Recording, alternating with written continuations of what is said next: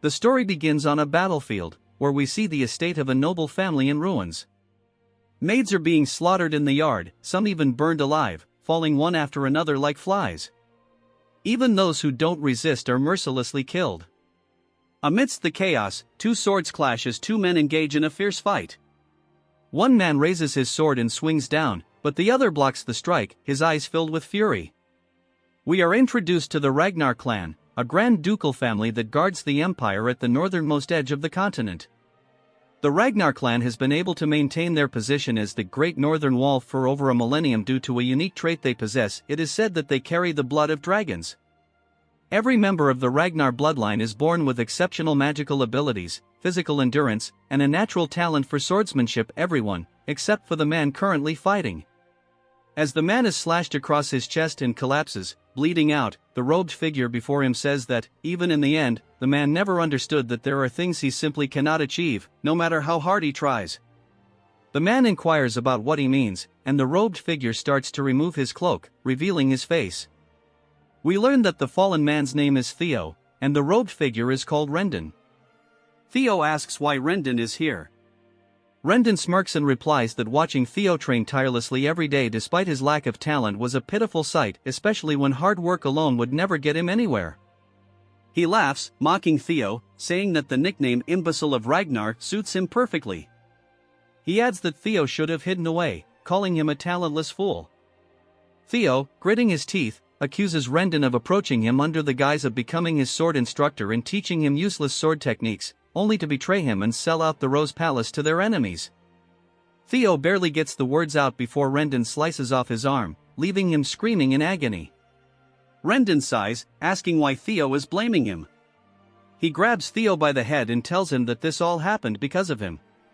Rendon forces Theo to look at the carnage, the burning Rose Palace, the slaughter of his household members, even his mother being dragged lifeless before him. Rendon coldly informs him that all of this happened because he is the imbecile of the Ragnar clan. In the Ragnar clan, where strength is everything, it's only natural for the weakest to suffer such a fate. Theo, devastated, calls out to Rendon as he grabs his blade with his remaining hand, screaming in a desperate charge. But before he can land a blow, another sword pierces his chest, sending him to the ground. The man who threw the blade tells Rendon to finish it already. Rendon apologizes, saying he was just reminiscing and is almost done. As Theo lies dying, he wonders if this is truly the end. He couldn't accomplish anything in life, and now he watches everything burn. He laments that perhaps, if he had possessed talent, things could have been different. With his final breath, he is consumed by the flames, and just as he dies, a status window appears before him, informing him that his trait Ragnar's talent has activated, returning him to the regression point. Theo opens his eyes, now staring at a wooden sword. It's Rendon, once again, offering to end the lesson for the day. Theo is shocked and confused, wondering what's happening. Rendon remarks that Theo seems distracted today. Theo, bewildered, believes he must be having flashbacks of his life since he just died. He can't believe he's seeing Rendon's face again in size, thinking that death is cruel even in its final moments. Suddenly, a status window appears before him again, with a tutorial quest instructing him to punch Rendon. Theo is confused, looking at the window and then at Rendon, wondering if he's hallucinating. He doesn't think Rendon can see the window.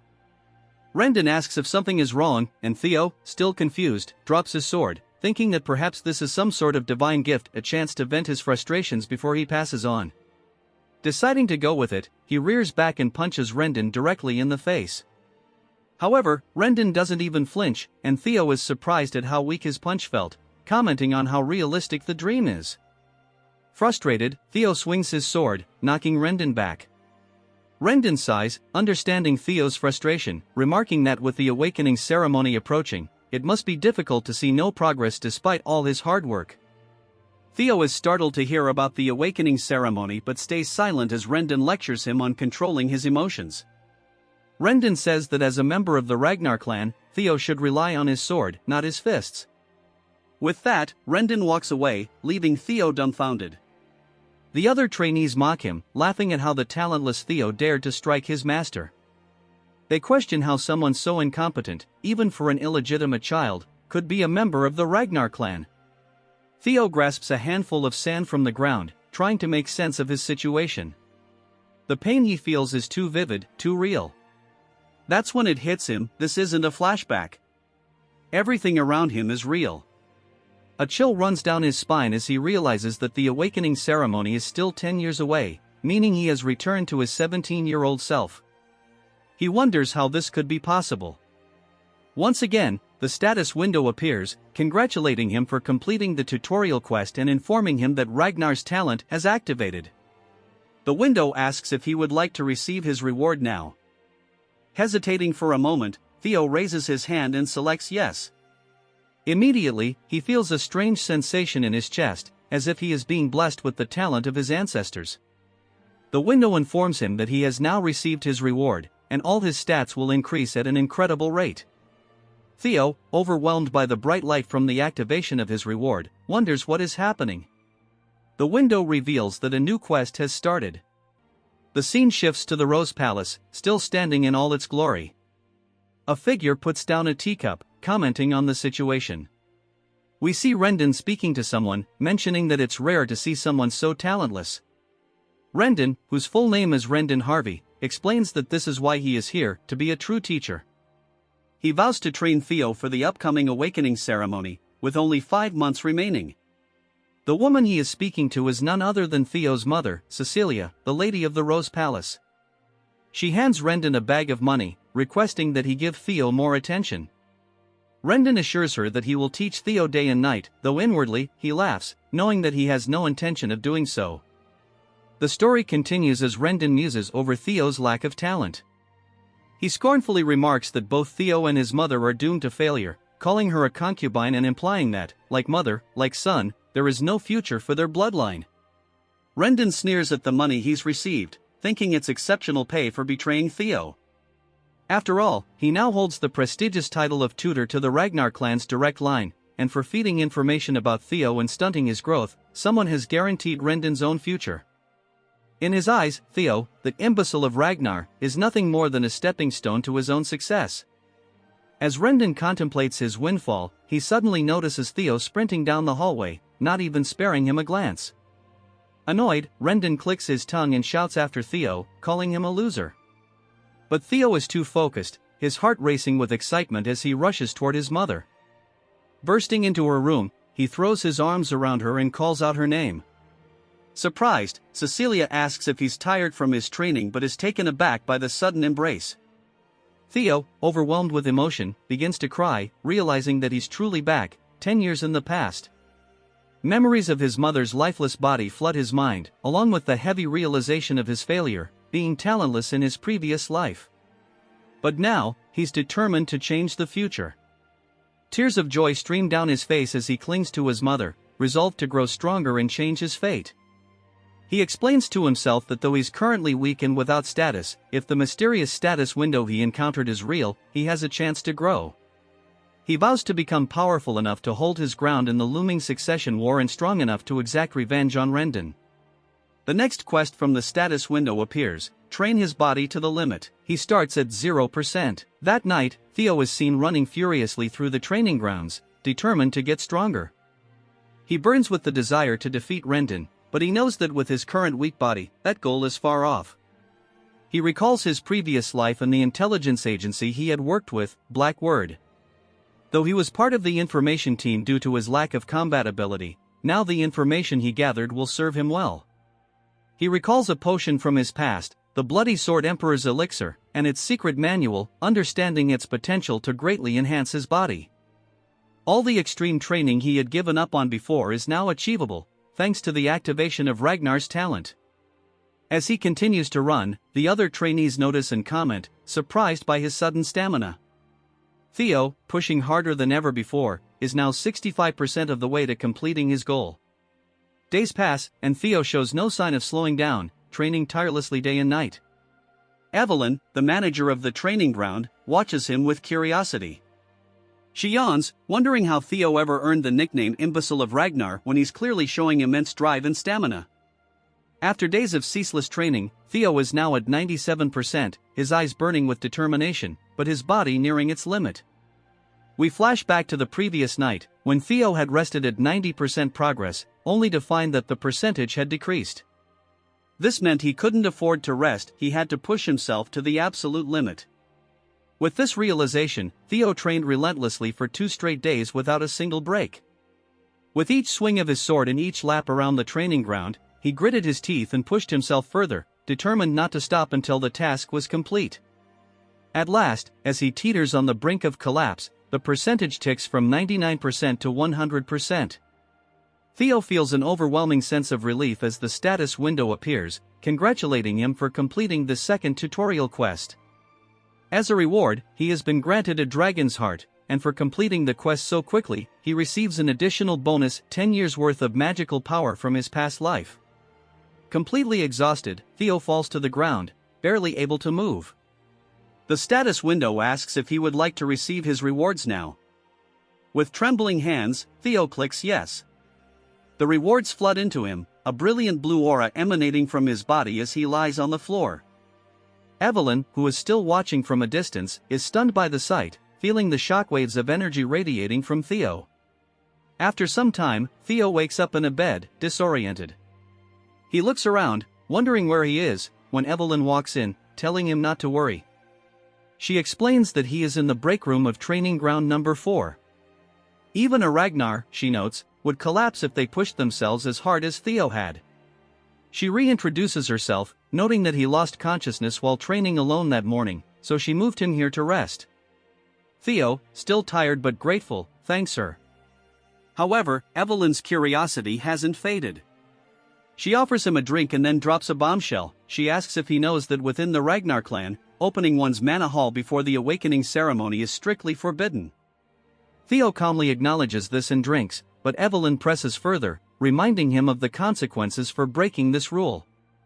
She then asks him directly if he knows what happens when someone opens their mana hall prematurely.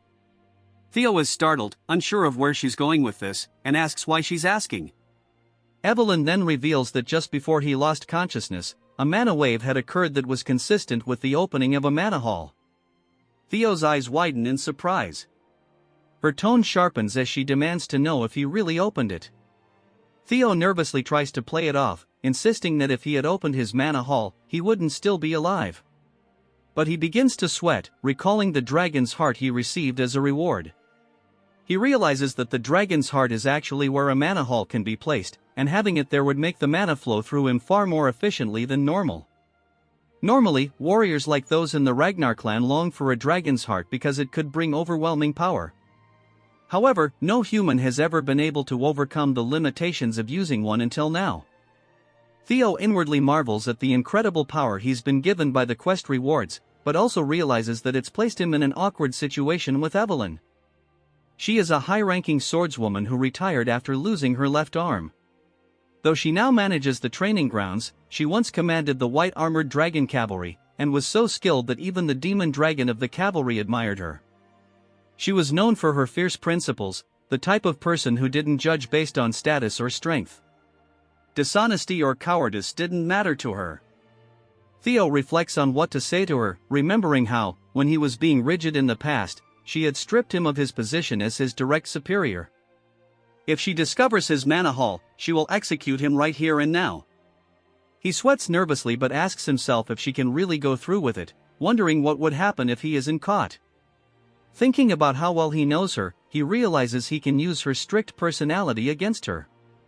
He tells her he is also an heir of Ragnar, and if anyone finds out she is spreading false rumors, it would be seen as defiling the family name.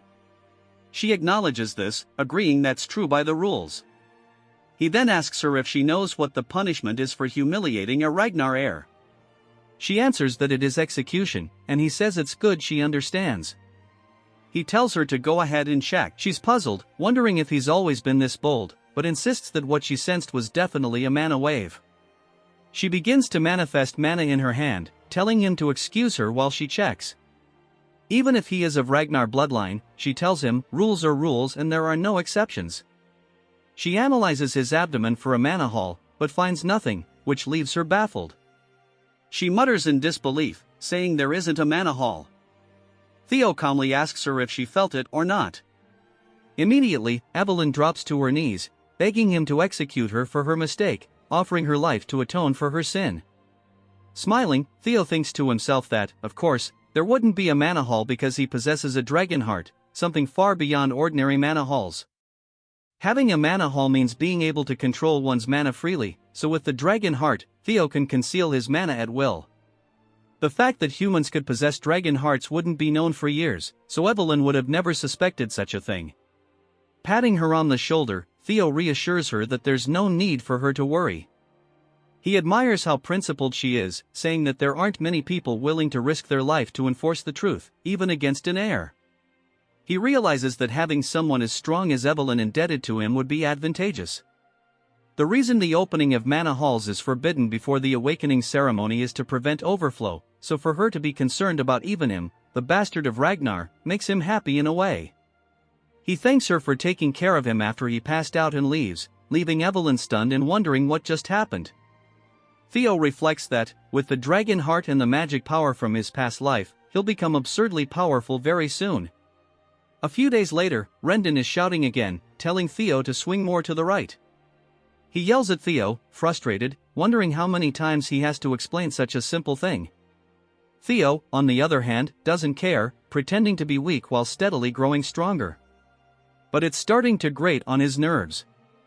He glares at Rendon, knowing that his instructor is deliberately teaching him poor sword techniques to make him look foolish. Theo becomes more certain that there's a mastermind behind Rendon's actions, possibly the same person responsible for his death in his previous life. He needs to figure out who that is. Suddenly, Theo comes up with a plan and calls out to Rendon. The instructor barks at him, reminding him that he can't talk during lessons. But Theo dismisses this, saying he can't listen to such trash anymore, snapping his training sword in half and demanding to know how someone with such third-rate skills could have become a mid-rank swordsman. He accuses Rendon of being commissioned to monitor him, and that he would likely struggle against even low-ranked demonic beasts. Rendon, infuriated, asks Theo to repeat himself.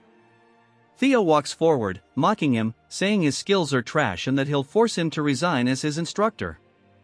Rendon, growing even angrier, realizes that if things go wrong for him, he'll have to contact the mastermind.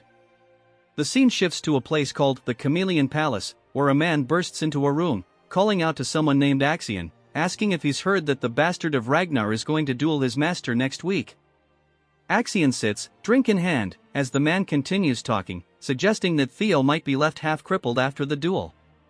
Without warning, Axion throws his glass, headshotting the man with pinpoint accuracy and knocking him out.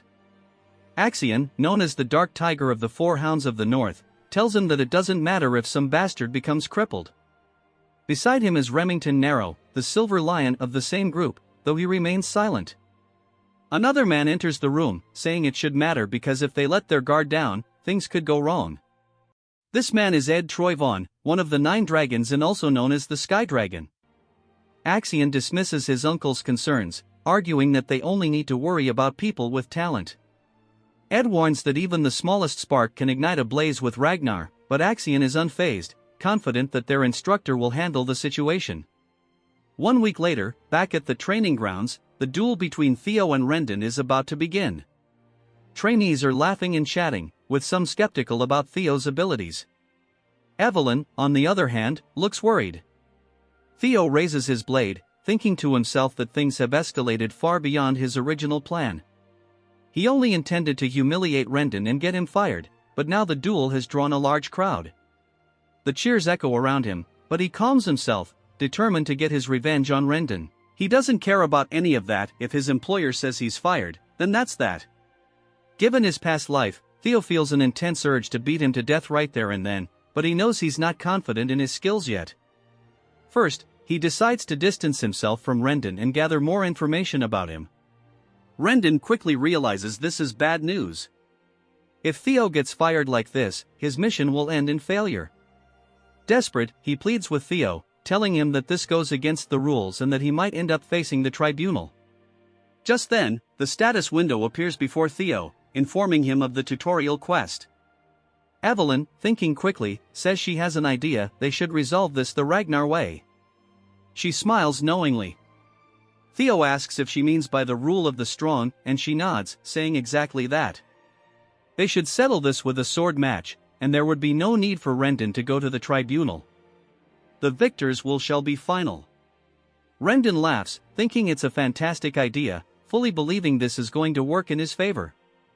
Evelyn suggests that the match take place a week from now. Theo, taken aback, hesitates, but Evelyn laughs and asks if that timeline is alright with him. Theo responds confidently, though internally he knows it's far from ideal. He cannot beat Rendon yet. The scene shifts to 1 week later. The trainees, buzzing with gossip, mention that from what they've heard, Theo can barely swing his sword properly. One trainee scoffs, saying that's hard to believe. After all, Theo is still a Ragnar. His friend jokes, saying that if Theo were a regular Ragnar, he wouldn't even comment, but since he's the heir to Ragnar's bloodline, there's no way he'll lose to a mid-rank swordsman like Rendon. As the two prepare for the duel, Rendon offers Theo one last chance. If you apologize now, I'll act like none of this ever happened. There's no need to risk your life over something as trivial as pride, he says. Theo smirks and replies, that's exactly what you should be saying.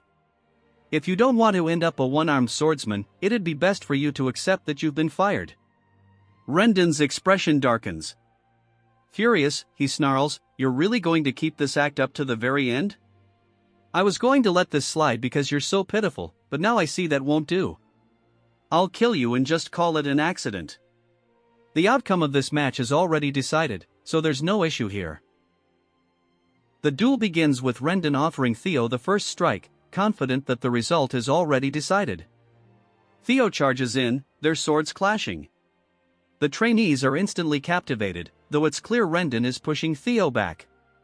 It looks like Theo barely knows how to use his sword, and at this rate, he might die. All he can do for now is block Rendon's relentless attacks. Rendon chuckled mockingly, asking Theo what had happened to all his confidence. He sneered, saying that Theo couldn't do anything against him, yet had dared to look down on him.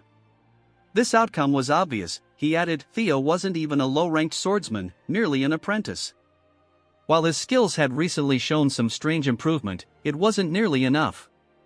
If Theo were at least at the level of one of the 4 Hounds of the North, that would be a different story, but there was no way that imbecile of Ragnar could defeat him.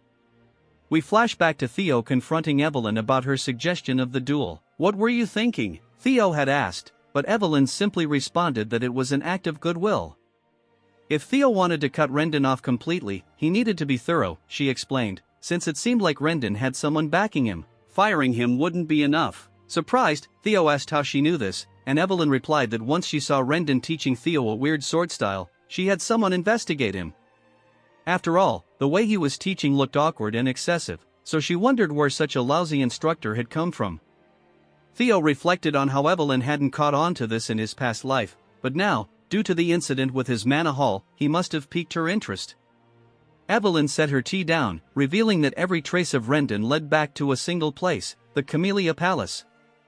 Theo, shocked, asked if this was all because of their miserable war for the throne, anger swelling inside him. He quickly calmed down, surprised by how much Evelyn had discovered. Still, he pointed out that with his current skill level, he couldn't defeat Rendon. What's your plan now? He asked. Evelyn smiled, assuring him that he was underestimating his potential. Back in the present, Rendon, now desperate, charged forward, swinging his sword recklessly at Theo. If you kneel now, I might just forgive you, he taunted, swinging his sword down heavily. Theo blocked it effortlessly, not even straining. Rendon, puzzled, started to realize something was wrong. How was Theo blocking all his attacks so easily? This wasn't the Theo he knew. Growing more frantic, Rendon continued his assault, but to no avail. From the sidelines, Remington watched with the other trainees, shocked. He's not being pushed back, he's actually holding his ground, one whispered in disbelief. Evelyn, as expected, stood smiling. She had told Theo that 1 week of her personal training would be more than enough to surpass someone like Rendon. He was merely a pathetic excuse for a teacher, after all. Theo grinned, realizing how well things had turned out. Having Evelyn indebted to him had been more than worth it. However, there was one thing nagging at him, and he had asked her during their conversation why she was helping him so much. Evelyn had responded that while part of it was indeed because of what had happened before, she also knew someone who was obsessed with gathering talented individuals. Meanwhile, Rendon was panicking. Theo shouldn't have any talent, is he acting this whole time, he wondered. His mind raced as Theo suddenly asked, who's backing you? Caught off guard, Rendon stammered, what are you talking about? Theo, unimpressed, continued, did you really think I wouldn't notice? You've been giving me those worthless lessons on purpose. Show me a palace, perhaps? The moment Theo mentioned the palace, a chill ran down Rendon's spine. How did he know? Theo smiled, pleased with the response, and said, so you are being honest. Tell me, do you know what it feels like to have your arm chopped off? In an instant, Theo dashed forward, swinging his blade toward Rendon's arm. Before Rendon could react, his arm was severed, just as Theo had lost his in his past life. Rendon, horrified, watched his arm fly through the air, growing more distant with each passing second. He looked up at Theo in disbelief. Remington, too, was taken aback by the sudden turn of events, while Rendon collapsed, screaming in agony. Theo stared down at him, eyes cold and resolute. I've definitely gotten stronger, Theo thought. And there's still so much room to grow. He then reminded Rendon of the last words he'd heard before his death in his previous life, it's your fault this has happened. Rendon, now in utter panic, pleaded, what are you talking about? But Theo simply readied his blade. It's your fault you're dying here today, Theo declared. Of all the Ragnars who believe in the rule of the strong, you are the weakest. These were the exact same words Rendon had spoken before killing Theo in his past life. Desperation filled Rendon's voice as he cried out, wait. But it was too late. With one swift strike, Theo decapitated him. Rendon's final sight was his own body, now separated from his head. With that, Theo completed his third tutorial quest. The trainees looked on, dumbfounded, unable to believe that Theo, an apprentice swordsman, had defeated a mid-tier opponent like Rendon. They murmured amongst themselves, how did he do that? Theo, however, simply looked down at Rendon's corpse with disdain. So weak, he muttered, disgusted that he had suffered at this man's hands in his previous life. But now, things were different. The system window popped up, notifying him that, in addition to completing the quest, he had earned an extra reward, a new ability called Observation. Theo also regained a year's worth of magic power. Confused yet intrigued, Theo wondered what Observation was. Suddenly, a figure descended from the sky, landing directly behind Theo with an explosion of aura that shattered the ground. Theo turned to see none other than Julius Ragnar, the demon dragon and commander of the white-armored dragon cavalry. Julius's overwhelming aura filled the air. How long has he been watching? Theo wondered, his heart pounding. Even Evelyn, usually calm, was annoyed by her former superior's dramatic entrance. Does he really have to destroy the floor every time? She muttered to herself. Julius approached, eyes glowing red. Theo braced himself for the worst, but Julius suddenly burst into laughter, slapping Theo on the back. That was exciting, Julius boomed. He praised Theo for his talent, even adding that he had surpassed his master. While Theo was still processing everything, Julius put his hand on his shoulder. Join the white-armored dragon cavalry, he said, leaving Theo completely stunned. Evelyn, on the other hand, had seen this coming. The trainees couldn't believe it either. There's no way, the imbecile of Ragnar got scouted by the white-armored dragon cavalry, they whispered in disbelief. No matter how well he fought, that's just not possible. Remington then speaks up, addressing one of the trainees. He asks if there's ever been a case where an apprentice swordsman, who hasn't even gone through the awakening ceremony, has been scouted. The trainee responds that he hasn't heard of such a case. Remington confirms, saying it's because it's impossible to accurately measure someone's potential while their mana hall is still sealed. Even if their swordsmanship is exceptional, their magical ability might be lacking. He admits that no matter how incredible Julius's intuition is, even he can't be completely certain. But for some reason, it seems Julius sees something in Theo that they don't. Remington wonders what kind of potential Julius saw in Theo and even muses if the commander might take an interest in him as well. Theo, however, firmly declines the offer, his expression stern. Julius is stunned, speechless, as is Remington. Evelyn drops her cigarette in disbelief. The entire arena is met with dead silence. Later on, rumors begin circulating among the trainees. Some speculate that Theo refused Julius's offer because he thought his own skills weren't yet worthy. After all, it's not every day one sees a humble Ragnar. The gossip spreads quickly. At Chamia Palace, a woman remarks on how complicated things have gotten, expressing disbelief that Rendon was killed. This woman is revealed to be Emil Ragnar, the lady of Chamia Palace. Ed, her brother, reassures her, reminding her that they didn't assign Rendon because of his exceptional skills. Emil brushes off Rendon's death, stating it's of little concern to them. She explains that Julius, the demon dragon, personally reached out to Theo, and what's more, it seems Evelyn was behind it. This means they can't interfere by assigning Theo a new master. If Theo starts gaining too much attention, it will only become harder for them to gain control over the Rose Palace. Asks Emil why she's so concerned about Theo standing out, suggesting that the clan head won't take much interest in him anyway, so their plans should proceed as normal. Emil reminds him that their best shot at taking control of the Rose Palace without offending the clan leader is to keep Theo weak and powerless.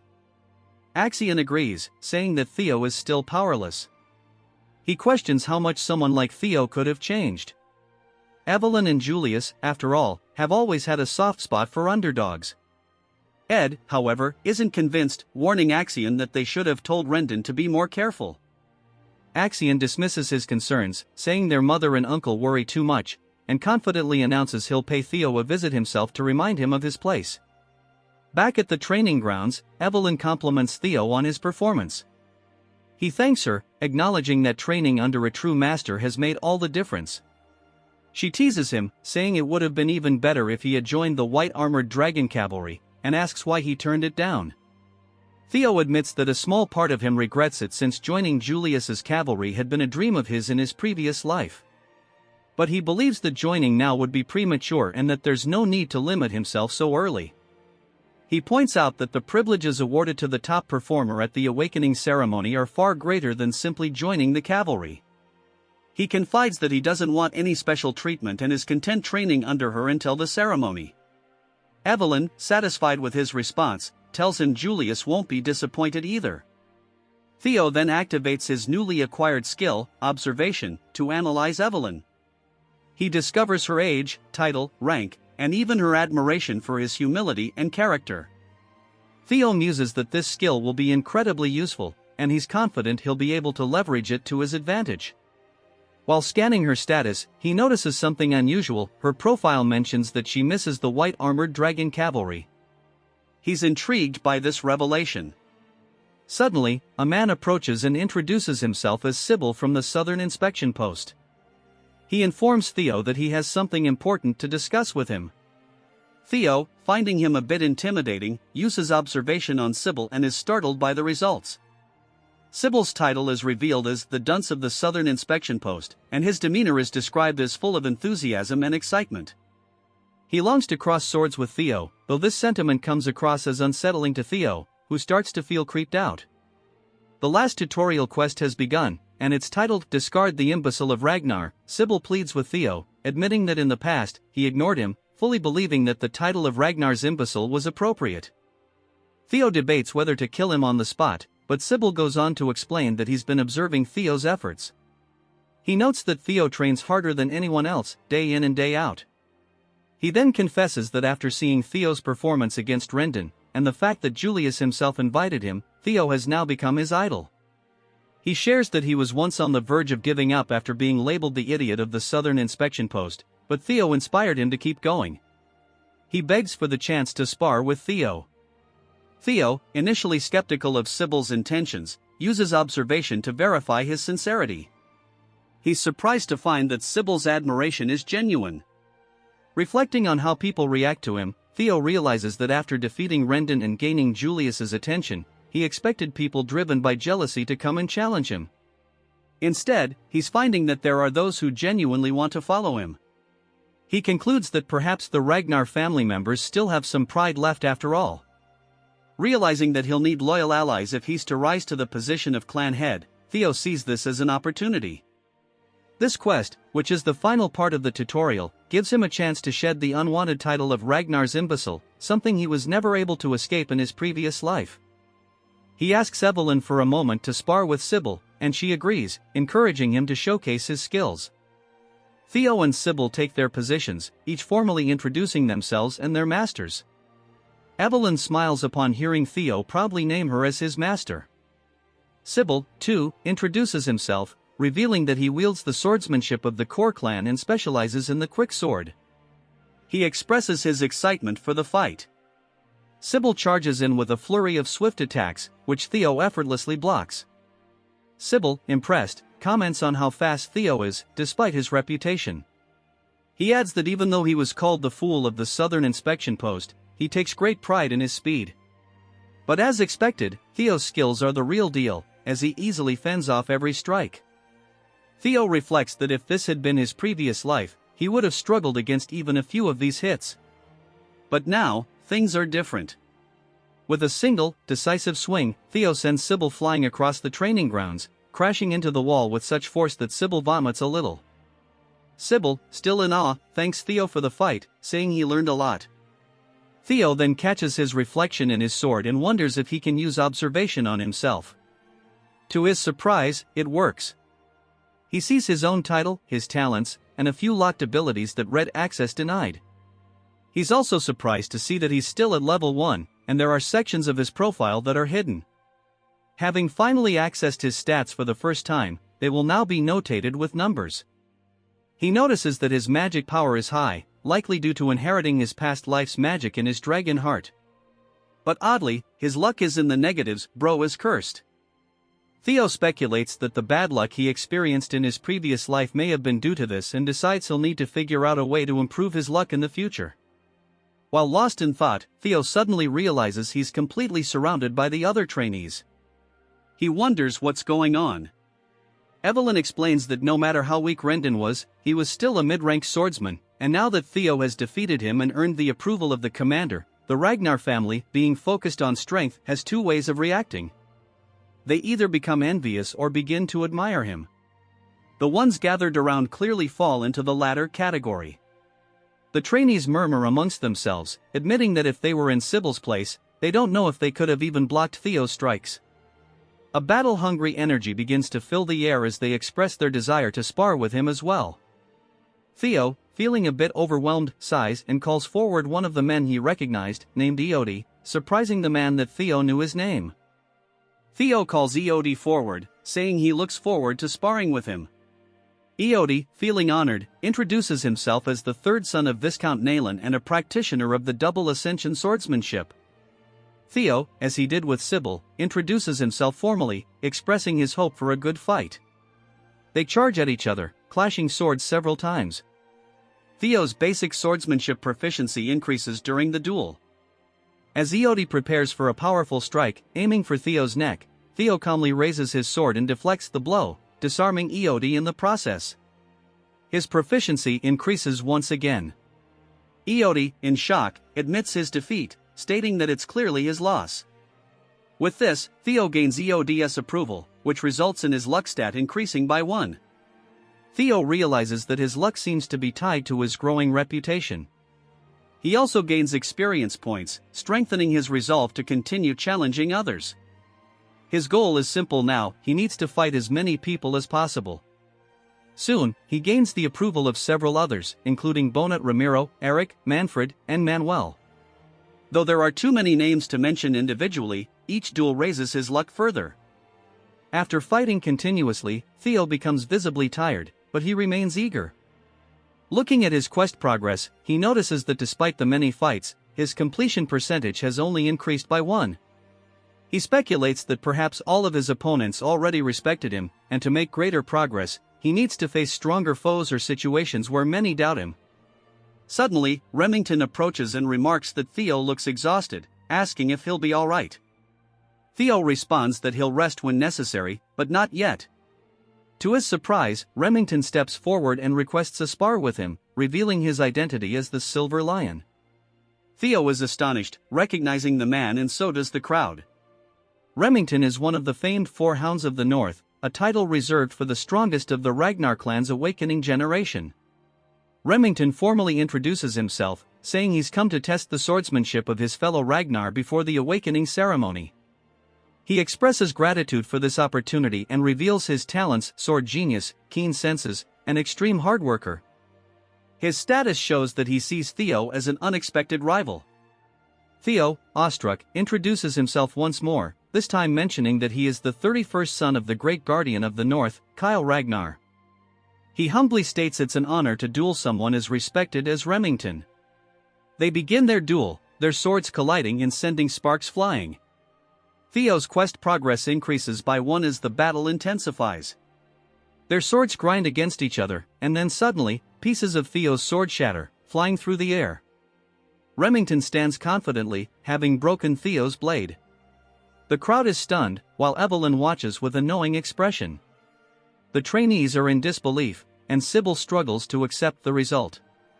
Despite breaking Theo's sword, Remington unexpectedly admits defeat, saying it's his loss. The trainees are confused, but Remington explains that Theo's sword was already worn out, and on top of that, he was clearly exhausted from previous fights. Theo, however, responds that in a real battle, no one would offer such considerations. As soon as his blade broke, he had already lost. Remington smiles, and they shake hands, acknowledging each other's strength. This moment earns Theo a 5% increase in his quest completion, and even Evelyn seems pleased with the outcome. Theo reflects on the duel, realizing just how strong Remington is. While he's grown stronger through acquiring talents and secret techniques, he still has a long way to go compared to the other elites of his generation. Despite the duel being cut short, he gains a lot from it, including a significant increase in his luck and reputation. Remington then reveals that he didn't come just for a duel. He formally invites Theo to join the Scaled Dragon Society, an exclusive group that only those selected can join. Sybil, overhearing, is astonished and explains that the society is prestigious. Theo is curious about Remington's true motives but sees this as an opportunity. The society, led by Action, is filled with individuals who look down on him. It's the perfect environment for Theo to progress his quest and gather intelligence on Action. Without hesitation, Theo accepts the invitation, thinking it will also provide useful reconnaissance at the Camellia Palace. Later, at the Rose Palace, Cecilia bursts into Theo's room, overjoyed by the news of his invitation to the Scaled Dragon Society. She informs him that, since Action and other influential figures will be present, everything about him, from his attire to his behavior, will be scrutinized. She takes his measurements, preparing him for the event, reminding him that as a former actress, she can help him make a strong impression. Theo reflects on his past life, remembering how his mother had always carried guilt for him being labeled as the child of a concubine. The cold and harsh Ragnar clan had been unforgiving to them both. He realizes how difficult it must have been for her, having a son who never quite met expectations. His mother, resting her head on his chest, assures him she believes in him. She knows he can succeed, and he smiles, comforted by her unwavering faith. Hugging her tightly, Theo vows that every step he takes forward will be for both of them. He's determined now more than ever he's going to crush the Scaled Dragon Society. The scene jumps to the night of the banquet for the Scaled Dragon Society. Remington is standing outside a carriage, waiting, when he's surprised by the sight of Theo slowly approaching. Theo is decked out in sharp attire, and he gives Remington a confident smile. Remington, astonished, asks if it's really Theo, remarking that he looks like an entirely different person. They both chuckle, and Remington gestures for Theo to head inside. Theo admits that Remington has a point. Not only has he grown taller, but his body is also more developed after 2 weeks of intense training. During that time, Remington visited him daily, and they've grown close. Theo has also amassed quite a few followers, though he notes that most of them look like the same guy with slightly different haircuts. Evelyn, observing the situation, sighs and mutters that she only intended to train Theo for a short while, but it has turned into a much bigger ordeal than she expected. Theo reflects on the past 2 weeks and sighs, admitting it was exhausting. As they approach the venue, Remington comments that he heard this is Theo's first formal banquet, and Theo confirms it. Remington reassures him, telling him not to be nervous, he'll do well. But there's one thing Theo should know. Curious, Theo asks what it is. Remington explains that his friend, Action, can be quite mischievous, and it was actually Action who extended the invitation, wanting to meet Theo personally. Remington hopes Theo won't judge him too harshly, as Action is the one who organized the banquet. Theo realizes that it wasn't Remington who invited him but Action instead. He muses that things are going almost too smoothly and tells Remington that he's looking forward to it. At least now he knows that when he arrives, he'll likely face some hostility, which works to his advantage. Meanwhile, Action, who is already at the banquet, thinks about the imbecile of Ragnar coming to meet him, excited to have a new toy to play with. As the carriage pulls into town and comes to a stop, Remington informs Theo that they've arrived. Stepping out of the carriage, Theo immediately spots the Camellia Palace, a place deeply tied to the trauma of his past life, as they were the ones who interfered with his growth and ultimately consumed him, his mother, and the entirety of the Rose Palace. Remington asks if Theo is ready to enter, and Theo replies that he is. Remington then shares the news that Action will personally come out to greet him, and they should find him near the entrance. As they approach, Theo begins tuning out Remington's words, realizing that Action is likely trying to put him in his place. But he didn't come here without a plan. Action will soon realize that Theo is no longer the same as before. Theo's attention shifts when he notices a blue light shining from one of the windows, the same light that signals a quest, making him wonder if a new quest awaits inside the palace. While Theo is distracted, something suddenly explodes near him, releasing a white powder into the air. Remington shouts Theo's name and rushes to him, but Theo reassures him that he's fine. Remington yells at the culprits, demanding to know what they were thinking. Theo, on the other hand, muses that in his past life, he wouldn't have been able to dodge that. He initially suspected that Remington was in on the prank, but now he realizes that Remington is genuinely confused. The ones who threw the powder laugh from a window, saying it was just a friendly greeting and a basic courtesy. Remington, furious, asks them what they mean by greeting. Action steps in, telling Remington not to be angry, it was just a greeting between brothers. Action's behavior reveals that he has a talent for manipulation, and Theo mentally prepares himself for the challenges ahead. Looking at Action, Theo pauses for a moment, then smiles, thanking him. His response catches Action off guard. Theo adds that with such a warm welcome, he can only be grateful, and he's looking forward to the party. This subtle shift annoys Action, though he quickly masks it with laughter, remarking that Theo has become quite entertaining since he last saw him. Inside the palace, people are already socializing, though most are murmuring about why Action would even invite Theo in the first place. Although Theo is from a direct line, his reputation as the imbecile of Ragnar leaves many questioning the decision. Remington apologizes to Theo, saying the group usually doesn't behave this way. Theo brushes it off, saying he's actually more than grateful. Remington, puzzled, wonders why Theo is so nonchalant about the situation. In reality, Theo is pleased. The more they underestimate him, the easier it will be to crush them later. His attention drifts back to the blue light upstairs, confirming that it must be related to his quest, but he doesn't yet have a natural way to approach it. As Theo sips his drink, deep in thought, Action begins descending the stairs, asking how Theo is enjoying the party. Theo briefly feels a surge of anxiety but quickly calms himself, smiling and thanking Action for the invitation. Action, with a sly smile, apologizes for the earlier incident, admitting it might have been too much. He steps in close, his tone turning menacing, and asks Theo if he agrees. Remington, sensing the tension, grows concerned, but Theo surprises everyone by asking why Action would apologize. He plays it off casually, saying he only remembers it as a friendly greeting that even caught him off guard. Theo then slaps Action's back playfully, laughing and complimenting his mischievous side, claiming he never knew Action was so fun. Theo continues, saying he's changed a lot and that he likes this new side of him. The others, watching from a distance, laugh quietly, assuming Theo is only playing along because he knows he's inferior to Action. They comment that as an illegitimate child, Theo has no real standing and cannot possibly challenge the noble bloodline of thron. Even though both he and Action are Ragnar's sons, they are on entirely different levels. As the banquet continues, someone remarks that there's no way to compare thron, the prestigious swordsmanship clan from the east, with some random woman from who knows where. Tries his best to stay calm, especially after hearing the insult aimed at his mother. Soon after, they start taking jabs at Remington, asking why he's wasting his time with that imbecile, but then they add that it makes sense. Remington, after all, is also an illegitimate child. Remington begins to grow visibly irritated. The atmosphere shifts as the other party members realize they've touched on a forbidden subject. Remington is clearly struggling to hold back his anger. Theo, seeing this, decides he's done watching and calls out to Action.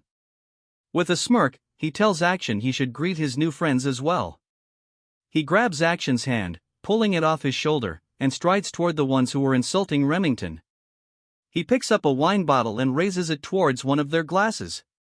The man, clueless, asks if he said something wrong. Without warning, Theo smashes the bottle directly into the man's face.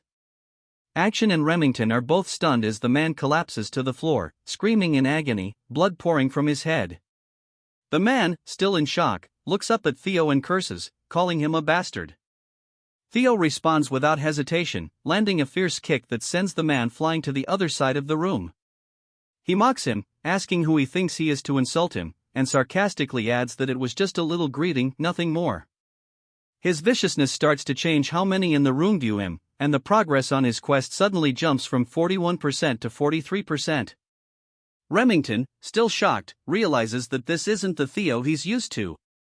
He wonders if Theo's aggressive actions were because of him. Theo, standing over the man, says that he believes he's given a warm enough greeting and places his foot on the man's arm.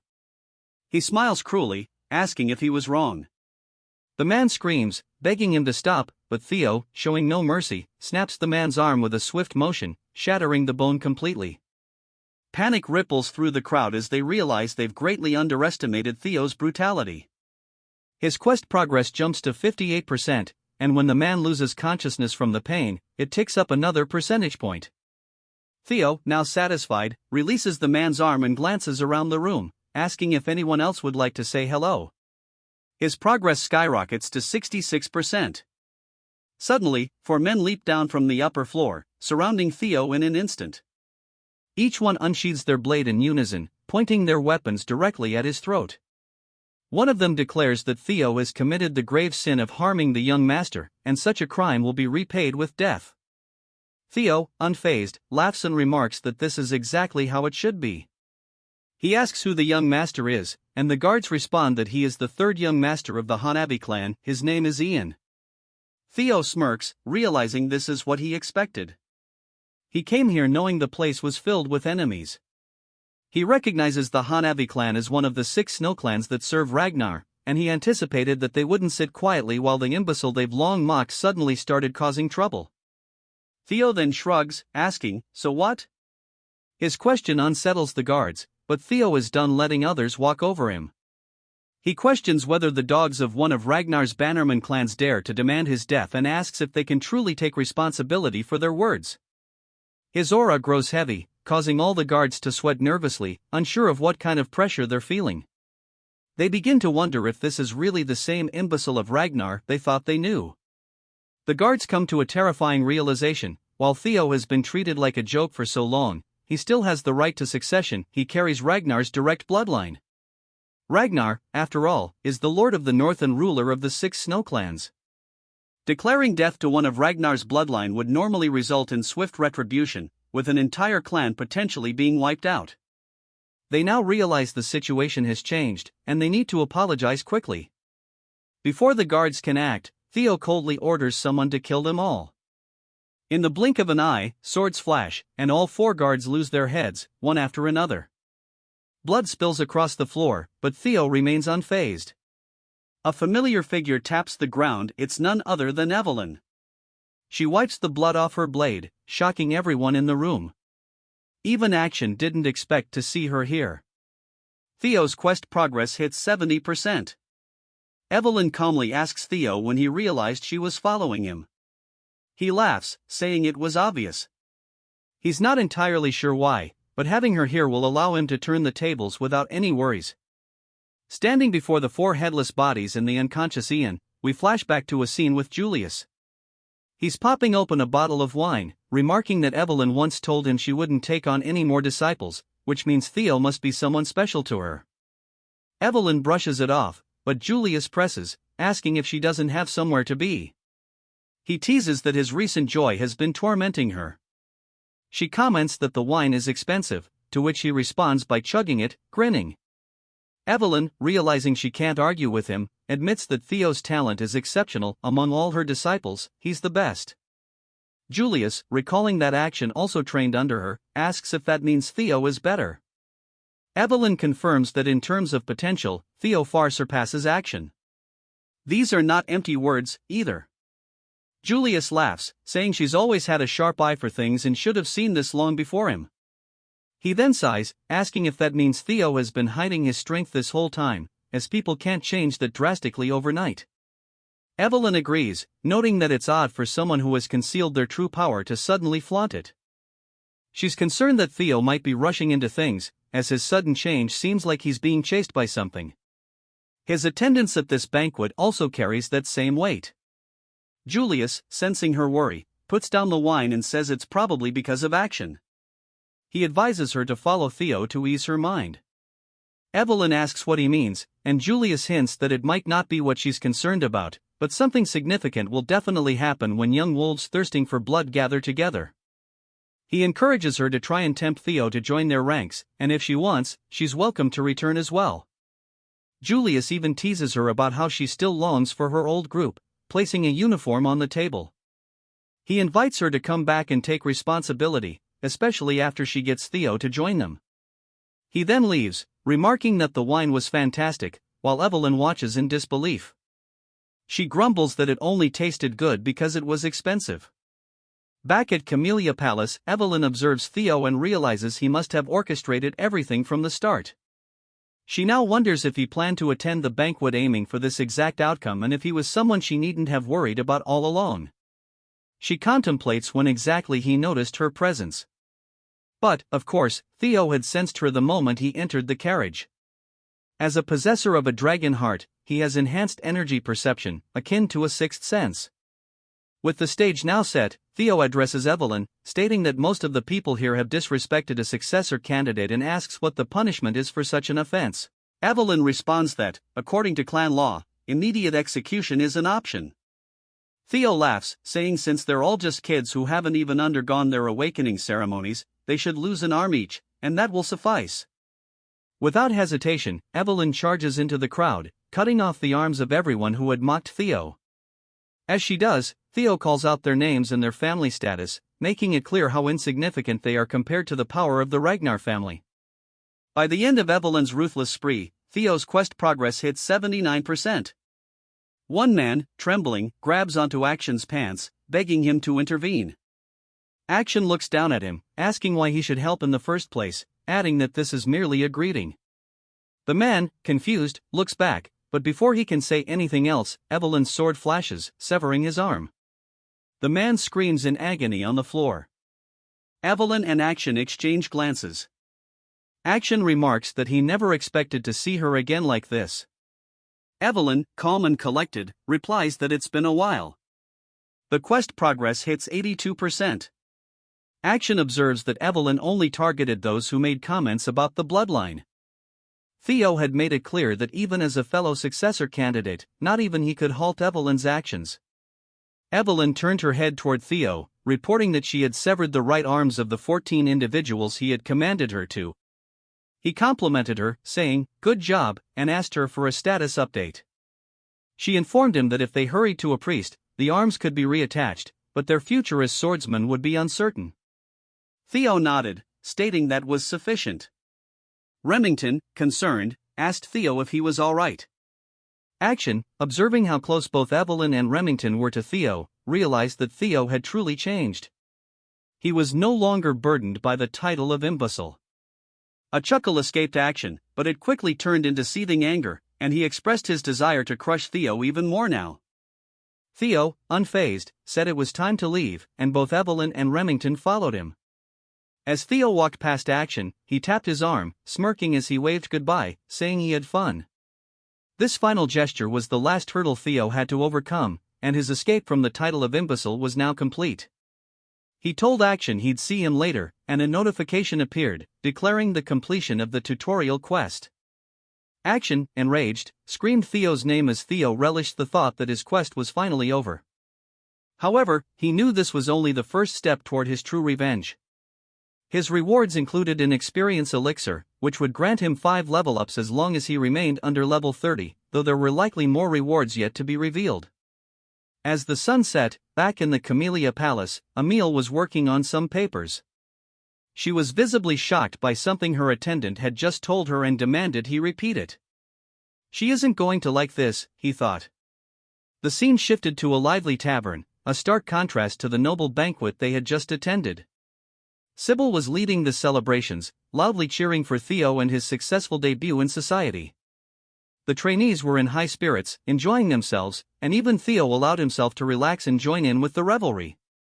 This place felt much more comfortable than the stiff and pretentious noble party. Meanwhile, back in the Camellia Palace, a sharp sound echoed a slap. It was Emile, berating Action. She furiously demanded to know how he could let that imbecile justify his actions and even allow people's arms to be cut off. Action, looking to the side, muttered a weak acknowledgement. This only enraged her more as she shouted that she had warned him repeatedly not to take things lightly. Instead of pressuring Theo into submission, he had given him the grounds to act freely. She reminded him that she had already warned him that if Theo stood out, it would make it much more difficult to take control of the Rose Palace. The scene panned to the view of the Rose Palace from their window, something the audience had not known was so close by. Action tried to reassure her that he would handle it, but Emile wasn't having it. She snapped that she didn't want to hear any more excuses. He needed to reflect on his failure and how he had nearly ruined her meticulously crafted plan with his reckless pursuit of shallow enjoyment. Bitterly, Action promised to keep that in mind. Emile, fanning herself to cool down, wondered aloud whom Action took after to be so impulsive. A voice from the shadows responded. It was Ed, who remarked that Action resembled her when she was younger. Emile shot him a withering glare, asking if that was supposed to be a joke. Ed, unfazed, advised her not to be too angry. He believed that this incident might not be as terrible as it seemed. Curious, she asked why. Ed explained that since the Rose Palace had once been part of the clan head's harem, it had been difficult to claim ownership over it. Though it had fallen out of favor and had become a gathering place for third-rate individuals, it still held the backing of the clan head.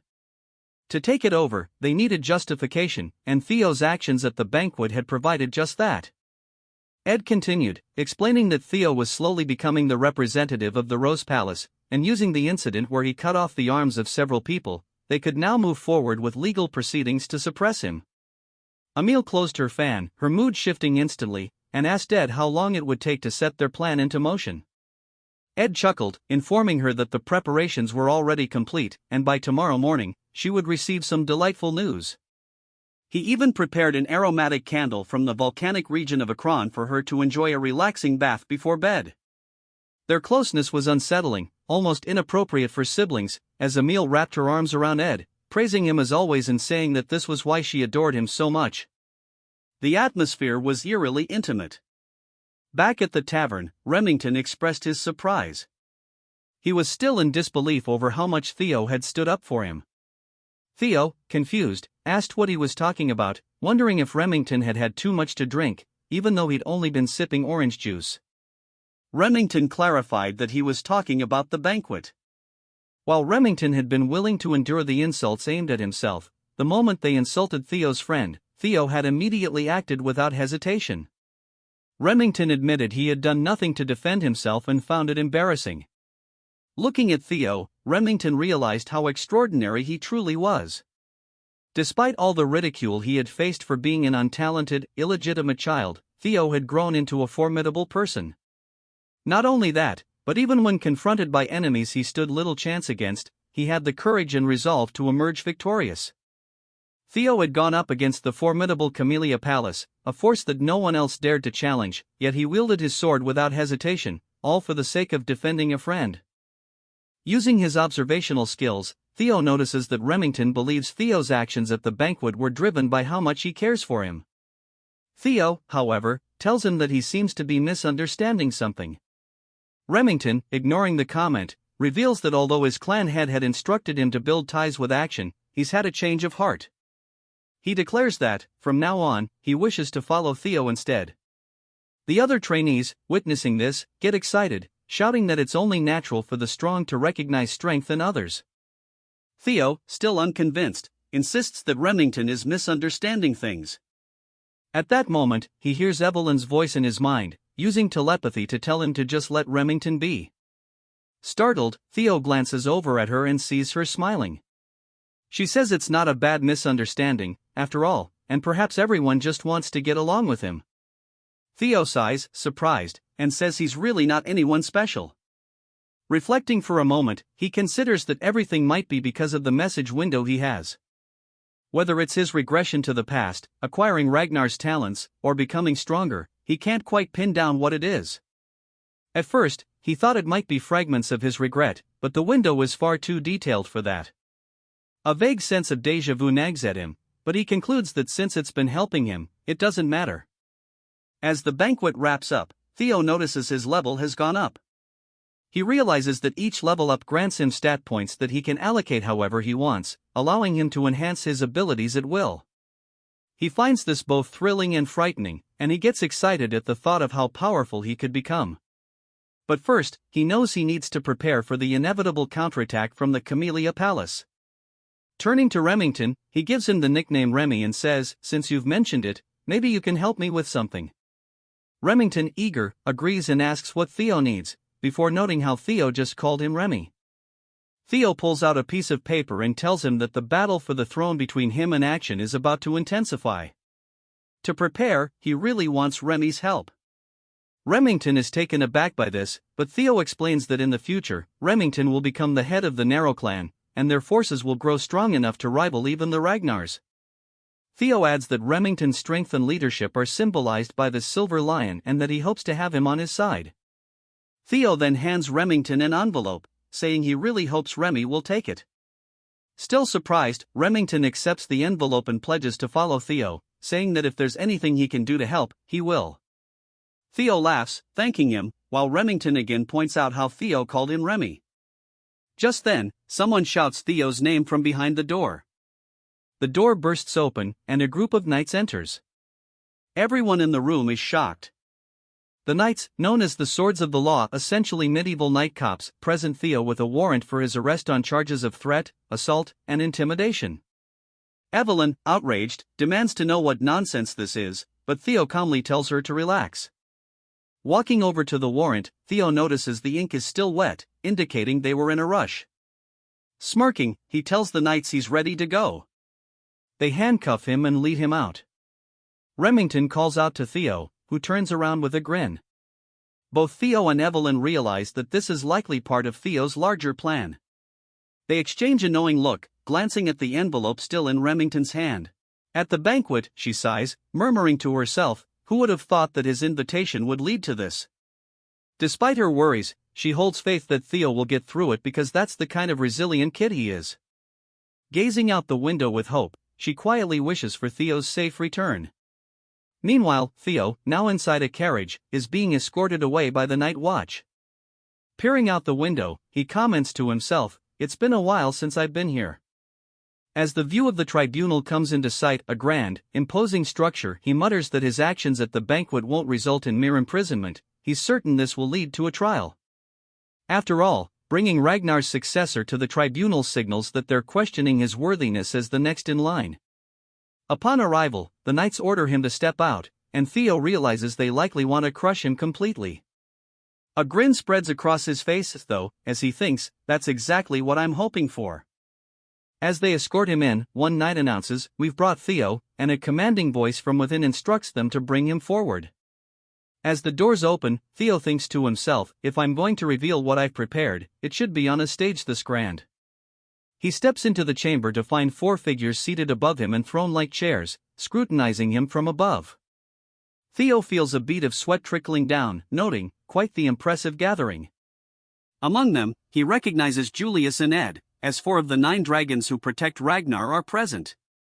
Reflecting on his past life, Theo acknowledges that he would have been so overwhelmed in this situation that he might not have been able to breathe.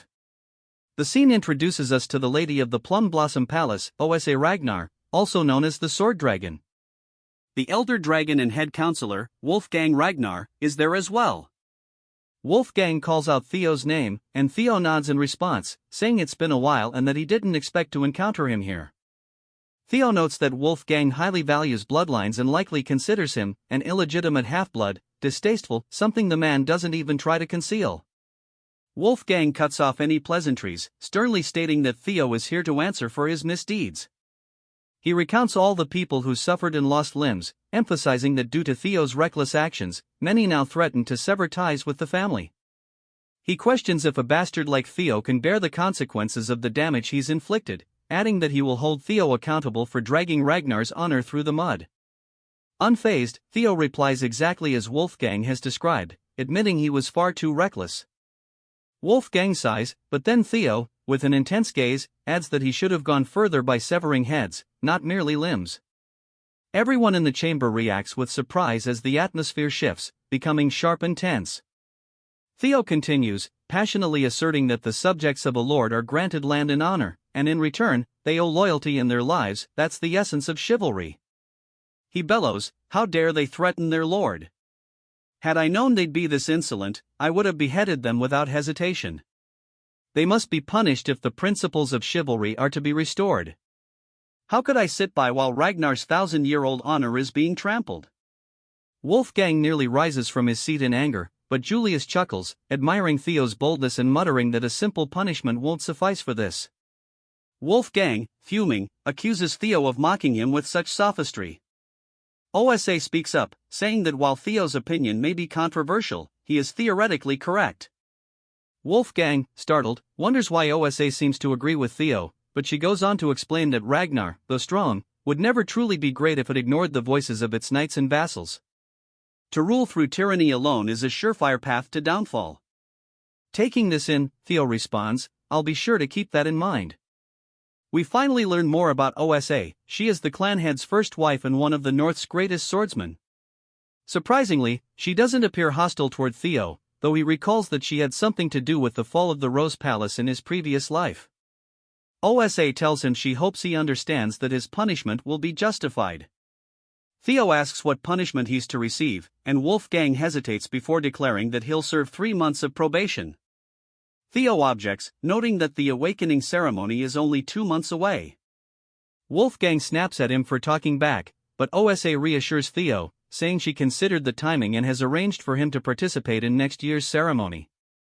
It's also been decided that the 15 children Theo injured will join him in next year's event. Ed, seated nearby, remarks that, due to the demon dragon's interference, Theo's punishment ended up lighter than expected. We then see Ed conversing with others, explaining that while the lighter punishment isn't ideal, it serves his plan.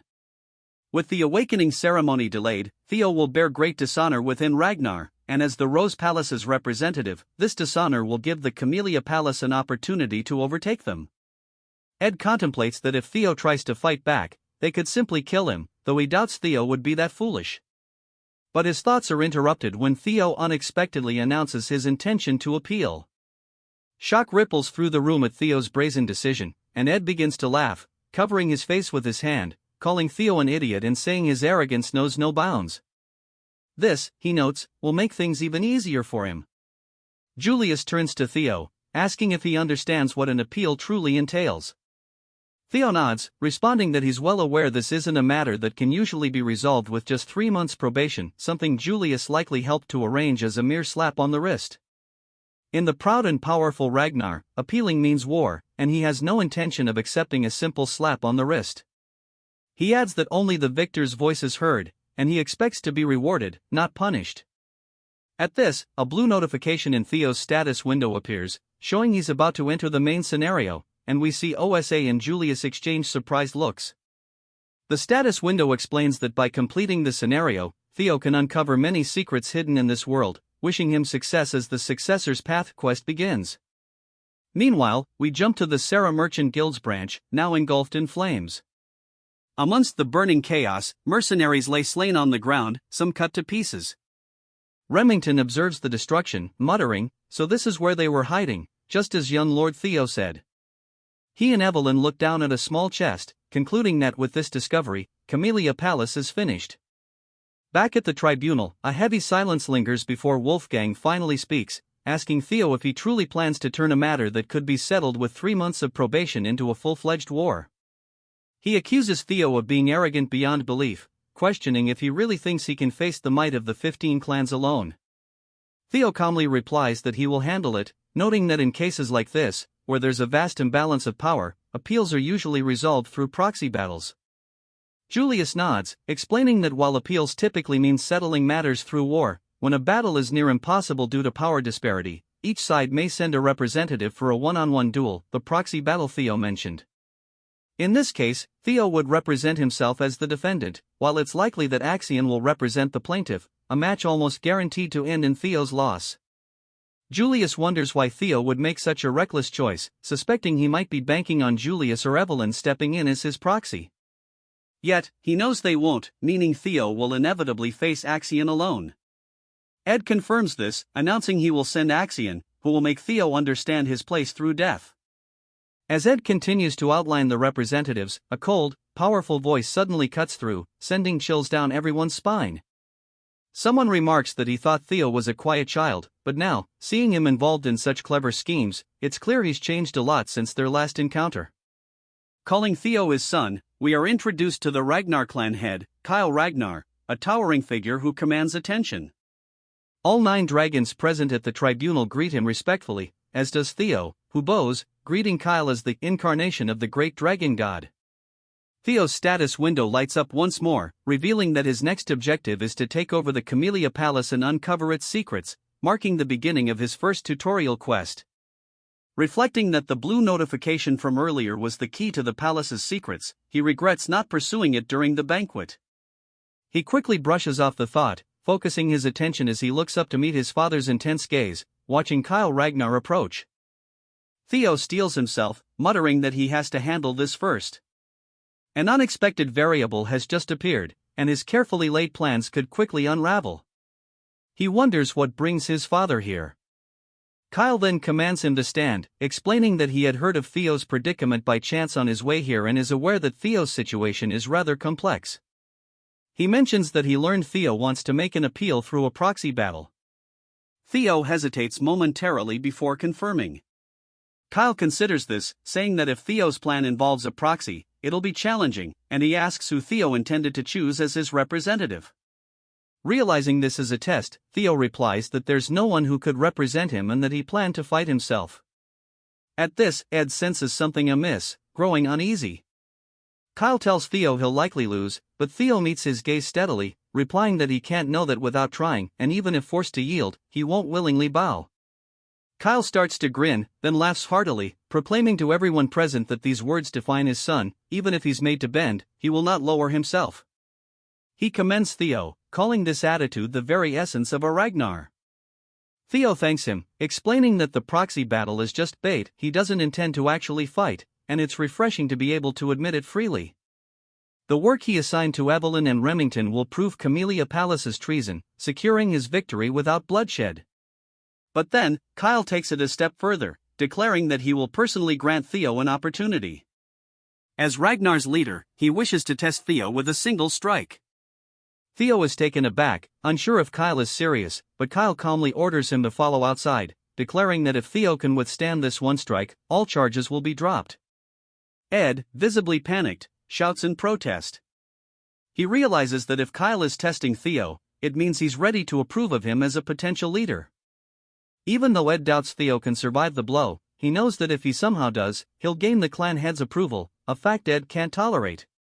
With a controlled tone, Ed objects, insisting that the tribunal should continue as planned.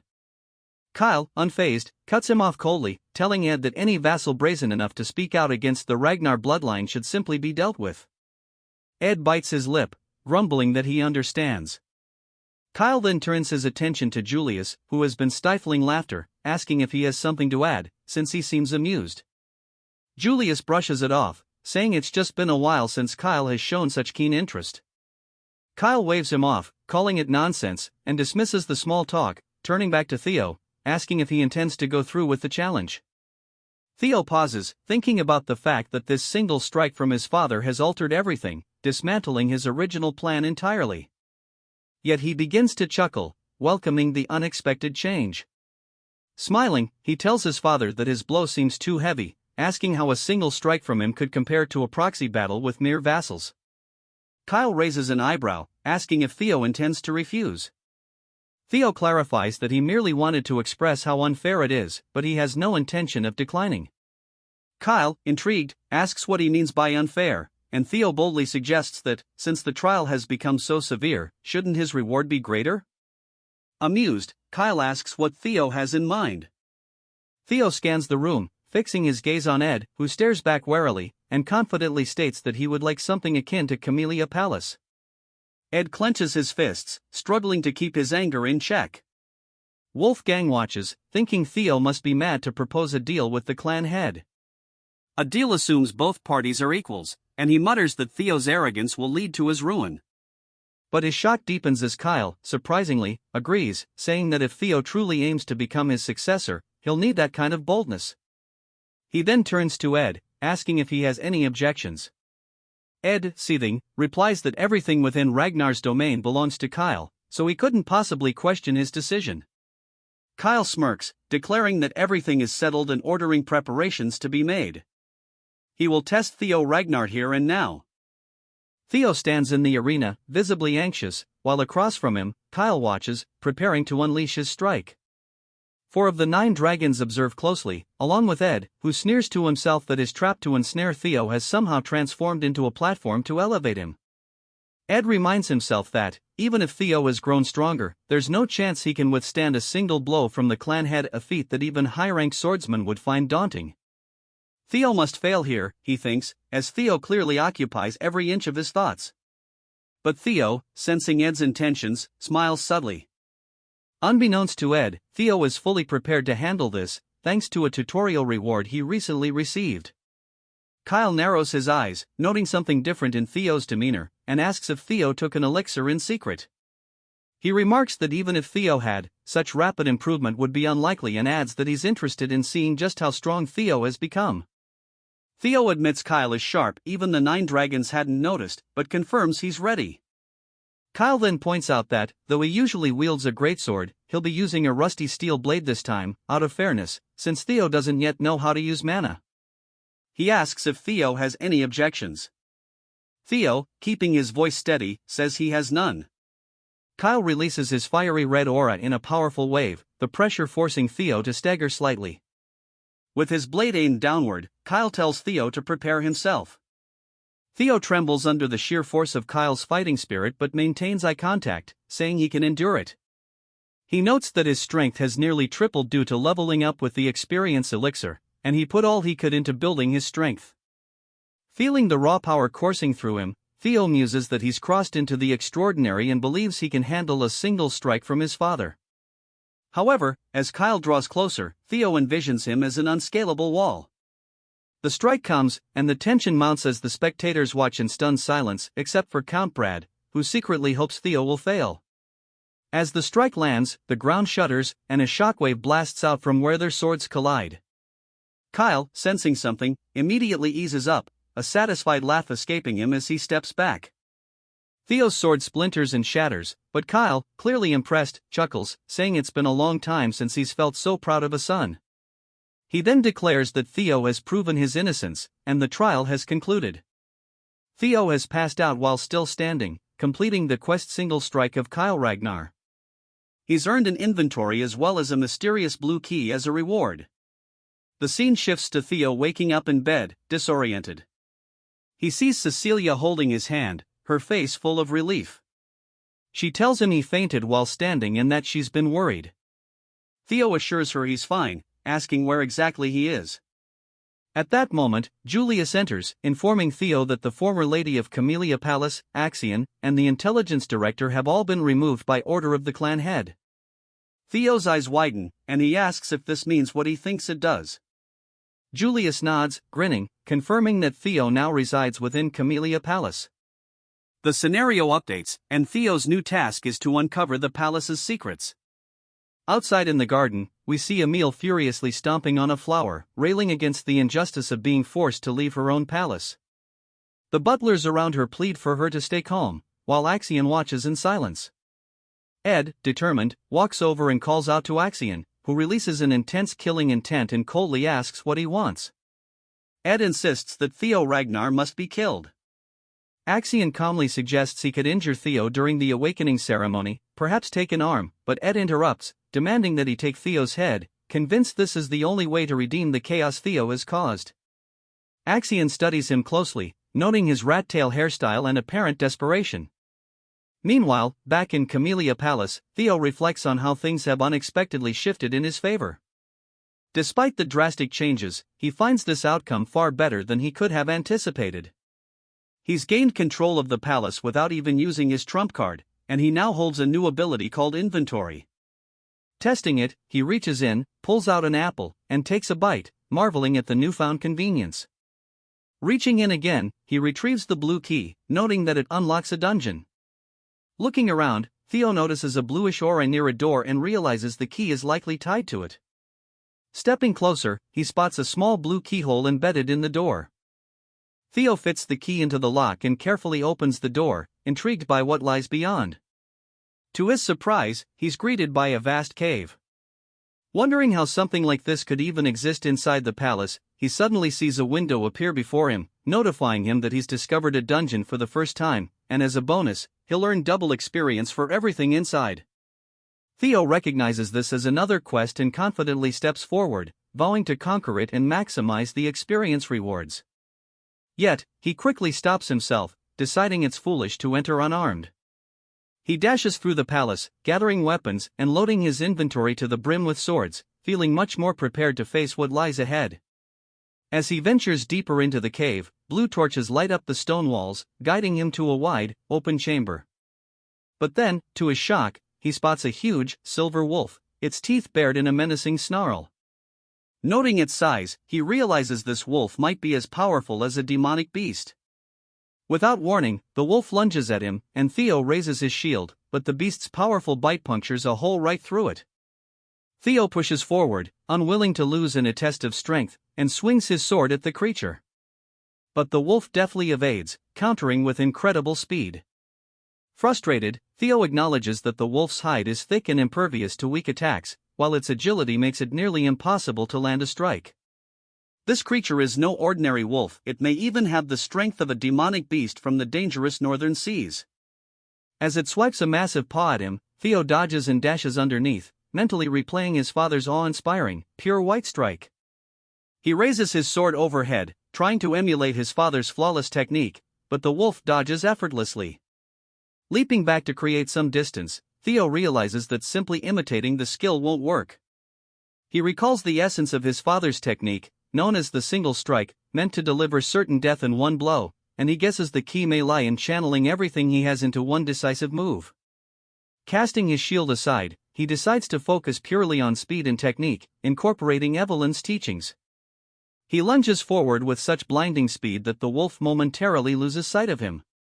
When the creature finally detects his presence, it's too late. Theo's blade is already thrust into its eye.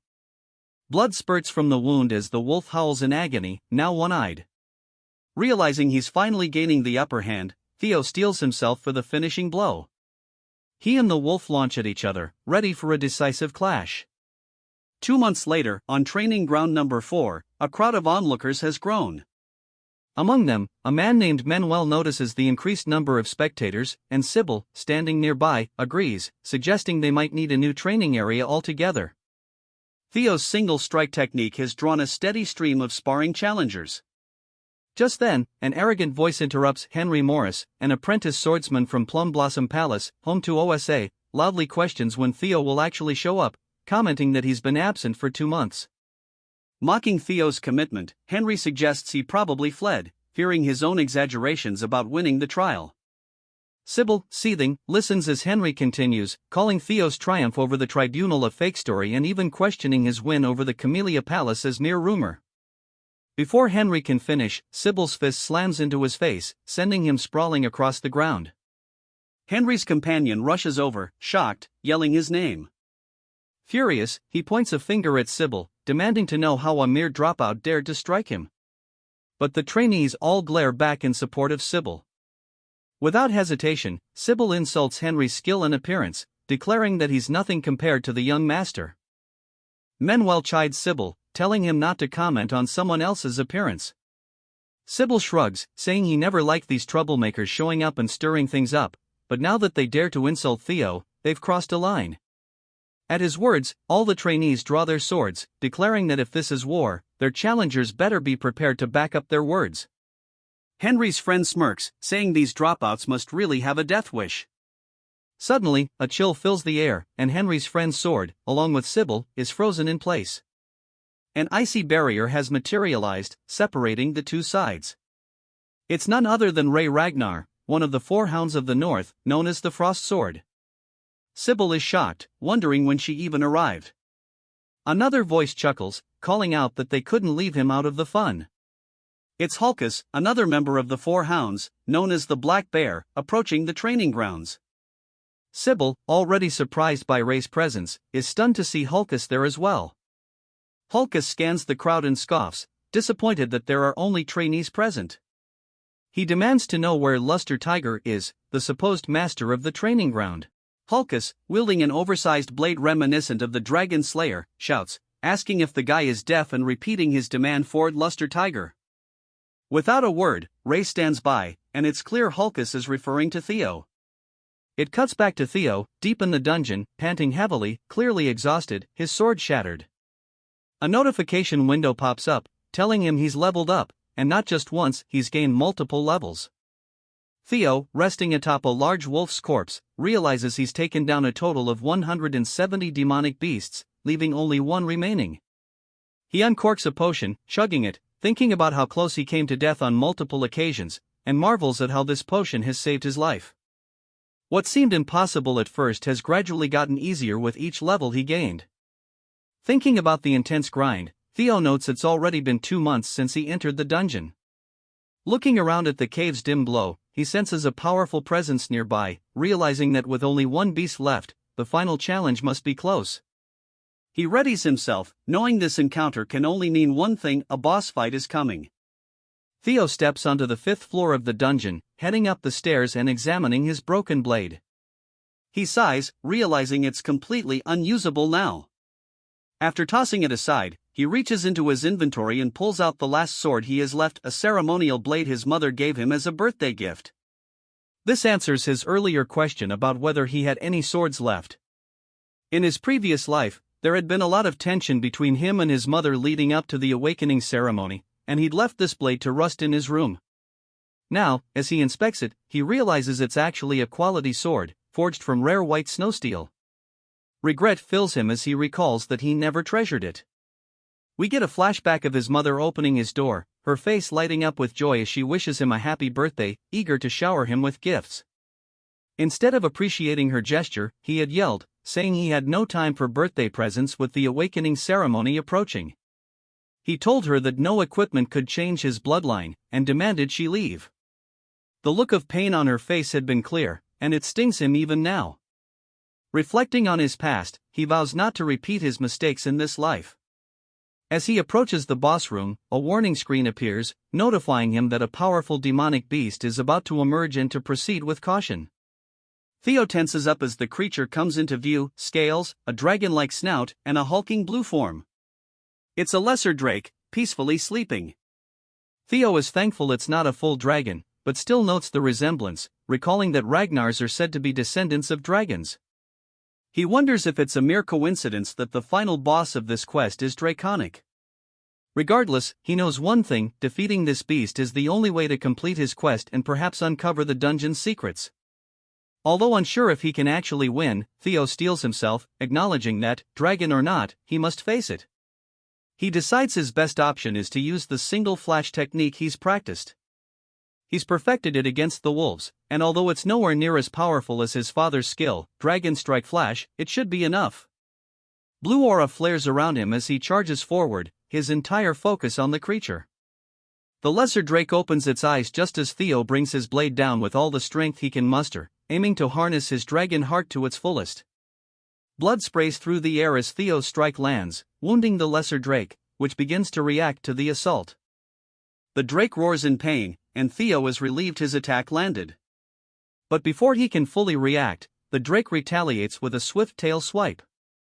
Theo dodges to the side, muttering that he'd hoped to pierce its brain, though his attack didn't quite go deep enough. Still, with the creature now partially blinded, he feels he has the upper hand. Ready to press his advantage, he grips his blade and uses a technique called Jester's footwork, dancing around the drake and slicing it repeatedly. He begins to think he might actually win. Positioning himself behind its leg, Theo plans to distract it with a normal attack before going for a weak point. However, the lesser drake unleashes its fear ability, releasing a bone-chilling yell that shakes Theo to his core. The fear status effect slows his movements by 10%, and Theo finds his body less responsive. The drake doesn't waste time, slamming a paw down on him. Though he manages to raise his sword in defense, the force of the impact sends him crashing into the wall with a loud bang. As the dust settles, blood drips from Theo's head, and he mutters, "This really is a boss battle, and I can't afford to let it drag on." Both he and the drake charge at each other, and Theo knows he needs to aim for its weak point. As he studies the beast, his gaze falls on its mouth, then to its neck, where he spots the reverse scale. A dragon's weak spot, he realizes. He thrusts his sword directly into the scale, and, to his surprise, it pierces through. The drake, feeling the blow, roars in agony as Theo strikes repeatedly, like a man possessed. Though injured, the drake isn't down yet. It turns, enraged, snapping its jaws at Theo. Back at the training ground, the trainees find their swords frozen solid. Hulkus yells, demanding a match with Theo, but dismisses him as a loser, noting that his skill hasn't changed much. This provokes Hulkus, who challenges her to a duel, insisting he's closed the skill gap in the last 3 years. He swings his massive sword at her, but easily blocks it with the side of her blade. Watching the exchange, Syl and Henry exchange nervous glances. Suddenly, another figure steps forward. It's Remy, who steps in to block both Ree and Hulkus, scolding them for causing trouble on Theo's turf and insisting that they take their fight elsewhere. Hulkus, undeterred, declares he's wanted a duel with Remy as well. Remy's tone turns deadly as he warns them both to leave, and his killing intent silences the arena. But then, an even more powerful killing aura fills the air. Ree glances around, curious, as Remy mutters, shocked, what happened to him during his training? It's Theo, approaching slowly, his gaze cold and fierce, as he radiates the drake's fear ability. In a flashback, we see Theo landing the final blow on the scarred drake as it falls dead at his feet. The system congratulates him on successfully hunting a lesser drake, and, exhausted, Theo admits he nearly lost when he touched the reverse scale. Fortunately, it wore itself out over time, and he's relieved the scale's weak spot wasn't a myth. His rewards include a lesser drake's tooth and claw, both of which are valuable enhancement materials for crafting weapons. Theo inspects his mother's gifted sword, deciding to use these materials to restore it after it's worn down from the fight. His final reward, the lesser drake scale, surprises him. It's a D-ranked item with 1% mastery, allowing him to release a killing intent unique to drakes, inflicting fear on anyone weaker than him. Only a select few can wield this power, and Theo marvels at the opportunity to harness it. Tossing his spoils into his inventory, he admits he's not certain how useful the scale will be, considering the powerhouses in Ragnar. Regardless, with the dungeon of Camellia Palace now cleared, Theo is ready for what comes next. Theo exits the room, closing the door behind him, and says that with this, the quest is now completed. As a reward for clearing the scenario quest, he'll receive a special item.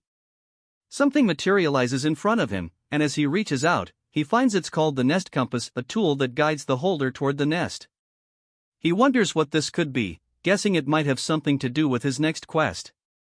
Shrugging, he stows it in his inventory, figuring he'll look into it later, and notes how exhausted he feels. He decides to return to his room to rest. Just as he's about to head off, one of the maids rushes down the hallway, visibly alarmed. She tells Theo there's an urgent matter he needs to handle and is shocked to see him out of the dungeon. When she asks where he's been, Theo simply responds with a quick, "What's going on?" She tells him there's a brawl happening at training ground number 4, and in a flash, he recalls the current situation there. Back in training ground 4, the scene resumes with Theo using the Drake's Fear ability. His intense aura overwhelms everyone, and he scowls, telling them all to leave since he needs to rest. Henry's lackeys, visibly shaken, start foaming at the mouth, while Henry, horrified, screams that the aura is practically toxic. One by one, they start collapsing from the pressure. Hulkus laughs at the chaos, impressed with the killing intent, and charges at Theo, declaring that he knew Theo would be a worthy challenge and eager to see his strength firsthand. He swings his massive sword down on Theo, but Theo deflects it with an upward swing, sending Hulkus flying backward. Remy, along with the others, looks on in shock, as even Hulkus is stunned by how easily Theo repelled his attack. Internally, Theo is a bit surprised that he actually managed to deflect Hulkus's strike. Hulkus, regaining his balance, smirks and charges in again, telling Theo he won't back down so easily. Theo recalls that Hulkus, while considered the weakest of the four hounds, was still powerful in terms of brute strength. As Hulkus comes in for another heavy strike, Theo uses the single slash technique, smoothly deflecting Hulkus's blade down the side of his own and countering in a seamless, precise motion. To his own amazement, Theo's blow lands cleanly on Hulkus, causing him to cough up blood as a deep wound opens across his abdomen. Hulkus stumbles, bleeding heavily, and falls to the ground, defeated. Theo notes, a bit shocked, that he used his full strength without realizing it, and thinks it's lucky Hulkus is only unconscious since anyone else might not have survived. Sybil and the other trainees are stunned for a moment before erupting in cheers, shouting that Theo has just taken down the Black Bear, one of the four hounds, in a single strike. Theo waves them down, reminding them that Hulkus is still alive. But as he's saying this, his sword suddenly snaps and falls to the floor in pieces. Staring down at it in dismay, Theo realizes with dread that it was the sword his mother had gifted him. The trainees only seem to get more excited, declaring in awe that Theo even broke his own sword with a single, powerful strike. Theo looks at the group around him and asks why they're so happy about his broken sword. Nearby, Remy and Ree are observing, with Ray glaring at Theo. It seems she's deep in thought, remembering a memory from years ago. In a flashback, we see a little boy asking someone who they are, and it's revealed to be a young Ray. The boy quickly wraps his scarf around her, noticing she still looks cold, and insists that she come to his house until the snow lets up. The boy is none other than a young Theo, who assures her he'll take her home once the storm passes. Ray smiles as she remembers this moment and quickly turns away, leaving Remy wondering if he just saw her smile.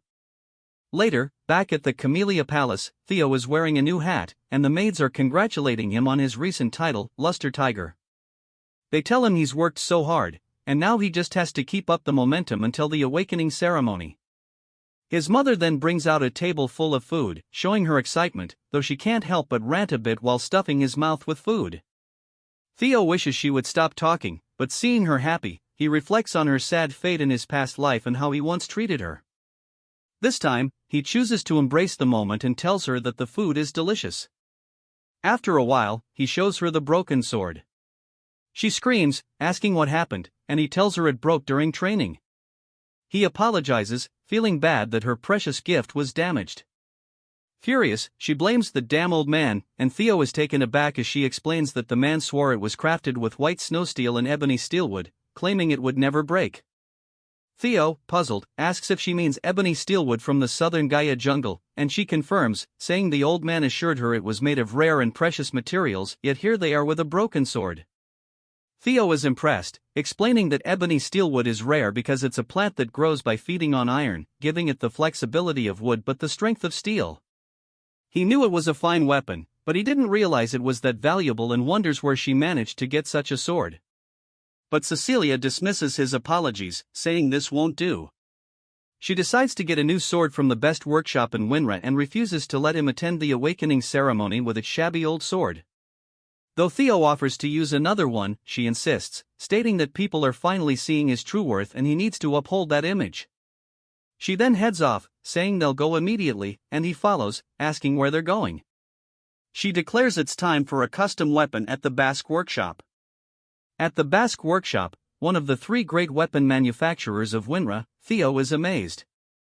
Known for its sheer size, which rivals a factory, it's most famous for its master craftsman and elite blacksmith of special rank. Suddenly, a woman appears, and Cecilia, calling her mother, yells at her to stop smoking. Theo is shocked, he never knew his mother had family, thinking she was an orphan. The woman, Chiron, a high elf known as the Elf of Capitalism incarnate and demon craftsman, responds coolly, saying their relationship as mother and daughter ended when Cecilia chose to leave home. Stunned, Theo realizes that this revelation makes him a quarter elf, musing to himself that this must be why he's so strikingly handsome. Chiron then asks why Cecilia has suddenly come to visit, and Cecilia tosses her the broken sword, saying she's here to return it defective product. Chiron catches the sword, surprised at her accusation, and when she draws the sword from its scabbard, she's visibly shocked to see it broken. Cecilia tells her that if this isn't a defective product, she doesn't know what is. Chiron, intrigued, asks who wielded it, and Cecilia says, "Who else but my son?" Chiron looks Theo over and asks if he's really the kid standing behind Cecilia. Cecilia bristles, telling Chiron to watch her mouth, saying Theo is a genius destined to rule over Ragnar. Theo then formally introduces himself, expressing how honored he is to meet the famed master of the Basque workshop.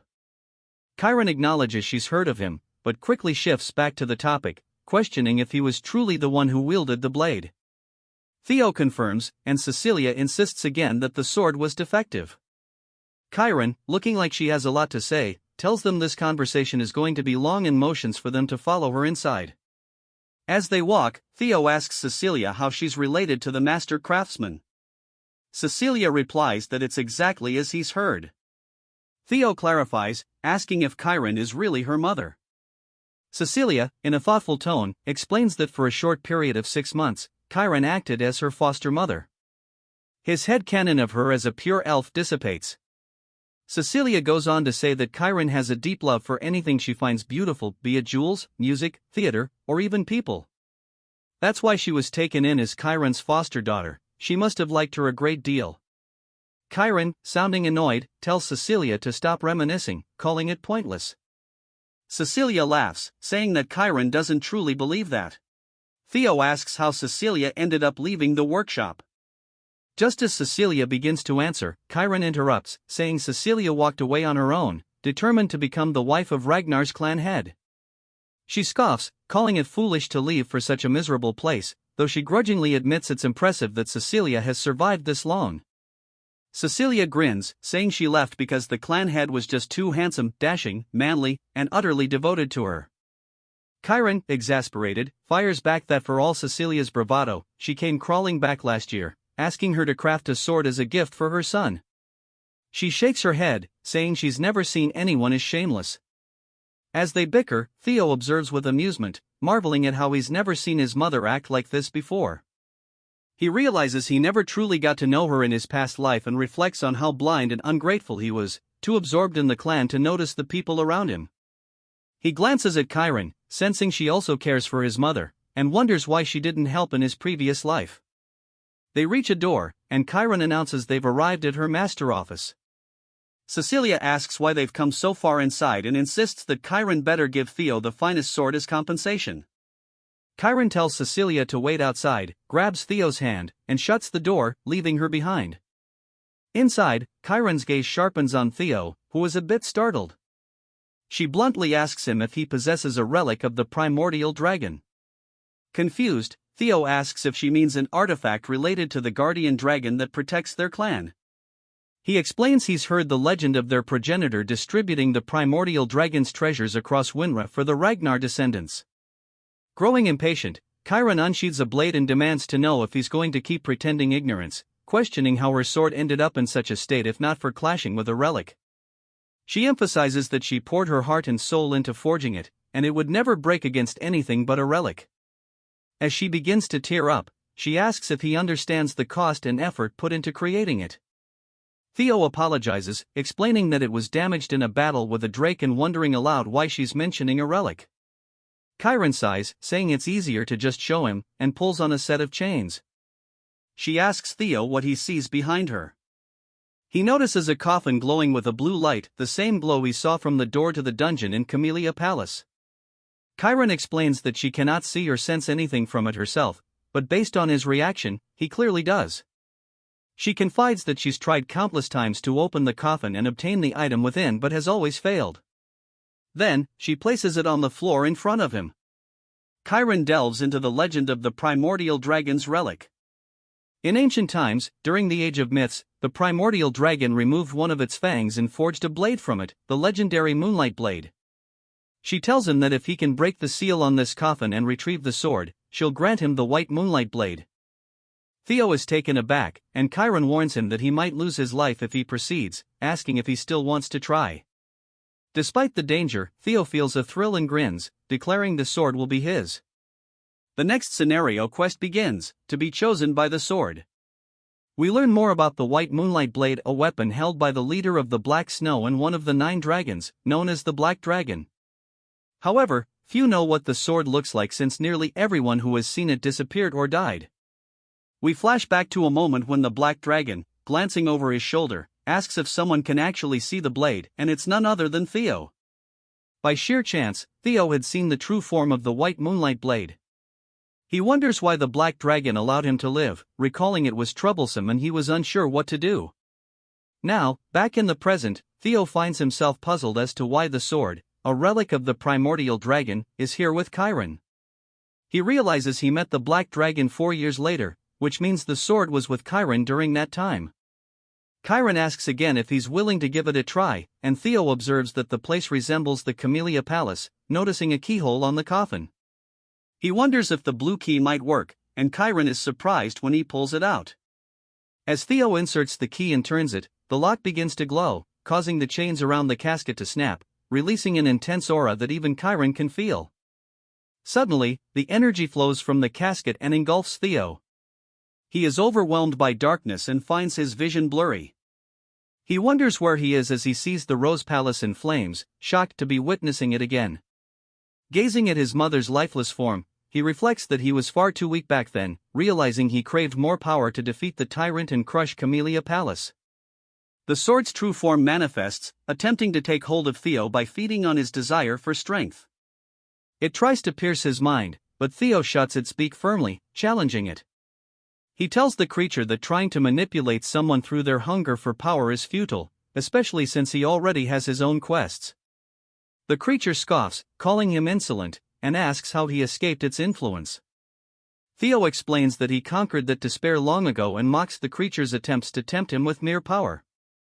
Surprised, the creature asks what he's talking about.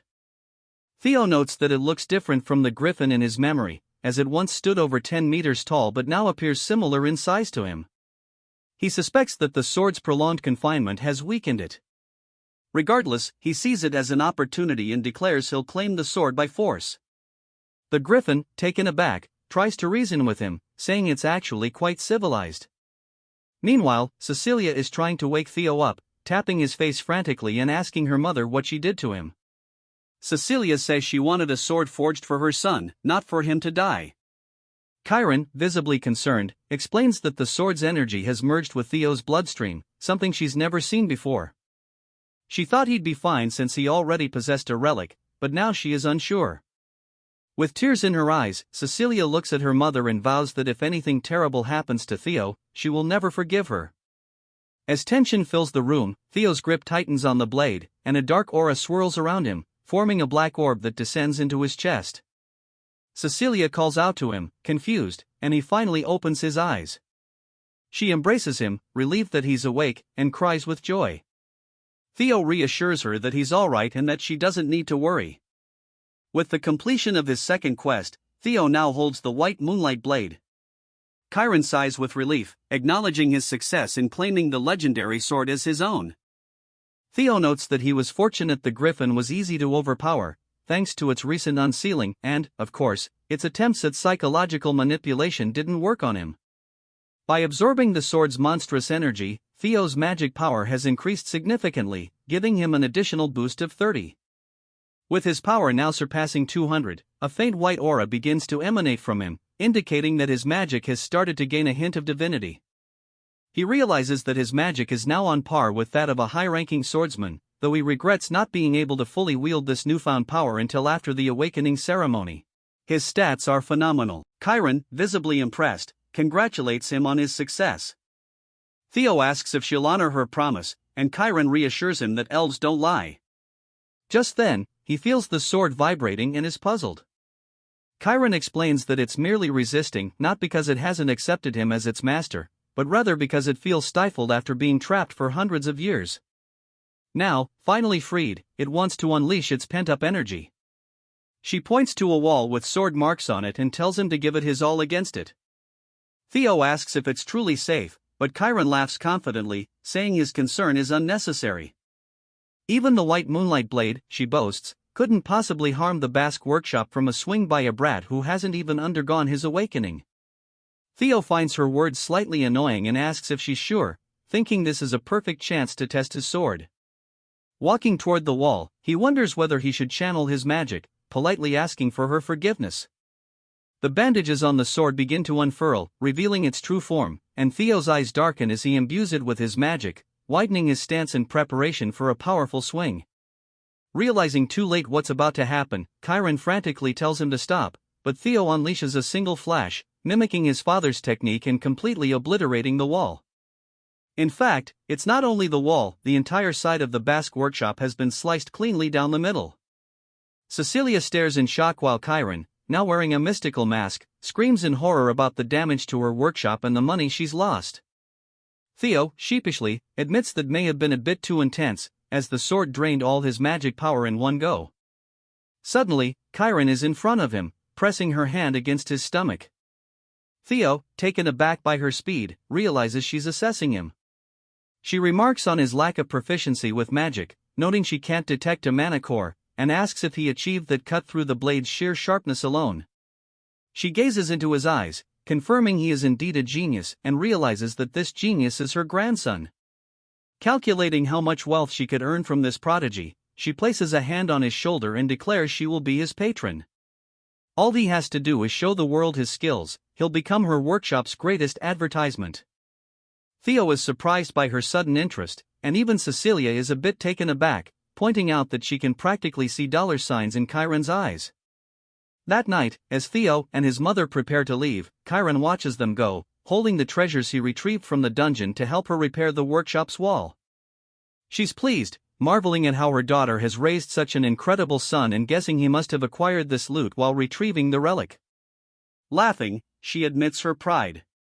As they leave, a voice calls out to Chiron from above, greeting her with a long time no see. She scowls, looking up at a tree and demanding to know why this person has shown up, addressing the stranger through a bird perched there. 5 days later, it's the day of the awakening ceremony, and Theo is training with Evelyn. He's nearly pushing her back, though she manages to deflect his strikes and eventually starts pushing him back. She comments that his swordplay has become sharper and faster overall, and he notes with relief that she's complimenting him. Observing from the sidelines, the trainees are stunned. Evelyn reflects that it's been 6 months since Theo began changing, and he's already strong enough to challenge her. With his magic power awakening today, she's certain he'll soar to incredible heights and knows for sure it'll mark the birth of a true powerhouse. She smiles and praises his progress, telling him he could even aim for valedictorian at the ceremony and wishing him success. Theo laughs, crediting her training, and says that if he does win, he'll mention her in his speech. She cringes, embarrassed by the thought, and the other trainees chime in, asking him to mention them too. Theo jokes about the trouble of being popular, to which Evelyn cringes even more. With a wave, Theo bids her goodbye, mentioning he has somewhere else to be. We are taken to the central headquarters of the Ragnar family, where Theo stands before the gate and introduces himself, instructing them to open the door. A large crowd has gathered outside to witness the awakening ceremony, the most significant annual event for the Ragnars. The spectators look up as the gate swings open, and Theo enters, noting that every participant hopes to achieve favorable results at the ceremony and that becoming a swordsman of Ragnar is the first step toward recognition and honor. Inside, the venue is packed with competitors, and Theo feels a bit anxious, realizing that every member of the Ragnar clan is watching, including his father. He knows he must do his best. The 9 dragons are present as well, along with Hilda Ragnar, the former clan head from 2 generations ago. As Theo observes her, he finds it hard to believe she is 150 years old. Nonetheless, he feels relieved to see her in attendance. Suddenly, a drum beats, signaling that it is time to begin.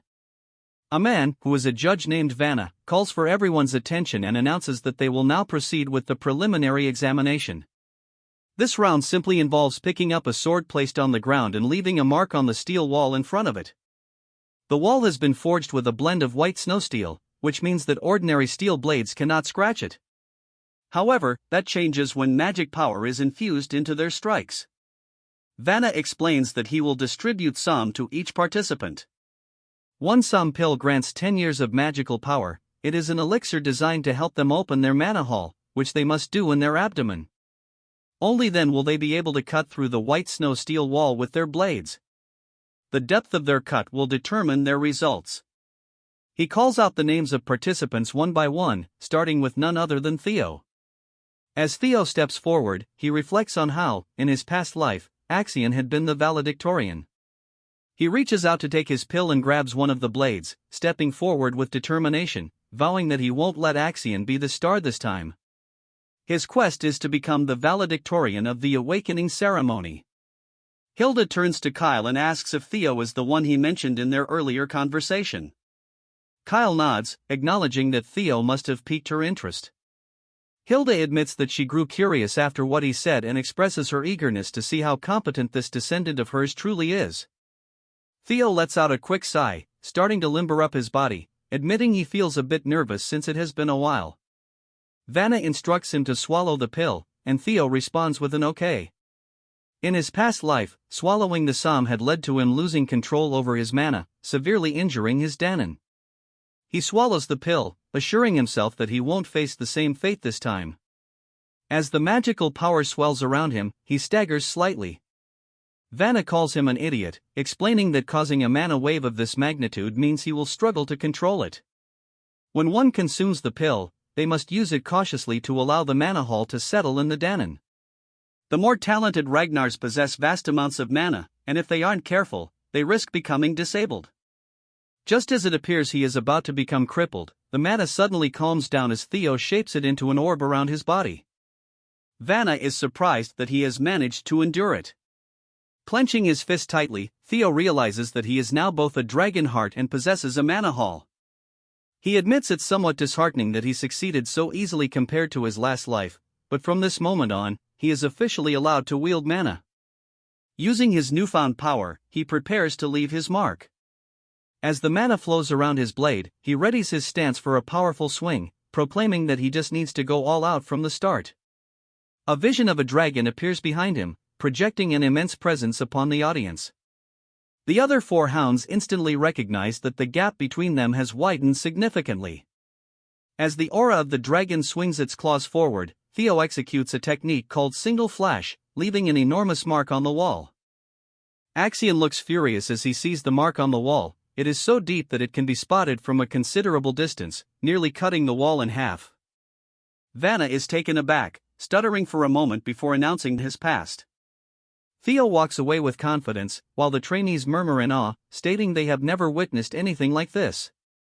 They refer to him as young Master Theo and question whether this is truly the sword slash of someone unleashing mana for the first time.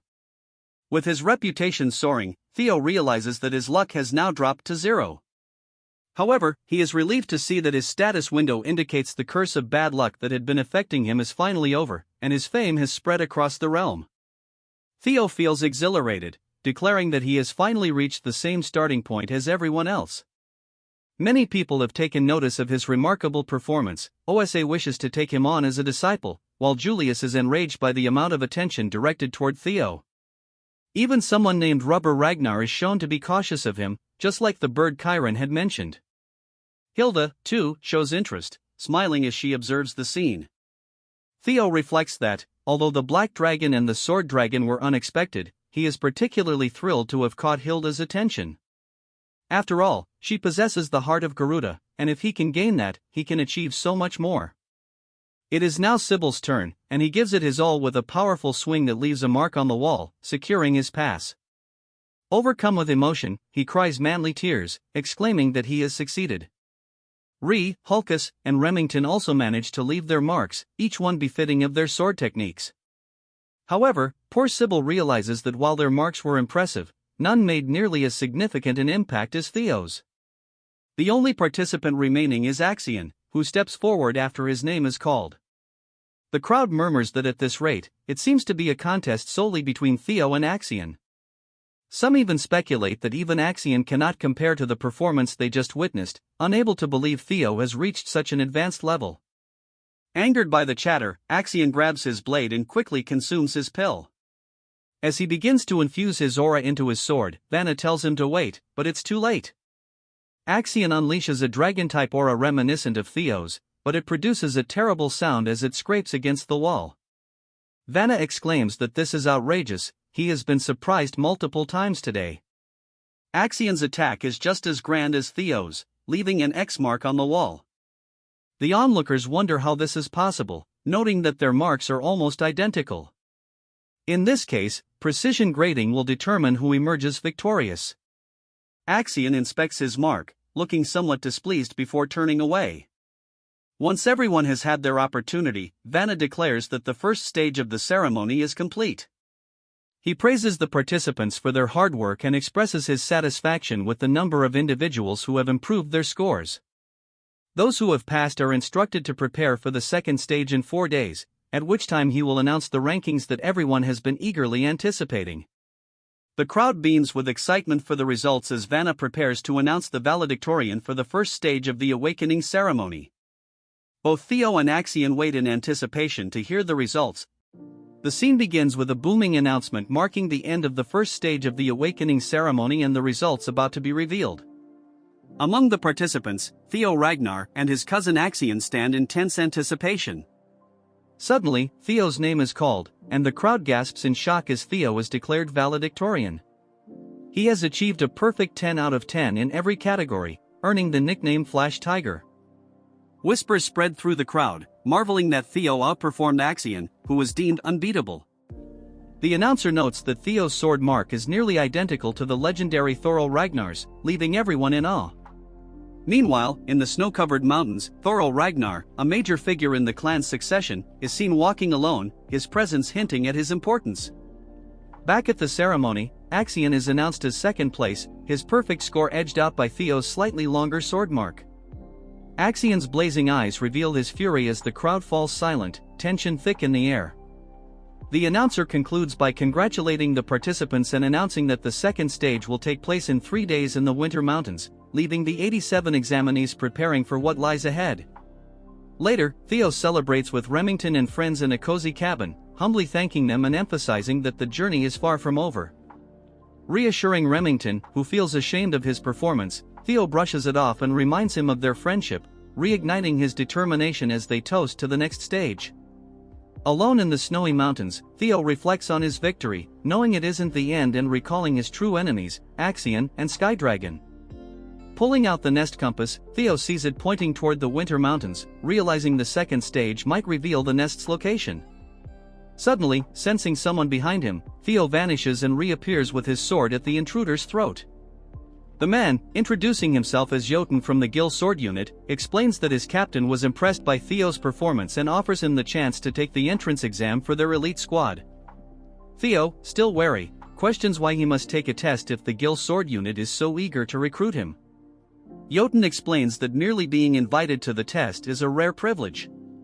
Before their conversation can go further, a sharp voice cuts through the tension, addressing Jotun and his group as Sword Platoon Fools.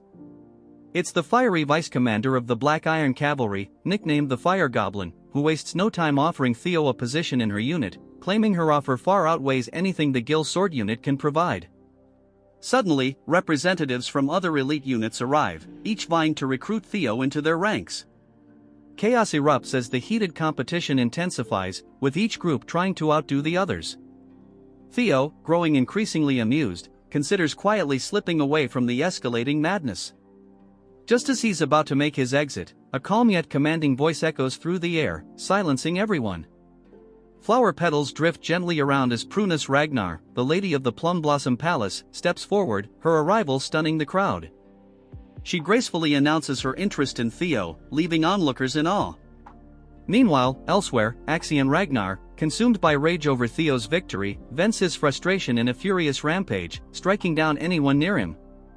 His uncle intervenes, effortlessly stopping Axion's sword with 3 fingers. Chiding Axion for his outburst, his uncle advises him to focus and leans in with a chilling promise, "Follow me, and I'll show you how to make the second stage Theo Ragnar's funeral." Back with Theo, Prunus Ragnar steps forward with confidence and elegance, commanding attention. Her presence alone leaves a powerful impression on everyone, with whispers of admiration and speculation filling the air. As some try to impede her, Prunus unleashes a surge of energy, silencing any opposition and creating a separate space for herself and Theo. Within this mystical energy, she demonstrates her sword technique, celestial flower rain, a style emphasizing grace, precision, and control, in contrast to the destructive power of Lord Kyle Ragnar. A breathtaking flurry of flower petals accompanies her moves, leaving Theo awestruck as he absorbs every detail. Prunus reassures Theo that mastering the technique immediately isn't necessary, encouraging him to reflect on its essence. With a final burst of energy, she invites Theo to seek her out after the ceremony for further lessons, leaving him both inspired and humbled by her gift. 3 days later, the scene shifts to the vast winter mountains near the northern Great Wall, an expansive, imposing range that has served as a bastion of protection for humanity against horrors beyond for over a millennium. Here, amidst this historic and treacherous landscape, the second stage of the awakening ceremony is about to begin. Jackie Ragnar, the ceremony supervisor, steps forward to address the participants, emphasizing the sacred duty of the Ragnar clan as humanity's shield against the Demon Sea, a cursed land teeming with monstrous creatures. He reminds the apprentices that they will one day shoulder this responsibility. For this test, they must remain within the Great Wall, as venturing beyond is too perilous. The objective is simple: hunt beasts, collect the bells around their necks, and survive in the harsh winter mountains for 15 days. The bells vary in color, with higher value ones indicating tougher challenges. Jackie warns of a beast so powerful it requires teamwork to defeat, hinting at significant rewards for those who succeed.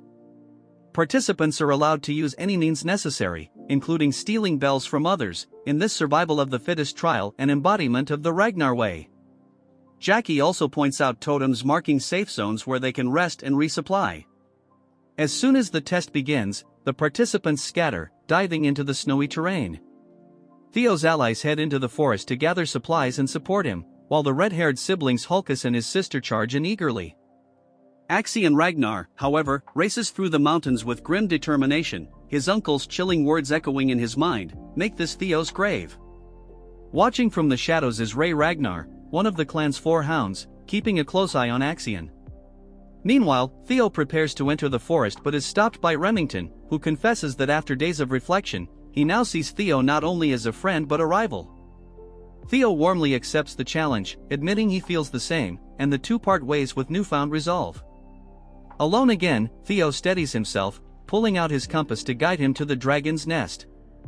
The compass lights up, pointing him through the snow-covered wilderness, and Theo's excitement builds as he sets off. Elsewhere, deep in the mountains, a mysterious blue light glimmers on a steep, snow-covered cliff, hinting at secrets waiting to be uncovered. Trudging through the snowy outskirts, Theo mutters to himself about the difficulty of following his compass in such conditions, joking that a shovel might have been more useful than his prized moon-white sword, Griffin. Gripping the hilt, the blade trembles as if alive, and Theo swings it with all his strength, releasing a surge of blue energy that clears a path and reveals a hidden trail beneath the snow. Suddenly, he senses someone watching him and calls out, daring them to reveal themselves. From behind a tree, 3 men emerge, one of them chuckling as he asks when Theo noticed them. Theo instantly recognizes the trio, Hai, Cho, and Lon, notorious as the roughnecks of the mountain. These aren't just petty thugs. In his past life, they'd left behind a massacre of over 700 innocents during their missions, a horrifying scene that Theo had once been forced to clean up. Confronting them now, Theo suspects Axion might have sent them, but they dismiss the idea, sneering that they don't take orders from someone their age. Theo presses them, and their taunts reveal the truth: they were sent by the Senate. Realizing the stakes, Theo calmly draws his sword. The leader mocks him, but in a flash, Theo's blade erupts with a blue dragon's energy, tearing through them with 3 swift, precise strikes. Blood stains the snow as their bodies collapse in a heap, their severed heads left intact as a warning. Gazing at the carnage, Theo mutters, "I don't want to be like you," before tossing their heads off the cliff. As he reflects on Lady Prunus's technique, Celestial Flower Rain, Theo acknowledges he has a long way to go before mastering it. Just then, he notices something hidden near the cliff's edge, a staircase carved into the rock, partially concealed. The system pings with a hidden quest: find the invisible staircase and explore the blue cave. Without hesitation, Theo leaps down the spiraling stairs into the mountain's depths. Meanwhile, in the monitoring room, tension rises as an announcer updates the rankings, declaring Axion Ragnar in first place, closely followed by Ragnar, as the second stage unfolds in the unforgiving winter mountains. Julius, seated at a large round table, quickly inquires about Theo's progress. The announcer hesitates before revealing that Theo has yet to score any kills or ally with anyone. Julius raises an eyebrow in surprise while the announcer speculates that Theo might be hiding or preparing an ambush. Before the conversation can continue, Prunus begins to speak, but Wolfgang interrupts with a menacing laugh, dismissing Theo's chances in the current round. He sneers, claiming that just because Theo excelled in the first round doesn't mean he'll shine here. Wolfgang goes further, mocking Theo as a coward with no real-world battle experience and even ridiculing him as an illegitimate child. Grinning maliciously, Wolfgang smugly thinks about the roughnecks he sent after Theo, confident they've already eliminated him. Sitting across from Wolfgang, Ed narrows his eyes in suspicion and telepathically asks if Wolfgang had any involvement in Theo's predicament. Wolfgang chuckles, admitting he didn't bother to inform Ed of his plans. Frustrated, Ed clenches his jaw, inwardly fuming at Wolfgang's recklessness. Ever since Theo took control of the Camellia Palace, Ed and his allies were forced to relocate to the Rose Palace, which gave Ed the opportunity to search for the ancient dragon artifact. Despite his efforts, he hasn't found it and now suspects Theo holds the key. Determined, Ed gives a silent telepathic order to his subordinate to find Axion and urge him to accelerate the plan to eliminate Theo. Meanwhile, Prunus warns Julius that the Senate must be plotting something and suggests implementing a backup plan. Julius dismisses her concerns, confident in Theo's resilience. He believes Theo is likely biding his time and adds, with a smirk, that he hasn't forgotten Prunus met Theo behind his back. Prunus brushes off the remark with a laugh, stating that what truly matters is Theo's perspective. Meanwhile, Theo has entered a dark cave filled with skeletal remains, bones and skulls scattered across the ground.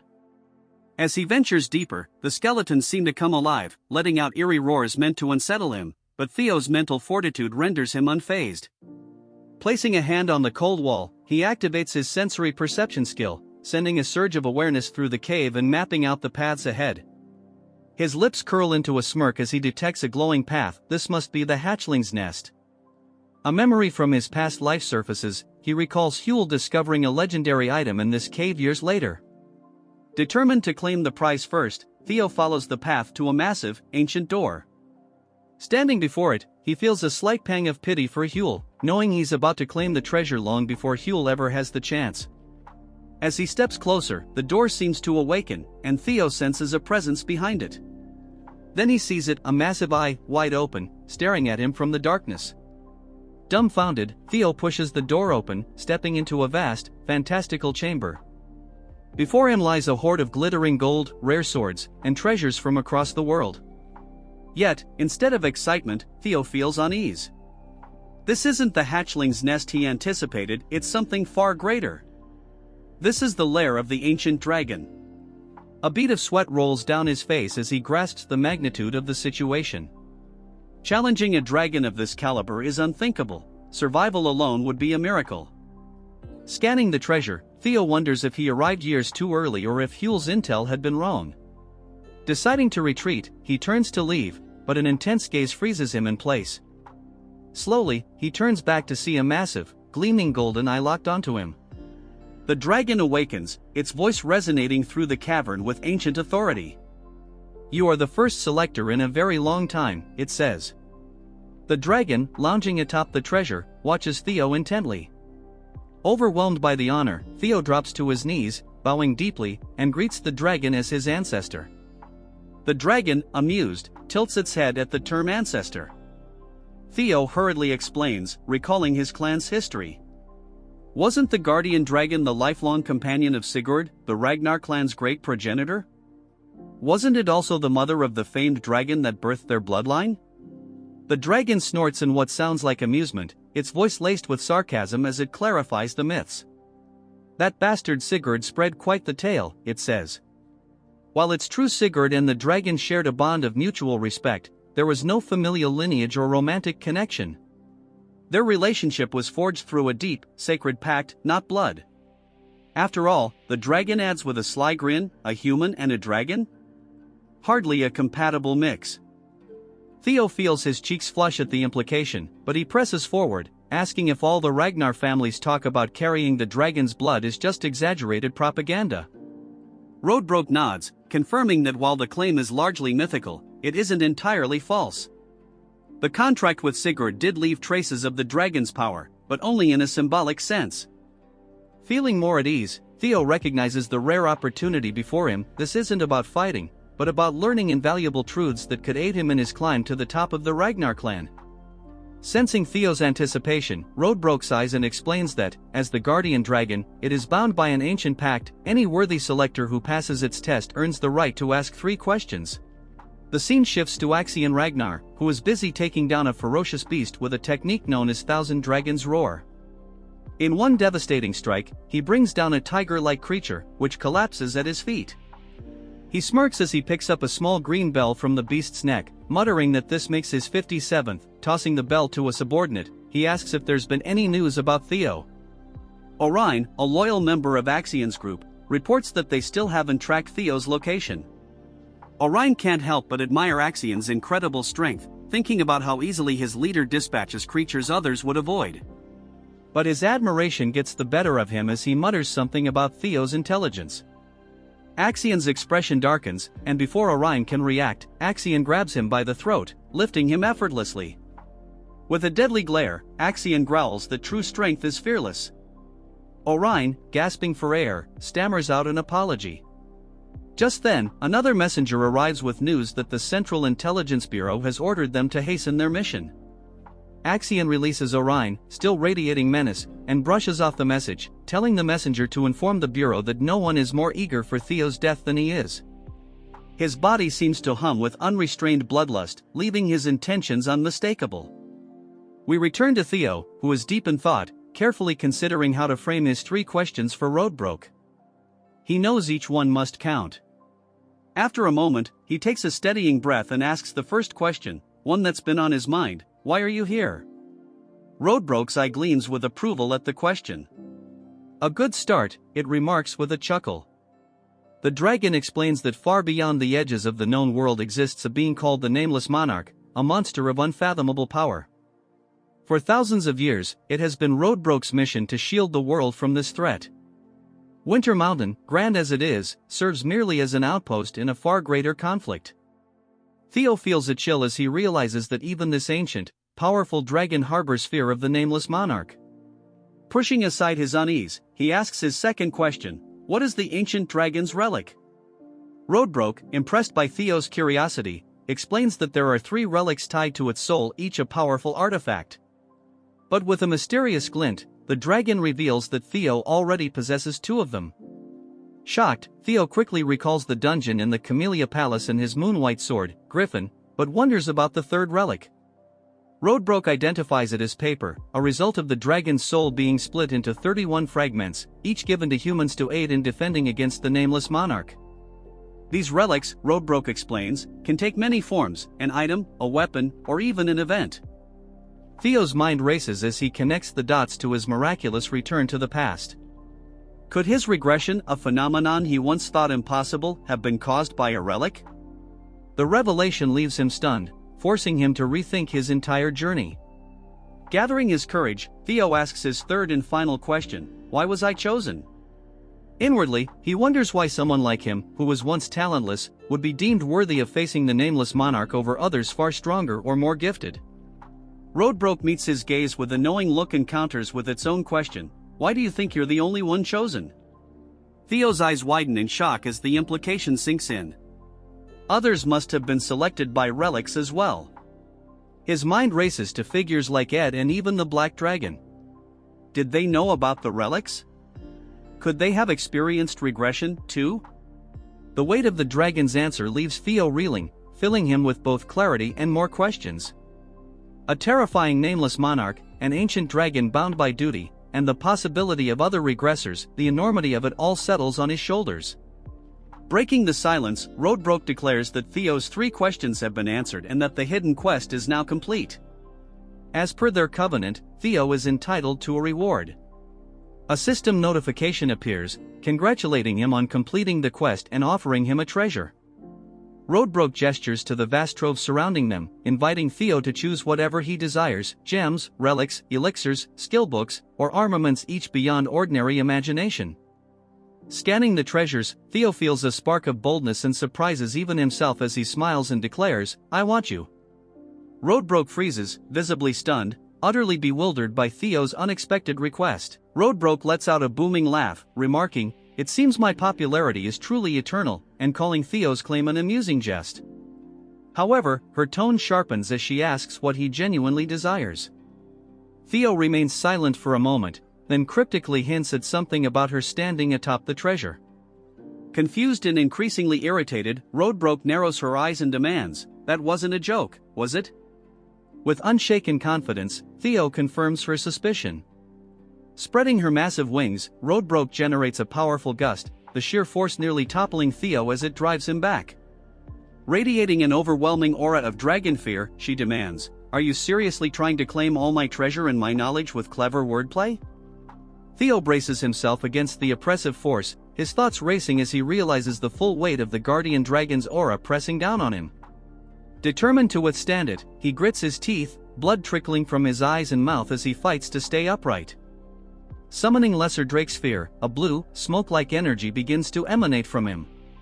Roadbroke sneers at his attempt. "How foolish," she mocks. "Do you think you can stand against me with such a minor fear?" Yet Theo remains resolute, defiantly declaring that the guardian dragon had promised he could claim any treasure within her nest, without any limitations. He boldly suggests that she herself, as the heart of this hoard, could be considered a treasure. Knowing he's gambling with his life, Theo clenches his jaw and resolves to press forward. He understands that Roadbroke, the legendary guardian dragon who had once forged a pact with Sigurd, the Ragnar clan's progenitor, represents an unparalleled claim to legitimacy. Summoning every ounce of his will, he declares that he will not let this opportunity slip through his fingers. Blood continues to drip as he demands that she honor her promise, choosing her as his prize and asking her to stand by his side. Roadbroke, watching Theo endure her overwhelming aura with unflinching resolve, feels a strange familiarity, a reminder of Sigurd's unwavering determination centuries ago. Slowly, she exhales, her fiery gaze softening. "Very well," she says, her voice carrying both amusement and nostalgia. "I accept your request." Theo, stunned by her words, takes a moment to process them. As her enormous form begins to transform, her dragon body is enveloped in a thick fog, and her golden eyes glow with an ancient, otherworldly light. When the fog fades, a humanoid figure emerges from the treasure, stepping into view. The mist clears entirely to reveal a breathtakingly beautiful woman. Horns curl gracefully from her head, her eyes shimmer with a golden hue, and an aura of ancient majesty radiates from her. Taking a few steps closer, she chuckles at Theo's awestruck gaze. "You seem captivated by my beauty," she teases. Then, with a somber tone, she reveals that she is over 2,000 years old and has suffered the loss of her heart 50 years prior. Her time, she explains, is short. She has only 3 years left to live due to her condition and is bound to her nest, unable to leave.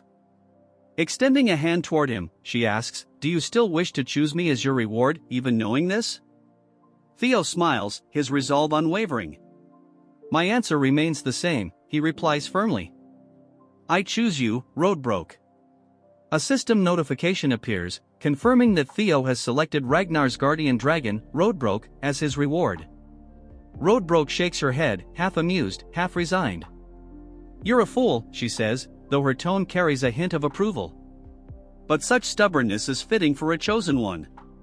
The system window updates, granting Theo 2 new titles, Guardian Dragon's Significant Other and Descendant of the Progenitor. Theo, bloodied yet triumphant, stands with fierce determination as Roadbroke gazes at him, her expression unreadable. Theo vows to grow stronger in search for more relics of the primordial dragon, determined to find something that can substitute for Roadbroke's lost heart. A system notification appears, indicating that a soul link has been established between him and the guardian dragon. Eyes filled with resolve, Theo assures Roadbroke that he will uncover a relic capable of fulfilling the role of her heart. Another system message informs him that he has gained a significant amount of experience points, resulting in a level up. With newfound determination, Theo declares, "I must at least accomplish this to be worthy of the title Guardian Dragon's Significant Other." Roadbroke smirks and instructs him to care for her in his new role as her chosen partner. However, she warns that since she cannot leave her nest until a solution is found, she will soon enter hibernation.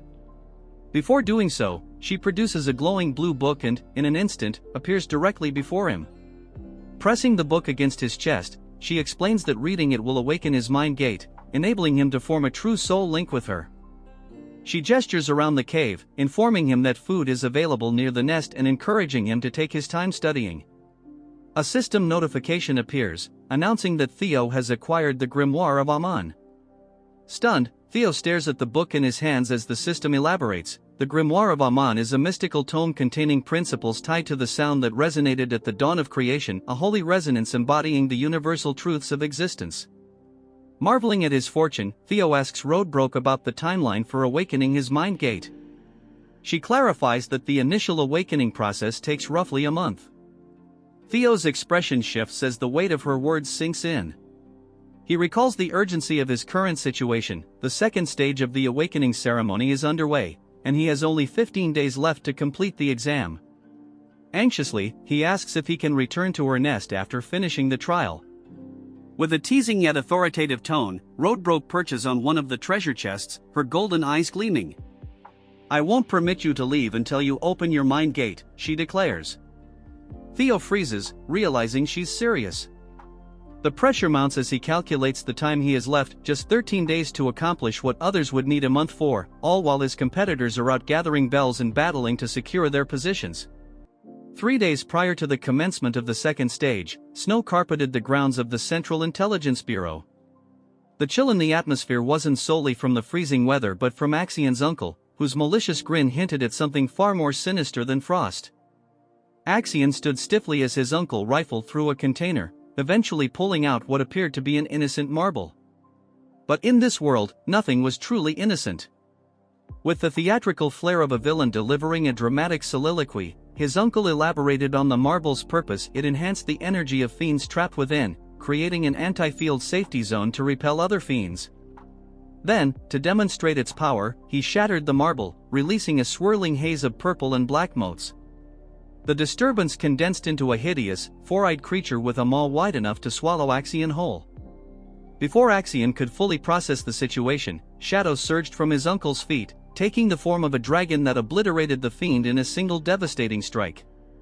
The spectacle left Axion torn between admiration and disbelief at the monstrous legacy he seemed to have inherited.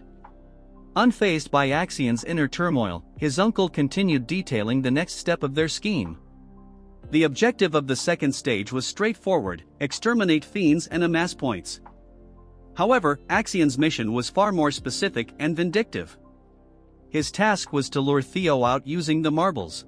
Axion, never one to embrace subtlety, suggested torturing Theo first to wring out every shred of information about the Rose Palace relic. His uncle, the ever-pragmatic voice of reason, reminded him that Theo wasn't someone to be underestimated. "Restraint has never been your forte," he chided, earning a murderous glare from Axion, whose clenched fists cracked audibly. Instead, they would exploit Theo's emotional vulnerability, targeting his treasured followers from Training Ground 4. Fast forward to the present, and Axion's plan was unraveling. Theo hadn't risen to the bait. Instead of participating in fiend hunting like a conventional contender, Theo had opted for a Where's Waldo approach, remaining elusive. With only 12 hours left on the clock, Axion brooded in growing irritation, his rank of 860 points doing little to soothe his temper. Behind him, pulsating lights announced the arrival of Felix Ragnar, a swordsman from Plum Blossom Palace and currently ranked 7th with 446 points. Felix, ever the self-proclaimed investigator, suggested Theo might have been apprehended by the council scoundrels. Axion's retort was cutting, a frigid, soul-piercing glare followed by a sneering jab: "Your deductions are as pathetic as your rank." To twist the knife further, Axion ridiculed Felix's association with Lady Plum Blossom. Felix's jaw tightened, his hands quivered slightly, but he wisely restrained himself, unwilling to retaliate. Axion dismissed him with a wave, declaring it was time to drag Theo out of hiding. Gathering members of the Scaled Dragon Society in Plum Blossom Palace, Axion laid out a plan to systematically hunt down Theo's companions. The Scaled Dragon members grinned maliciously, relishing the prospect. Unknown to Axion, an eavesdropper lurked nearby.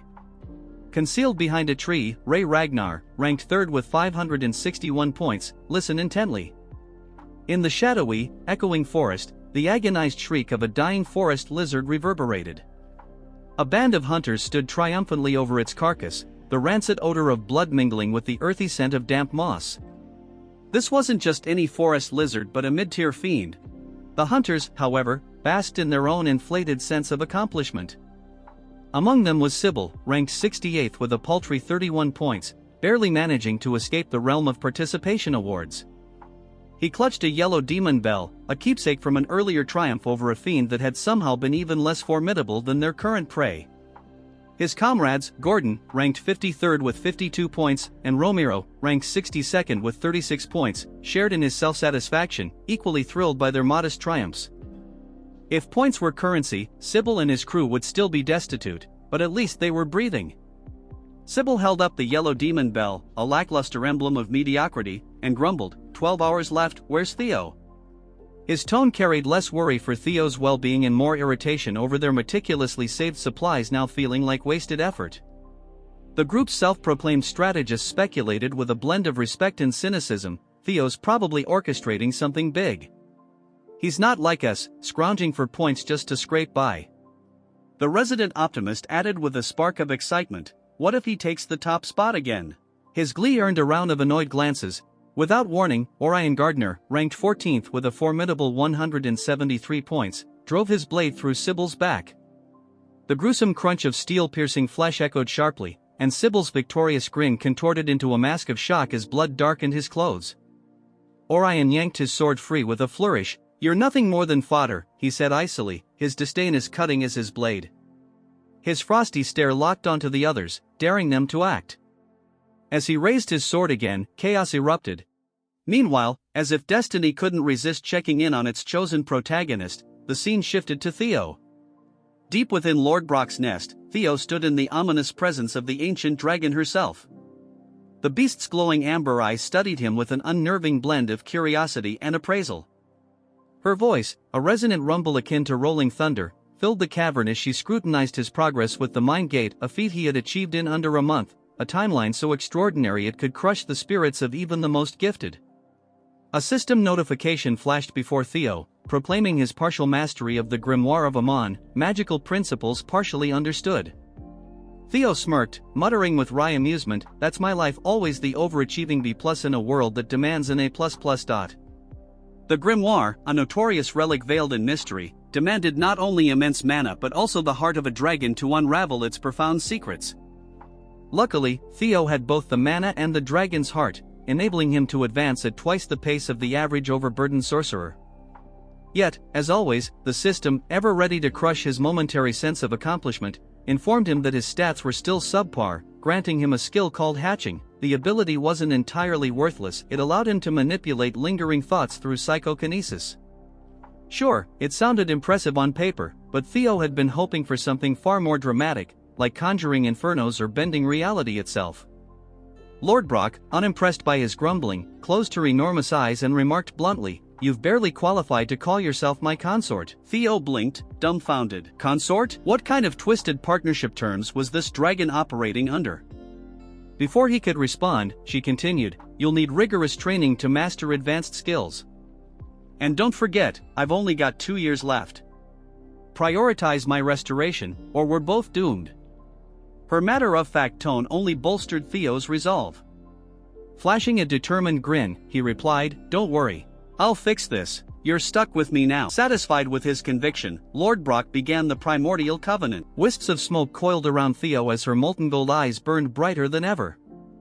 "You're my consort, the first in a millennium," she intoned, her voice laden with ancient authority. In a blink, she disappeared, teleporting Theo to a snow-covered mountain cliff. Standing amidst the expansive, frost-bitten wilderness, Theo exhaled a frosty sigh, his breath mingling with the biting cold. His gaze swept over the barren landscape as if willing it to offer him a lifeline. 12 hours, just 12 scant hours remained, and what did he have to show for it? A towering pile of regrets and an awakening ceremony that seemed about as useful as trying to teach a fish to climb a ladder. "This is going nowhere," he grumbled, kicking at the snow with the irritation of someone realizing they'd been playing in the wrong league all along. Hunting fiends? What a joke! It was nothing more than a glorified scavenger hunt compared to the level of skill he needed. First place wasn't just slipping through his grasp, it was sprinting away at lightning speed.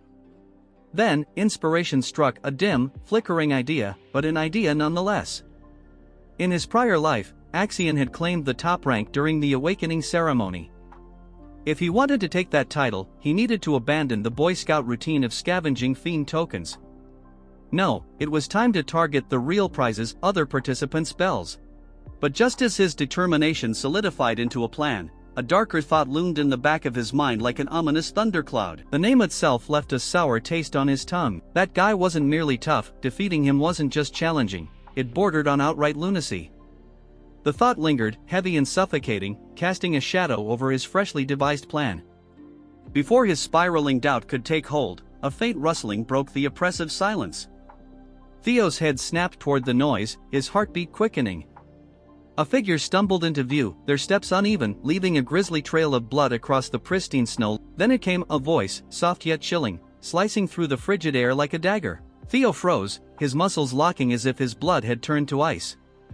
His gaze darted between the stumbling figure and the dark presence that accompanied it. Yet, it wasn't the staggering person ahead that unsettled him, it was the other entity lurking just beyond sight. A thick blanket of snow muffled all sound, cloaking the forest in an uncanny silence. Theo stood amidst the towering trees, every nerve alert, his eyes scanning for any trace of movement. His vigilance was rewarded when he spotted a figure stumbling toward him. "Ray," he called, his voice tinged with both surprise and concern. Ragnar, the warrior celebrated for her indomitable strength, appeared almost unrecognizable. Her shoulders drooped under an invisible weight, and her steps faltered as though her body could barely support her. Her face, typically a portrait of determination, was ashen and lined with exhaustion. As she approached, Theo noticed a subtle quiver in her hands and a sheen of sweat glistening on her brow despite the biting chill. "Ray, what happened to you?" Theo hurried to her side, his gaze quickly scanning for injuries. "Were you attacked by beasts?" Ray didn't reply immediately, her breathing shallow and ragged, her trembling hand clutching the hilt of her sword with desperation. Theo's sharp eyes caught the dark stain spreading across her side, a fresh wound, raw and jagged. A cold knot formed in his stomach. "This wasn't the work of a monster," he muttered, his tone heavy with apprehension. "Ray, did someone ambush you?" Ray attempted to steady herself, but her knees buckled. Theo moved swiftly, his strong arms catching her before she collapsed completely. "You need to rest," he urged, his voice firm yet filled with compassion. "Tell me everything later." Ray shook her head weakly, her voice strained and barely audible. "Go west, now," she rasped, her urgency palpable, even as her body betrayed her exhaustion. As Theo eased her to the ground, her grip on her sword slackened, and the blade slipped from her grasp. Reacting instinctively, Theo caught the weapon. The instant his hand closed around the hilt, a brilliant flash of light engulfed him. System notification, hatchling synchronization initiated. Accessing memories within the sword. Reading the thoughts of its owner, Ragnar. Theo's vision blurred and twisted, pulling him into a vivid recollection. The scene around him transformed, and he found himself in a secluded part of the forest. Concealed within the shadows of towering trees, he saw Ragnar crouched behind a colossal trunk, her piercing gaze fixed on a group gathered a short distance away. In the center of the clearing stood Axion, his imposing presence dominating the space. Around him, Theo's comrades were bound and bloodied, their faces swollen and battered from relentless abuse. Axion's subordinates loomed over them like predators, their weapons gleaming menacingly in the pale light. "No trace of Theo yet," one of Axion's men reported gruffly. "But we've left enough tracks to lure him here." Another henchman snickered darkly. "We even let monsters roam the area. If Theo's alive, he'll come." Axion's icy, calculating eyes remained fixed on the hostages. His expression was unreadable, cold as stone, as though he was already several steps ahead in this cruel game. After a prolonged silence, Axion finally spoke, his voice cold and deliberate. "Should I execute them? Why bring so many? 2 or 3 would have sufficed." One of his subordinates shrugged nonchalantly, raising his blade. "Then why not dispose of a few? It'll make the message clear." The blade shimmered menacingly in the dim light as it descended swiftly, promising death. Just as it was about to strike, a resolute voice cut through the tension. "Stop this." Ray emerged from the shadows, her sword unsheathed, her stance defiant. Axion turned toward her, his brow furrowing with a mix of irritation and surprise. Ragnar? What brings you here? This doesn't concern you. They're Theo's companions, Ray said, her tone firm as steel and her fingers tightening around the hilt of her weapon. Release them. A smirk played on Axion's lips, his tone dripping with mockery. So, you've sided with Theo too, have you? Ray offered no verbal response. Instead, she charged, her blade flashing as it carved through the air. Axion met her head-on, his sword drawn in a fluid, practiced motion. Sparks erupted as their weapons clashed, the metallic screech echoing through the clearing. Ray attacked with unwavering determination, her strikes relentless, but Axion's skill and sheer power were formidable. With a crushing blow, he sent her sprawling to the ground. She attempted to rise, her body trembling with exertion, but her strength was fading rapidly. The memory dissolved like mist, and Theo found himself back in the present. Ray leaned heavily against him, her breath shallow and labored. Theo's mind reeled as he processed the vivid memory. Ray, he began, his voice taut and brimming with tension, why did Axion take my comrades? What's his objective? Ray hesitated, guilt shadowing her features. He was desperate to find you, she admitted softly. When you didn't appear, he seized your friends to force you out of hiding. Theo's fists clenched tightly, his nails biting into his palms as anger, guilt, and determination churned within him like a storm. Where are they? He demanded, his voice sharp and unyielding. Where is Axion? You can't go, Ray whispered, her voice fragile and strained. The Central Intelligence Bureau's supervisors are backing him. Not even you can handle them all. Theo's jaw tightened, his resolve like iron. I don't care. Every moment we stand here, they're in danger. This isn't just a trial anymore. Ray shouted, her voice breaking under the weight of her emotions.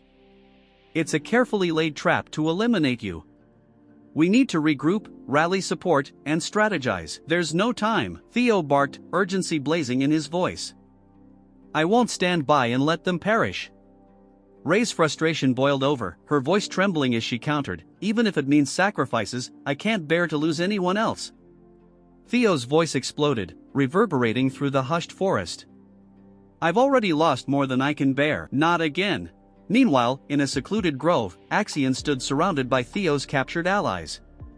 The once pristine snow beneath them was tainted with streaks of crimson, evidence of a fierce and ruthless struggle.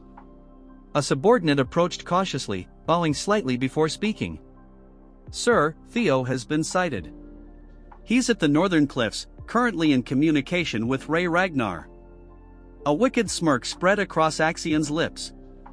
Finally, Theo Ragnar. I'll make you understand the price of defying me. A guttural, raspy voice resonated in his ear, audible only to him. Remember, young Master Axion, there's no need to confront him head-on. Extract the information about the relics, we'll handle Theo ourselves. Axion's expression grew darker, and he inclined his head slightly. Understood, but I intend to make him suffer first.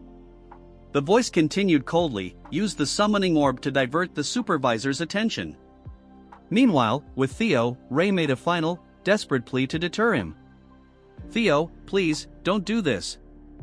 You're walking straight into their ambush. Theo's resolve didn't falter for a moment. Thank you for warning me, Ray, he replied, his tone unwavering, but I refuse to stand by while my comrades are in peril. As Ray was not ready to answer Theo, he pleaded her to tell their location, as memories of the time spent with his subordinates flashed through his mind. Hero's palace fell in his previous life and he couldn't do anything but watch as he was weak. With resolve and power this time he tells her that she also interfered, so Theo cannot just stand by and watch his subordinates die in front of his eyes. The air around Theo grew dense, charged with an unmistakable energy. A faint, dragon-like aura flickered behind him, embodying the sheer force of his determination. Ray's eyes widened, her breath catching as she felt the weight of his presence bear down on her. Where is Axion? Theo demanded, his voice steady yet authoritative, his gaze unrelenting. Elsewhere, deep within another part of the forest, three figures stumbled across a grim and disconcerting scene. Supplies lay scattered across the snow, and faint streaks of blood trailed away from the area. One of them, Remington, ranked second in the competition, knelt to inspect a blood-stained box. His expression grew somber as he spoke. These provisions, they belong to Theo's team. Behind him loomed Hulkus, a towering figure ranked 5th, and Eric's, who held the 4th rank. Both scanned the area, their faces etched with unease. "This doesn't look promising," Remington remarked grimly. He turned to his companions, his voice resolute. "We need to find them before it's too late. I'll need both of you to back me up." Chaos erupted as Theo faced a gargantuan white creature, its absurdly massive weapon poised to pulverize him. "Perfect," Theo muttered sardonically, evading at the final instant as the ground shattered under the beast's colossal blow. Unperturbed, he tightened his hold on the blade. "Just a giant, ill-mannered brute with no respect for boundaries," he quipped before lunging forward with surgical precision, targeting the creature's vulnerabilities. The beast collapsed with a guttural wail, but Theo spared it no glance, already forging ahead, his thoughts fixed on his imprisoned friends. As if fate conspired against him, 5 identical monstrosities emerged, their glowing crimson eyes radiating menace. "What is this? Axion's discount monster factory?" Theo snapped. Drawing upon the dragon's 3rd claw, he unleashed a cataclysmic sword strike, annihilating the pack in one sweeping motion. "Efficiency," he muttered, stepping over the wreckage, though triumph was fleeting. The ultimate adversary appeared a colossal abomination dwarfing its predecessors. Its very presence seemed to mock Theo's readiness. "Massive, but I've seen worse, mostly my own poor decisions," he sneered. As the beast bellowed, Theo launched himself skyward, descending like an avenging meteor, his blade embedding deep into its skull, silencing it instantly. The tumult faded, transitioning to Ray, who lingered in the eerie quiet of Theo's departure. Memories flooded in young Theo, grasping her hand, courage blazing in his small frame. "Always so reckless," she whispered, frustration and nostalgia mingling. Resolving not to stay idle, she clenched her fists. "Go on, play the hero, but don't think I'll let you have all the glory." With a determined stride, she vanished into the forest. Meanwhile, in Axion's lair, Theo's captured companions, brimming with fury, strained against their bonds. One, channeling fiery defiance, yelled, "You'll regret this, Axion." Predictably, the flamboyant villain responded with a mix of disdain and gratuitous cruelty. Axion's boot slams into the captive's face, forcing him to the ground as a derisive smirk spreads across his lips. "Such clamor," he sneers. Ever the performer, Axion draws his blade, the steel glinting menacingly as he levels it against the man's throat. Before he can escalate further, a velvety voice slithers from the shadows. "Young Master Axion," it murmurs, laced with condescension. "Recall the Bureau's directives. Any reckless action could jeopardize the operation." Axion growls, his jaw tightening as he begrudgingly sheathes the sword. Refusing to squander a chance for theatrics, he seats himself atop the captive's back as though it were a mockery of a throne. "Comfortable enough," he mutters, his crimson eyes blazing with barely restrained rage. A flicker of light through the trees catches his attention, sharpening his gaze. "Ah, how charming," he remarks, voice dripping with sarcasm. "The Bureau decided to send 4 elite prosecutors to assist me because evidently, my uncles believe I'm incapable of dealing with one lowborn offspring alone." Fools! His fingers tighten into fists, the tension in his knuckles betraying his simmering pride and seething resentment. The atmosphere shifts as Theo steps into the clearing, an aura of restrained power enveloping him. Every eye snaps to him, from his bruised comrades to Axion's minions, even the trees seeming to lean in, drawn by the palpable intensity. Axion rises slowly, feigned indifference masking his irritation. "So," he drawls, "you've finally graced us with your presence, Theo Ragnar." Theo doesn't respond with words, his eyes scanning the scene with cold calculation. Comrades to the left, guards to the right, and the arrogant would-be tyrant at the center. His grip on the sword tightens, the air humming with his subdued fury. "You kept me waiting," Axion taunts, his tone like a serrated blade.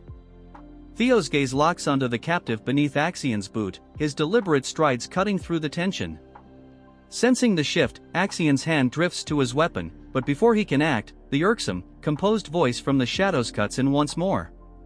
"Young Master Axion, do not let him provoke you."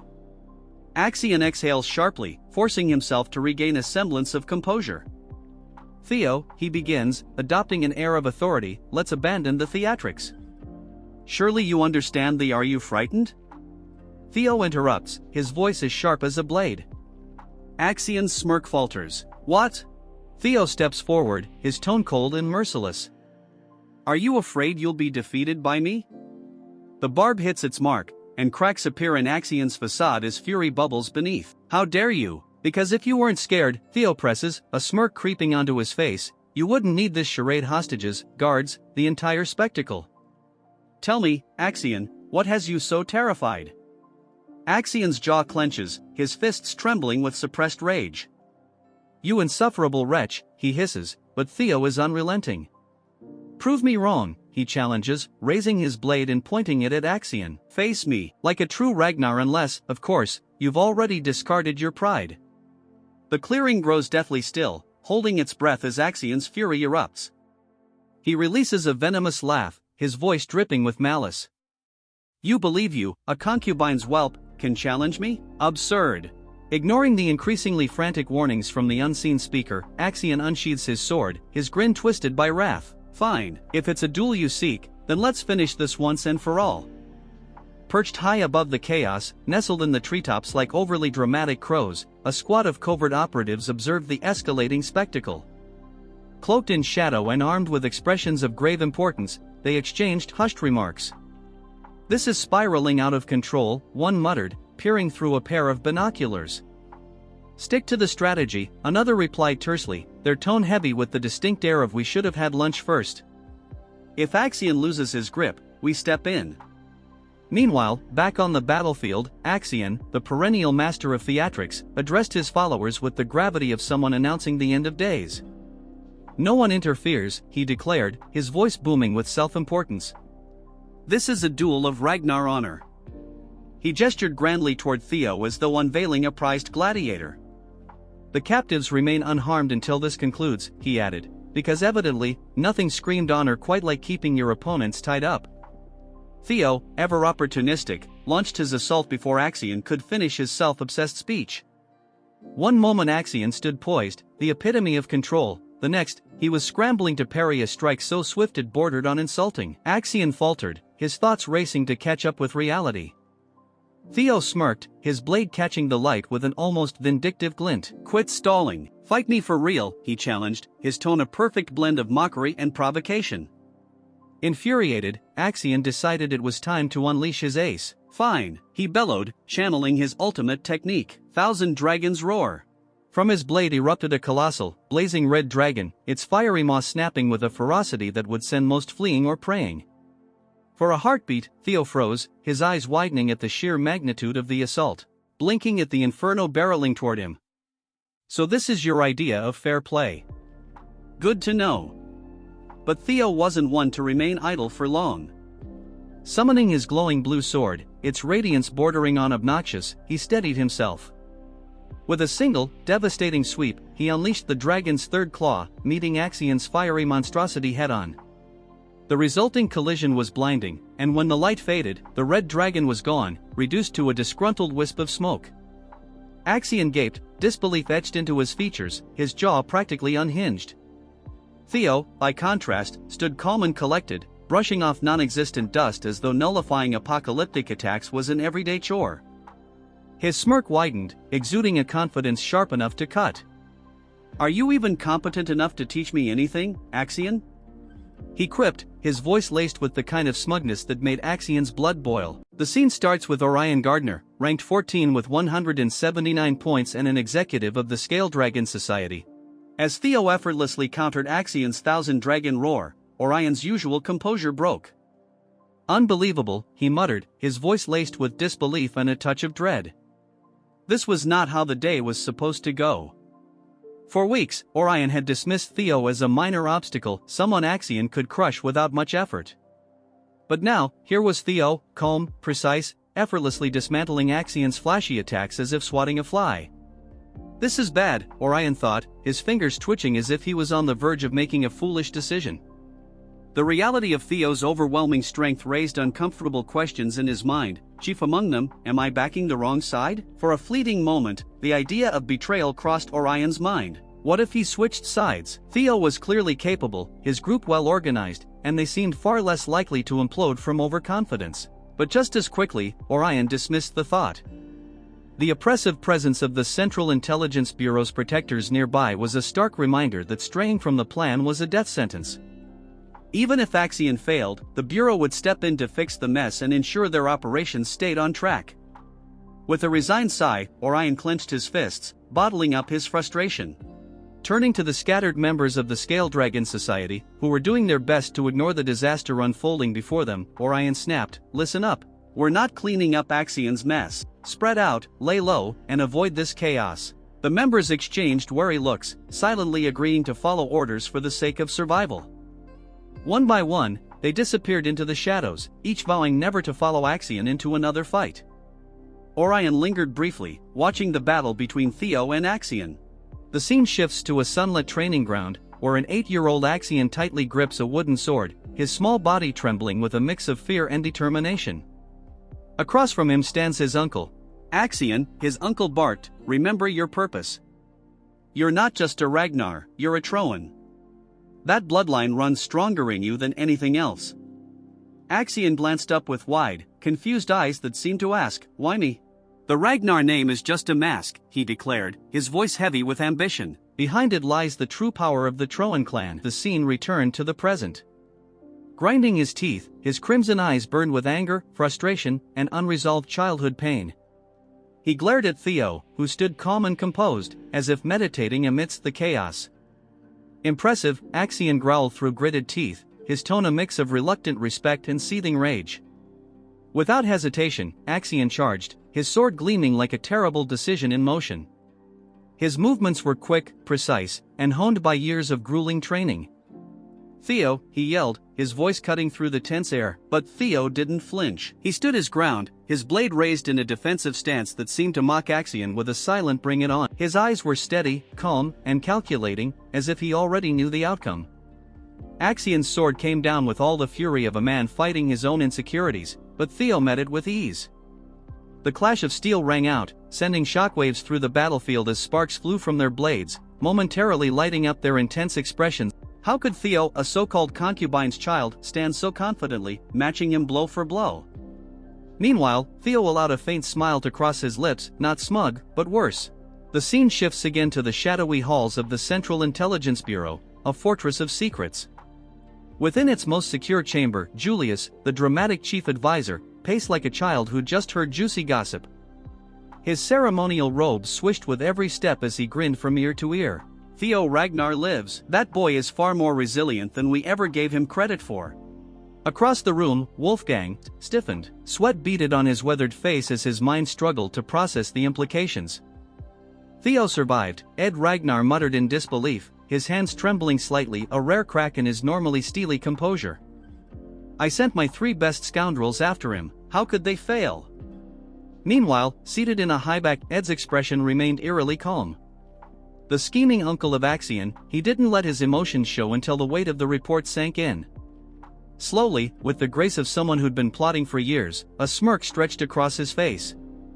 "So, Theo is alive," he murmured, his voice smooth and almost pleased. In his mind, the gears started turning. "Axion will uncover the relic's secrets, and then my swordsman will finish Theo for good." Before he could spiral into another villainous monologue, the room's informer interrupted, their voice trembling. "Sir, there's more." Ed's smirk faltered as his head snapped toward the informer. "What is it?" he demanded sharply. The informer hesitated, clearly aware they were about to ruin Ed's carefully constructed sense of control. "Theo and Axio, they're currently dueling," they stammered. The words landed like a slap. Ed shot to his feet so quickly that his chair nearly toppled. "A duel?" he exclaimed, his calm demeanor shattering.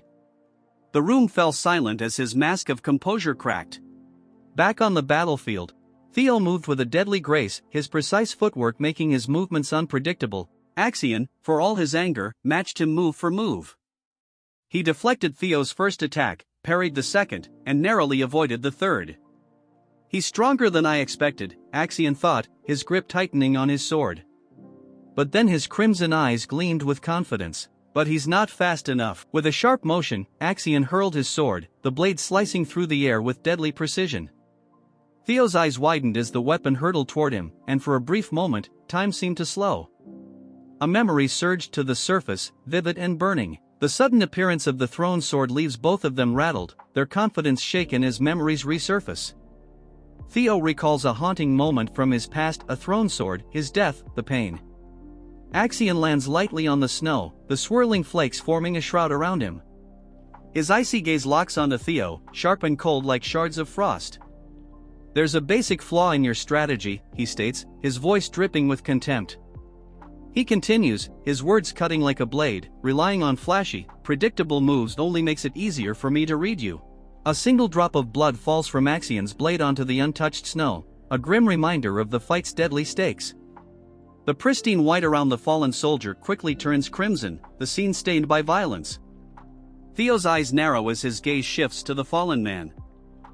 His mind flashes back to the cloaked figure he faced in his final moments before his regression. Axion, standing over the lifeless form, feels a twinge of unease. The man's face, frozen in a silent scream, etches itself into his memory as the puzzle pieces start falling into place. In the memory, a cloaked figure pulls his hood lower, shrouding his face in shadow, an ominous presence against the snow-covered backdrop.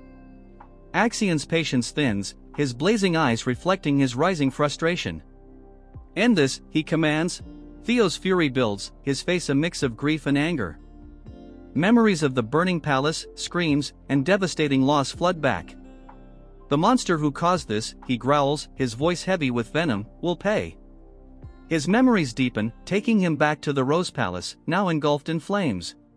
Once magnificent, it is reduced to a crumbling inferno. "The day I died," Theo whispers in the memory, his voice laden with regret. He remembers running through the burning halls, helpless and desperate. "I was supposed to die that day," he thinks bitterly, the weight of his powerlessness crushing him. And Theo recalls Evelyn's relentless investigation. Her efforts uncovered the truth. Randon and the Camellia Palace were intertwined, two faces of the same coin. The attack was orchestrated, the burning palace a cruel reminder of betrayal. Theo clenches his fists as the realization sharpens. Among all the swordsmen, only one would dare to use such a reckless technique, a thrown sword. The truth hits him like lightning. "Axion Ragnar," he whispers, the name bitter in his mouth. Analyzing his opponent's style, Theo concludes, only someone blinded by arrogance would rely on such a gamble. Any lingering doubt vanishes as certainty solidifies in his mind. Theo grips his broken sword tightly, the jagged metal cutting into his hands, but he barely feels the pain. The blade cracks, breaking into two useless shards. As the pieces fall to the ground, he whispers, his voice raw with anguish, "What is it with you people?" Axion's eyes widen in disbelief, his voice shaking as he stammers, "He broke a sword with his bare hands." Theo's bloodied hand tightens as he glares at Axion, his voice steady and resolute. "This isn't like before," he declares.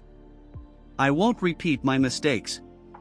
With smooth precision, Theo picks up a fallen sword from the snowy ground, a weapon left behind by a fallen comrade. With a surge of energy, Theo hurls the broken sword toward Axion. Axion scoffs, unimpressed by the act. "What kind of pathetic attempt was that?" he sneers, his tone dripping with disdain. "A poor imitation of my technique, you're truly a fool." But as Axion's words fade, his eyes narrow, and a flicker of unease appears. Something about Theo's movements feels off, sending a chill down his spine. A shiver runs through him as he senses the power radiating from Theo. This is no ordinary killing intent. "This is something far darker," he whispers, fear creeping into his voice. Theo's mana surges like a tidal wave, a palpable force exploding outward and pressing down on the battlefield. Axion feels as though he's suffocating, the sheer intensity of the energy leaving him breathless. How can his mana be this strong? He wonders, his blood turning cold as realization strikes. Axion is frozen in shock, his mind reeling with unanswered questions, failing to notice Theo's rapid approach. Theo unleashes a devastating wave of energy, a force so overwhelming it tears through the forest, shattering trees and shaking the ground. The air crackles with raw power as Theo raises his glowing blade, its light almost otherworldly. With a fierce cry, he swings the sword down, aiming for Axion's head.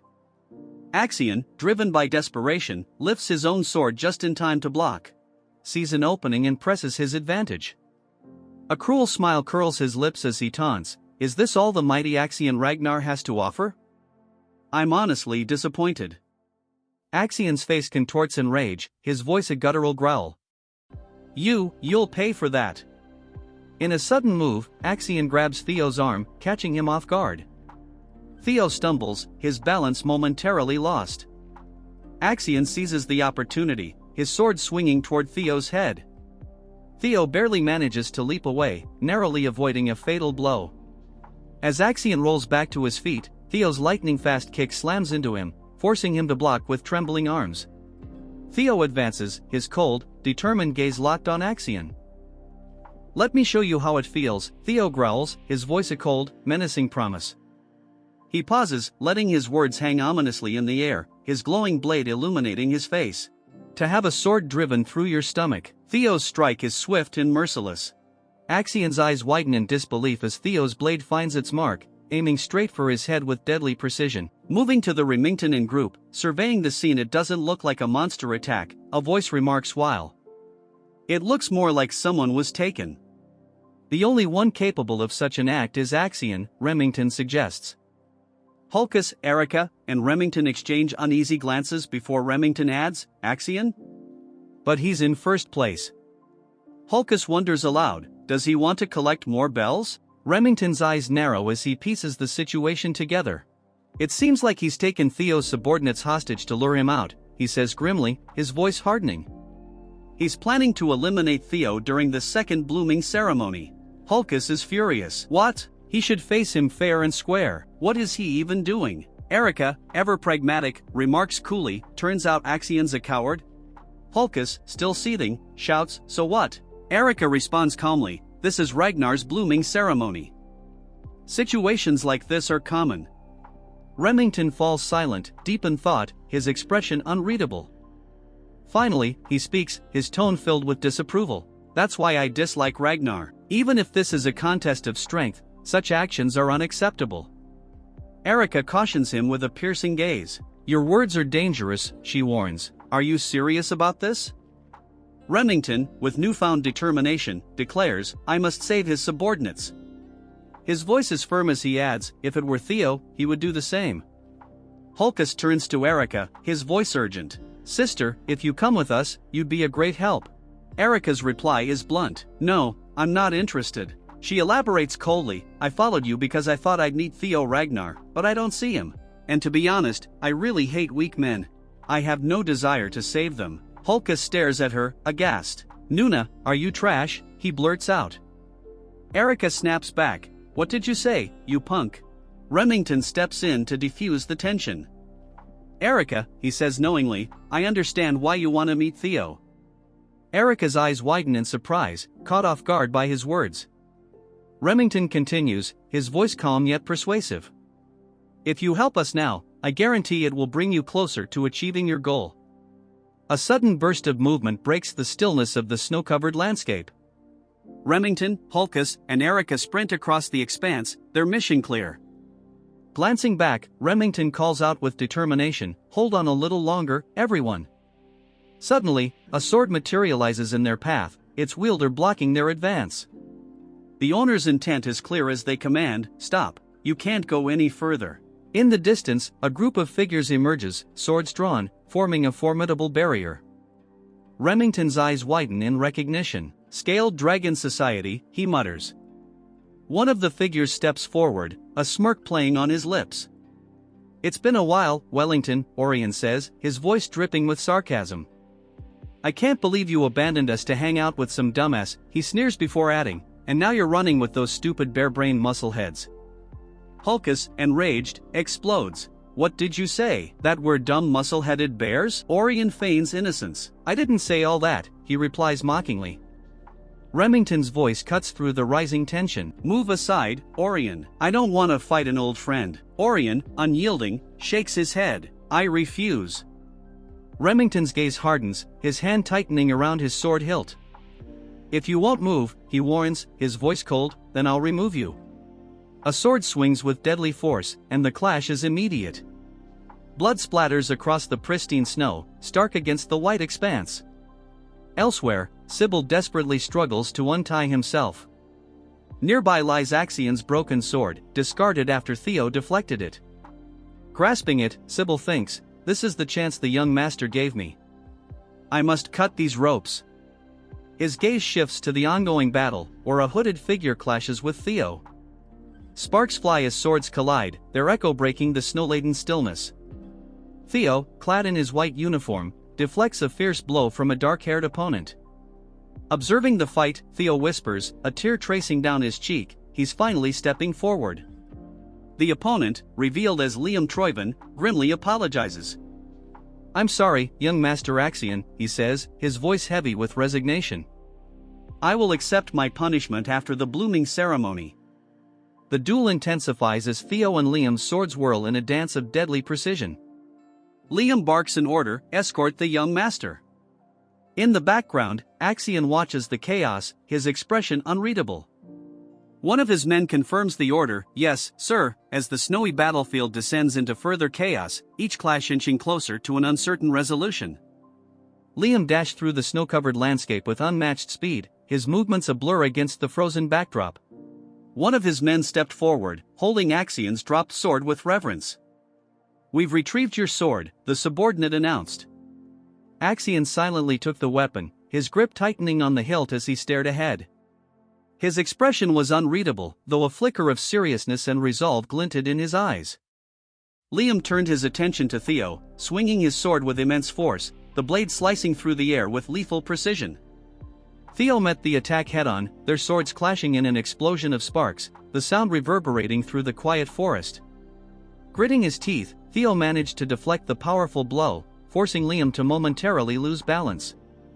Seeing his opportunity, Theo readied a counterattack, but Liam recovered quickly. His sword resumed its deadly arc, this time aimed directly at Theo's exposed form. Theo braced himself, his eyes burning with a mixture of determination and defiance, as the fatal strike loomed closer. Liam's face remained a mask of cold calculation. Inside, his thoughts raced. Theo is stronger than I anticipated. He won't fall to Axion or even the senior prosecutors I brought along today. But we're not on the same level.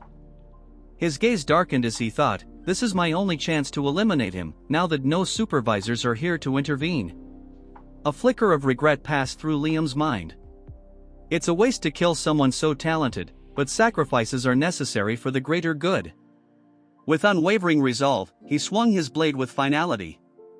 Goodbye, Theo Ragnar, he muttered, his voice cold and absolute just as Liam's sword was about to strike. Theo's eyes flared with a sudden, ominous red glow. The air grew heavy, and an unsettling aura spread throughout the battlefield. The fiery light in Theo's gaze was intense, radiating an overwhelming power. Blood splattered across the pristine snow as Liam staggered backward, clutching his chest in sheer agony. His eyes widened in disbelief as he looked down at the sword that had pierced him. Pain and horror twisted his expression as he gasped. His expression turned from shock to a mixture of anger and dread. Axion, visibly struggling to contain his emotions, stood frozen. Axion's sword pierces through Liam's back, a crimson bloom spilling across the snow.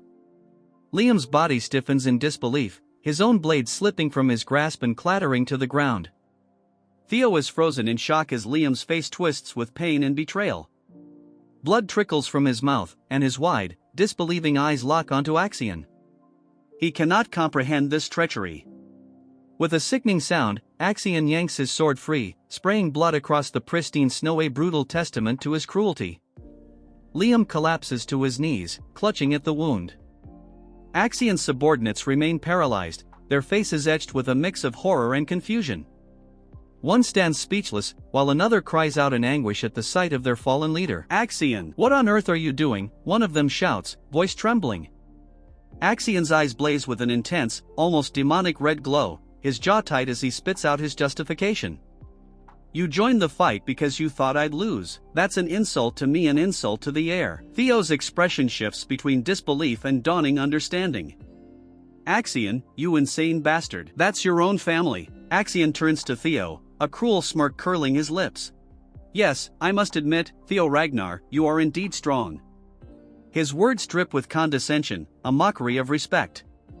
In a flashback, Ed stands before a younger Axion, his face hidden in shadows.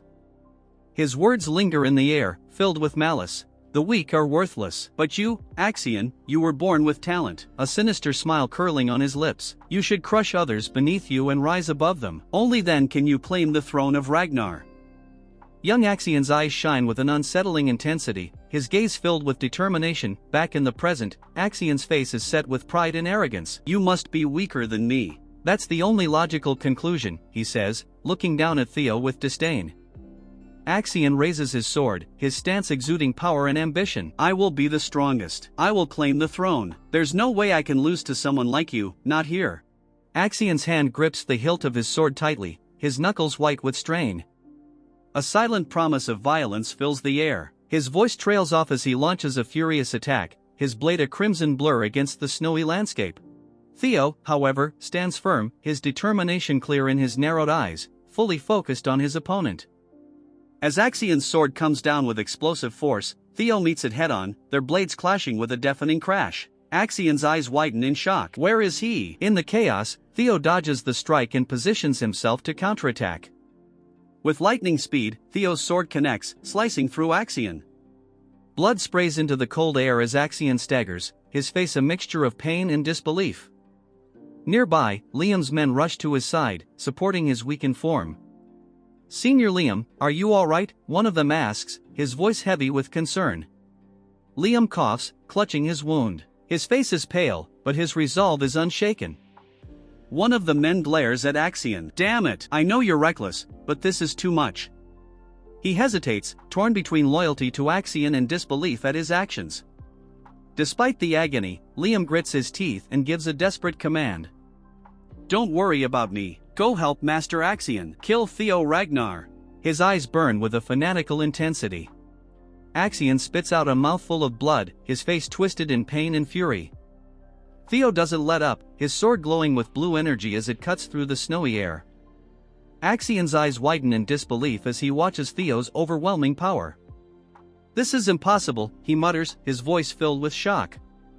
A flashback interrupts the moment. Ed, with a sly smirk, looks directly at Axion and speaks with chilling certainty. When it comes to Ragnar, you should always expect the unexpected. The scene shifts to a close-up of a flickering lantern in a dark room. The flame dances unsteadily, almost going out, only to suddenly flare brighter. Back in the present, his expression hardens with determination. A single bead of sweat slides down his cheek as he stays focused. No, it can't be, Axion growls. Another flashback plays, showing Ed's dismissive expression.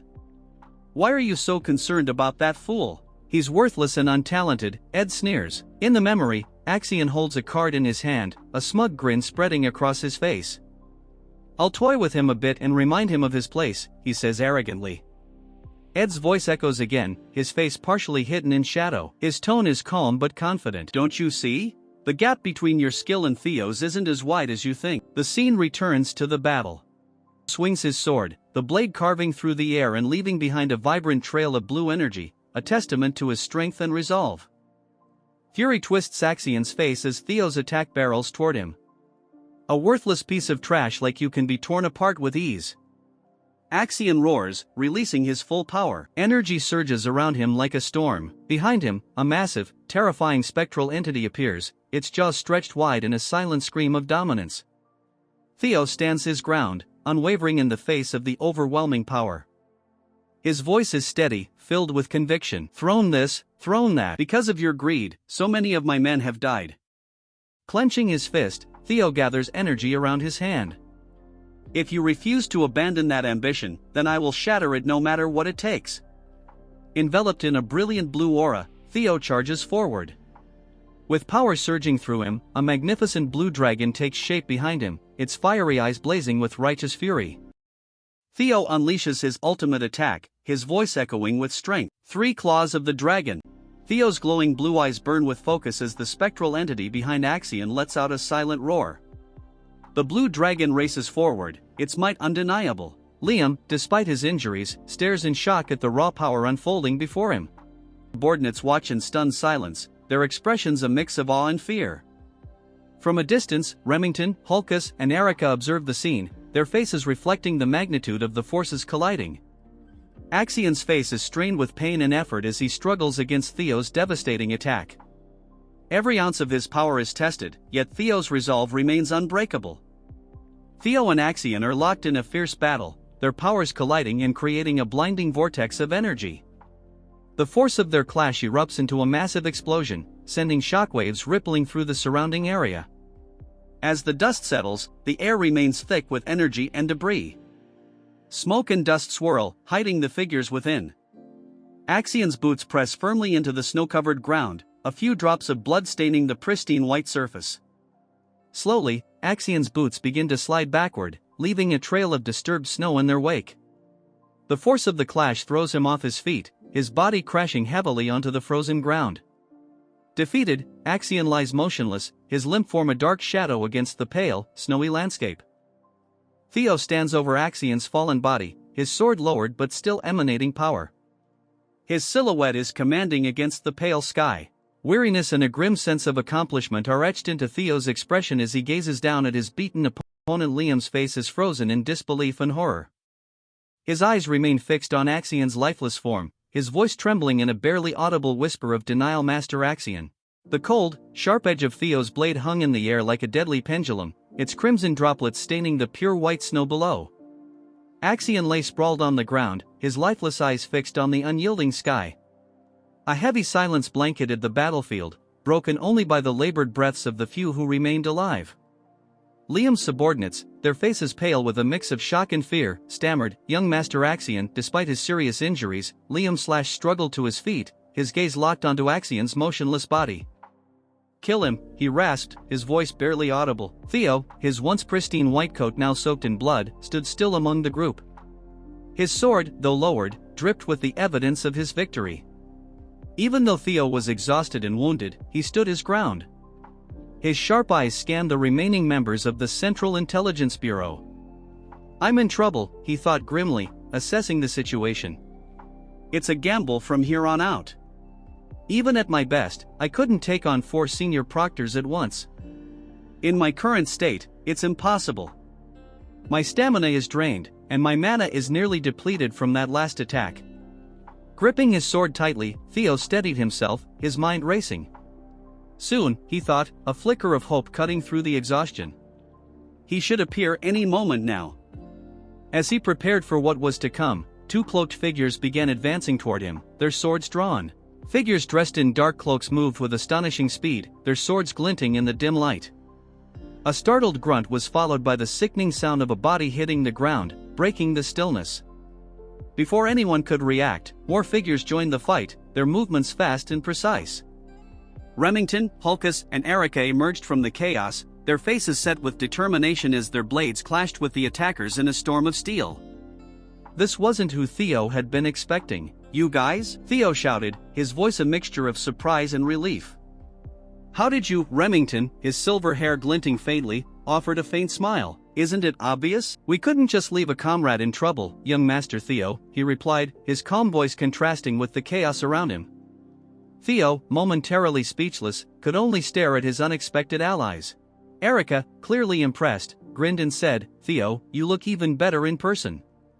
It's my first time meeting someone as strong as you. I like you already." Hulkus, unable to contain his excitement, chuckled. "Same here. You're amazing." Sybil, his face bruised but his resolve unshaken, stepped forward and joined the fray. "We're here to help you, young Master Theo," he declared with unwavering loyalty. "We couldn't just stand by after all the trouble we caused." Their intervention was a direct violation of the rules. Interfering supervisors were strictly forbidden, but they had chosen to fight alongside Theo regardless. "Supervisors aren't allowed to get involved," Remington shouted, his voice tinged with irony. "You do know that helping a candidate is a serious offense, right?" The question hung in the air as the tide of battle shifted. The remaining agents of the Central Intelligence Bureau, outnumbered and overwhelmed, found themselves pushed onto the defensive. Liam, his face twisted with pain and frustration, watched helplessly as his carefully crafted plans fell apart. "Sir Liam, what should we do?" one of his subordinates stammered, his voice trembling with fear. "Things have gone too far. Should we eliminate everyone here?"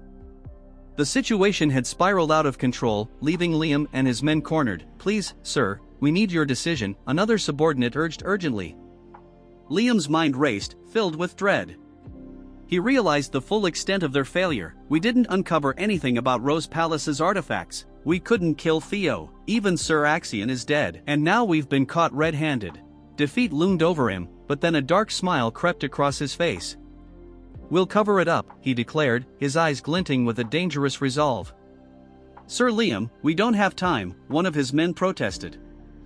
Ignoring the plea, Liam continued, "The best way is simple." He paused, his sinister smile widening. "Kill everyone." His gaze swept over the battlefield littered with bodies.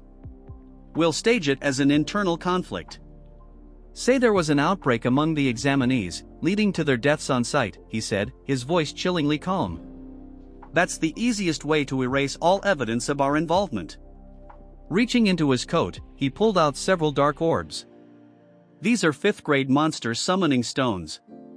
They'll create enough chaos to make it look like an accident. Understand?" His men hesitated but quickly nodded under the weight of his commanding glare.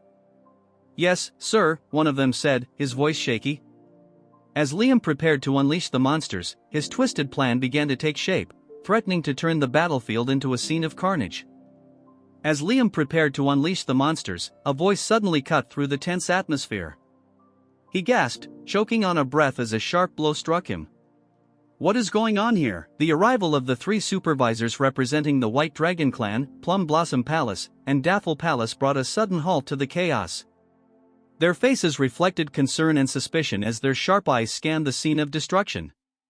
Supervisors Sefford Garner and Sally Garner from the White Dragon Clan and Daffel Palace, respectively, stepped forward, demanding answers. "What happened here?" Natasha Koppel, the supervisor from Plum Blossom Palace, observed the devastation with a grim expression. The remaining members of the Central Intelligence Bureau were confronted by the other supervisors. "You 3 over there, stop," one of them commanded, their voice firm and unyielding. "Follow us if you want to save yourselves.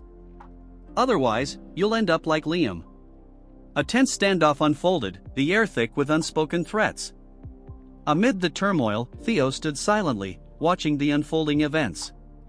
Though he had survived against impossible odds, the cost of victory weighed heavily on him. "Supervisors," Theo said softly, a hint of relief in his voice. "Thank goodness you arrived in time," her expression a mix of concern and admonishment. "That was reckless, Theo," she said firmly. "Why would you risk so much?" Theo met her gaze silently, his eyes conveying what words could not. As the chaos subsided, the snow-covered battlefield, dimly lit by the moonlight, bore witness to the aftermath of the brutal confrontation. Survivors gathered around Theo. Remington, Hulkus, and Erica stood close, their faces showing relief and exhaustion. Sybil and the others from Training Ground Number 4, their eyes filled with tears of gratitude, cried out, "Young Master Theo, you did all this for us. We have no regrets, even if it costs our lives." Theo looked at them, his heart heavy with the burden of their sacrifices. His gaze shifted to Torre, her pale face glowing with unbroken determination. "The strength I aspire to have." "All right," she said aloud, extending her hand toward Theo. "Give me the bell. I'll take first place." Ray's faint smile held a glimmer of hope, a rare light amid the desolate scene. The moonlight bathed the stark, snowy landscape, casting a somber glow over the unfolding drama. Far away, at the Central Intelligence Bureau headquarters, Ed listened to a subordinate's report, his face pale with shock and disbelief. "Axion dead," he murmured, his voice barely audible. The news of Axion's death hit like a hammer. The other council members Wolfgang, OSA, and Julius sat in stunned silence. Years of planning and manipulation had unraveled in a single night. Their carefully constructed schemes were in ruins, everything had come to an end. The announcement reverberated through the air, a formal proclamation marking a pivotal moment, the conclusion of the second round of the blooming ceremony. The scene unfolded in a snow-covered forest clearing where a crowd of figures looked up toward the source of the declaration. A wave of murmurs swept through the gathering, confusion and curiosity evident on their faces. Among them, 2 individuals exchanged stunned glances, their expressions bearing the weariness of their trials. The focus shifted to the deliberate steps of an examiner, their boots crunching against the snow with a soft but resolute thud. A voice rang out, cutting through the stillness. "Everyone has worked hard. The speaker, Pharaoh Ragnar the Ascendant Dragon, stood with an imposing presence. His long, white beard framed a face etched with wisdom, and his tone carried the weight of authority. The second round of the blooming ceremony has officially ended. Gasps and whispers rippled through the crowd. The Ascendant Dragon himself? Why is he here? He rarely makes an appearance, someone murmured, disbelief evident in their voice. Unperturbed by the speculation, Pharaoh continued, 45 out of 87 candidates have passed. The survival rate isn't bad. This year's talents may be the best yet. A subtle energy crackled in the air as he added, even the highest score is astonishing. His eyes glowed faintly, a reflection of the power he commanded. He moved on to the formalities. As you know, those who pass the second round will be promoted from apprentices to entry-level inspectors of Ragnar. Be proud, you've earned it. Among the crowd, Remington and Sybil stood side by side. Everyone here qualifies? Remington muttered, his tone steady. Pharaoh's voice cut through once again, I will now announce the scores. The atmosphere grew tense, anticipation thick in the air. First place, Theo Ragnar, 1,121 points, Pharaoh declared. The reaction was immediate. Gasps, murmurs, and disbelief rippled through the group. Theo Ragnar again, someone whispered. Over 1,000 points? But he had none until the last moment. Another exclaimed. Didn't you hear? It was because of Axion, someone trailed off, their voice lost in the noise. Pharaoh continued, second place, Remington Narcio, 926 points. Third place, Erica, 843 points. Fourth place, Ray Ragnar, 789 points. Fifth place, Hulkus. 45th and final place, Isla Layman, 28 points. Pharaoh paused, allowing his words to settle. That's all.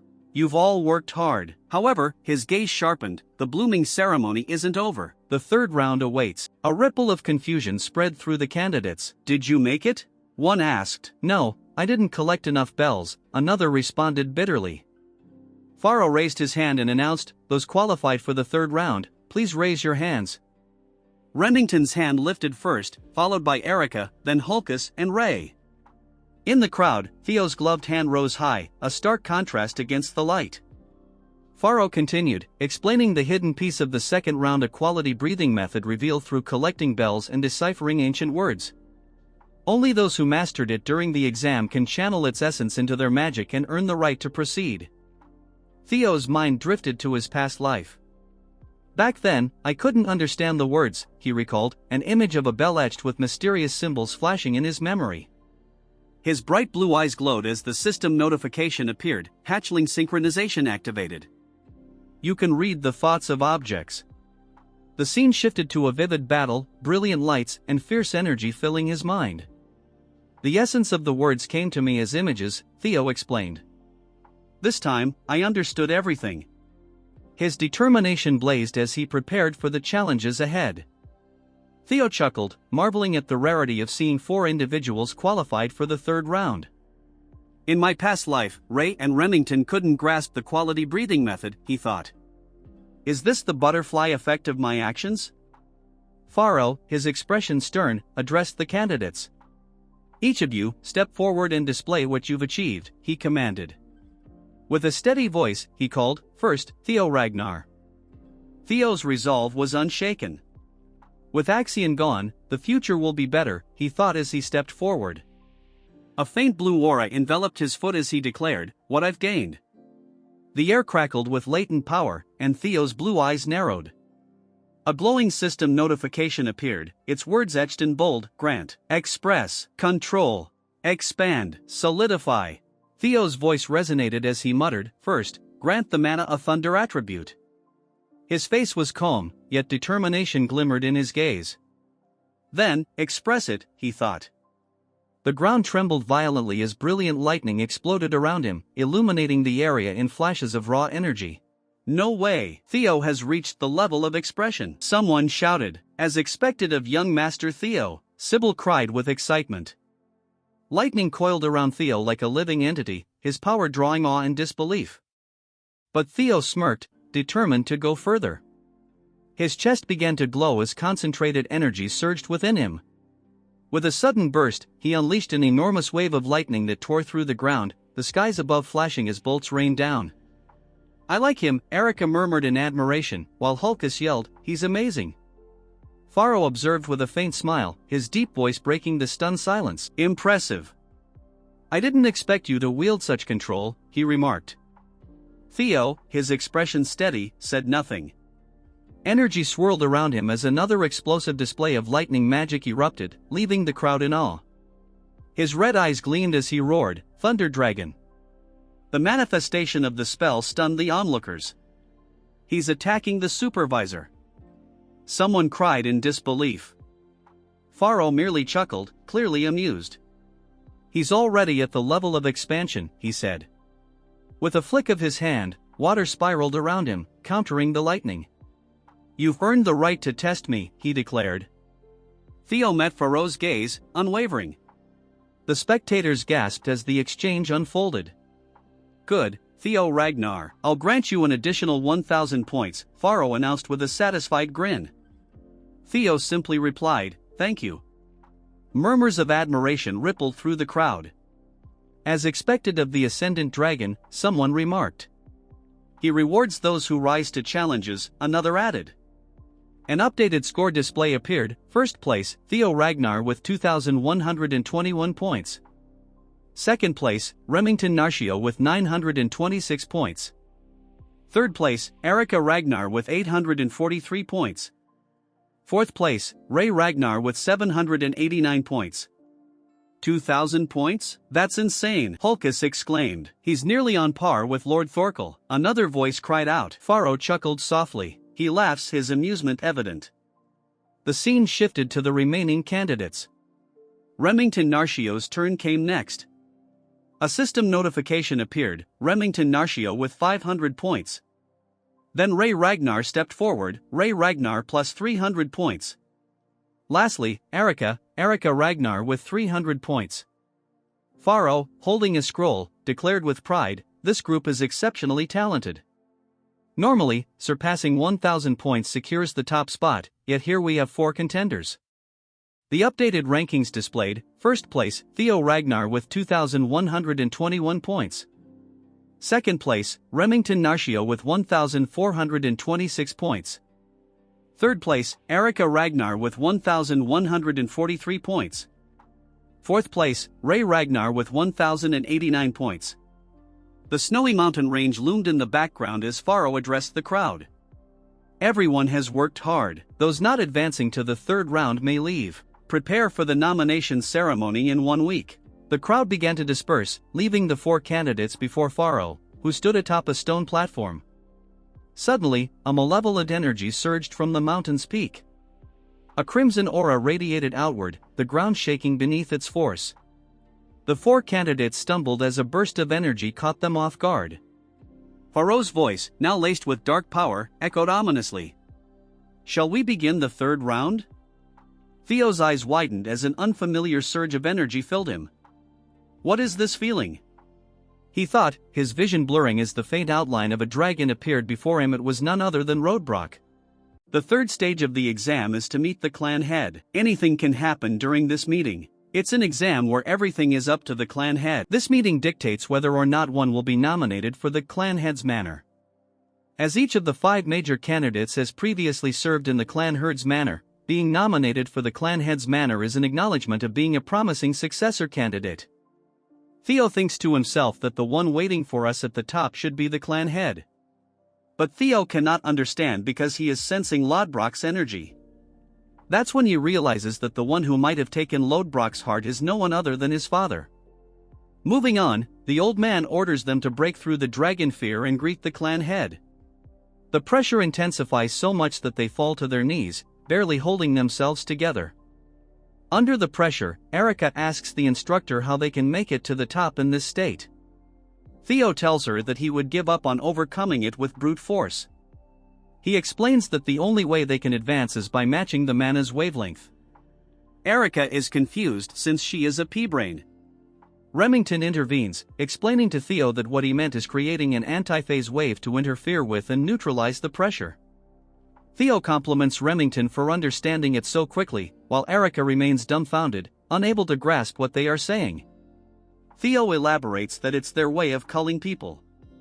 Someone who can't properly control their magic power has no right to meet the clan head. Remington understood it right away.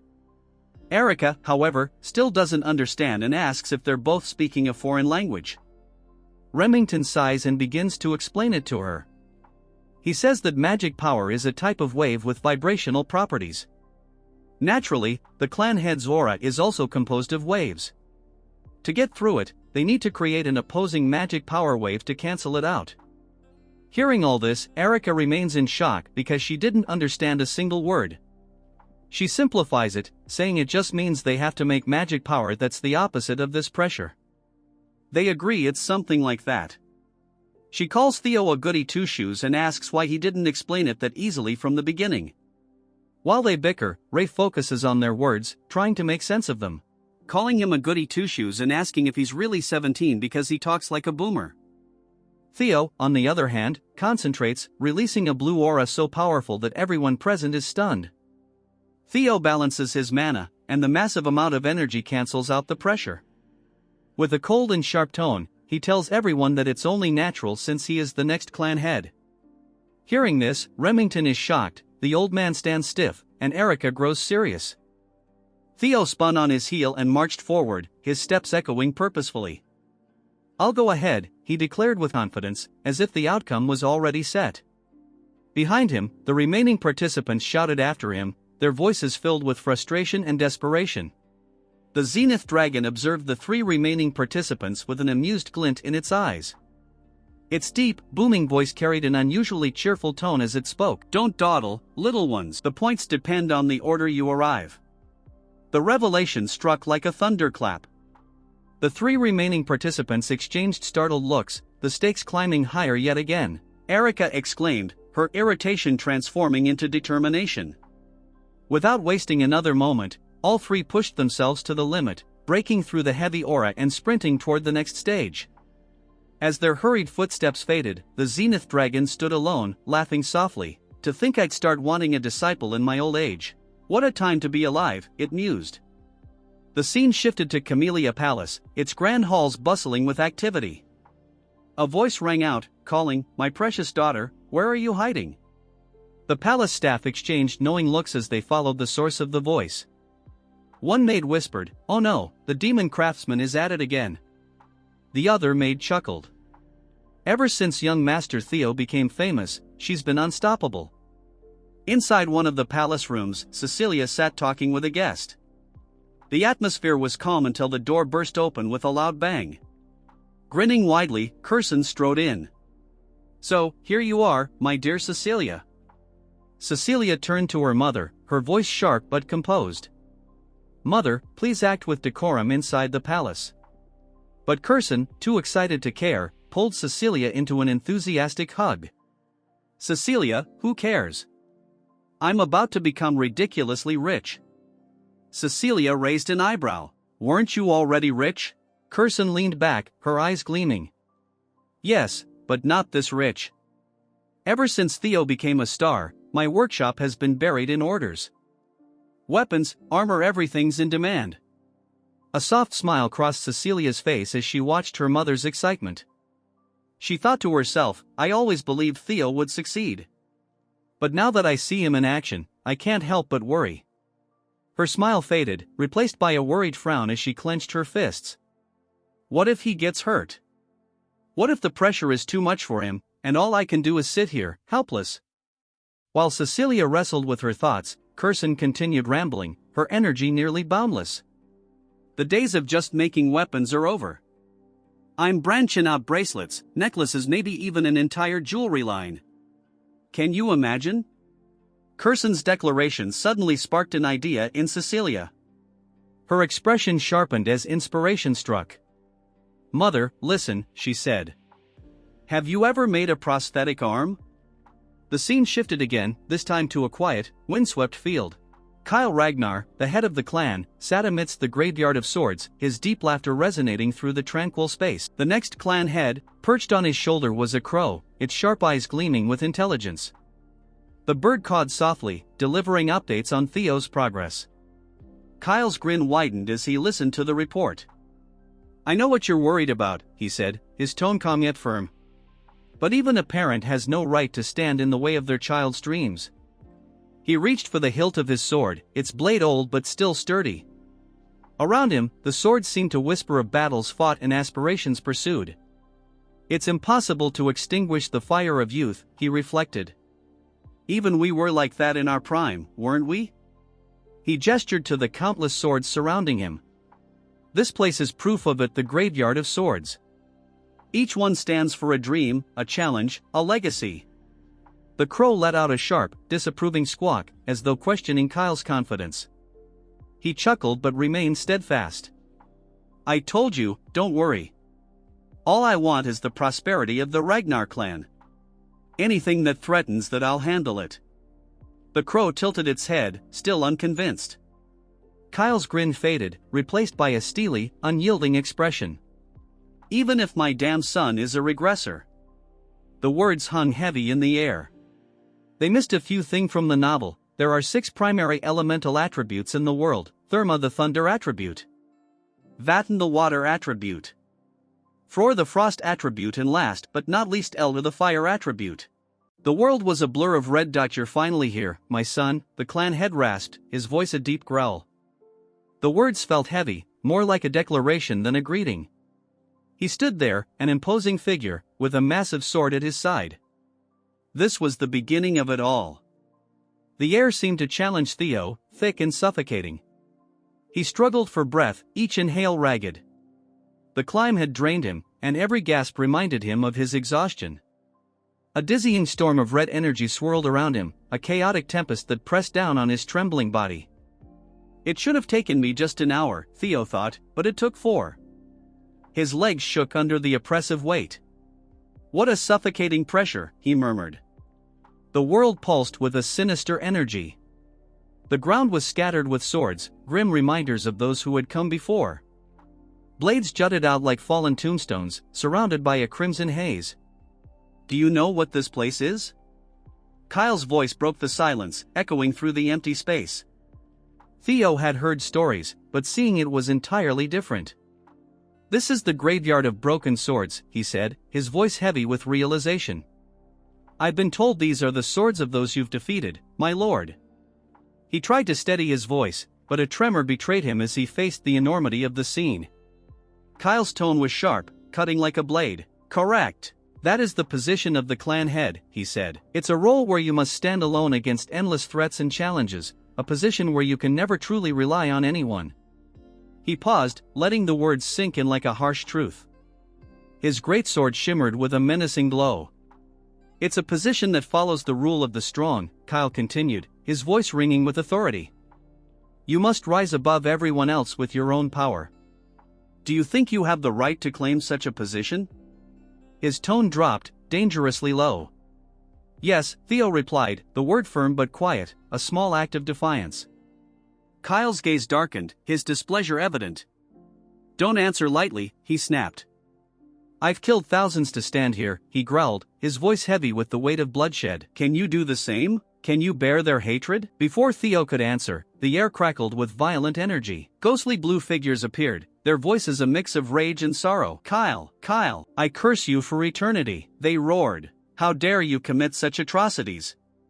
The spirits of those Kyle had slain materialized, their faces twisted with anger and pain. Their hatred was so intense it felt like a physical force.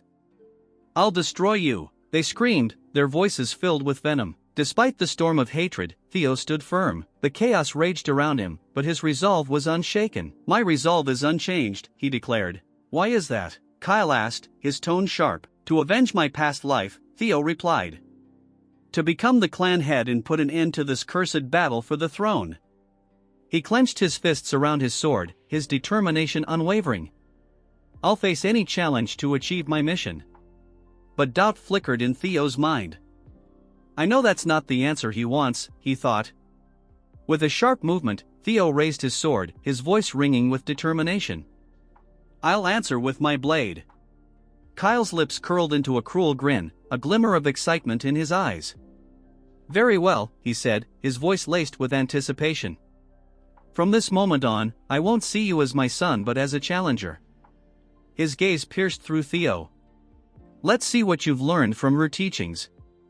The mention of her startled Theo, confusion flashing across his face.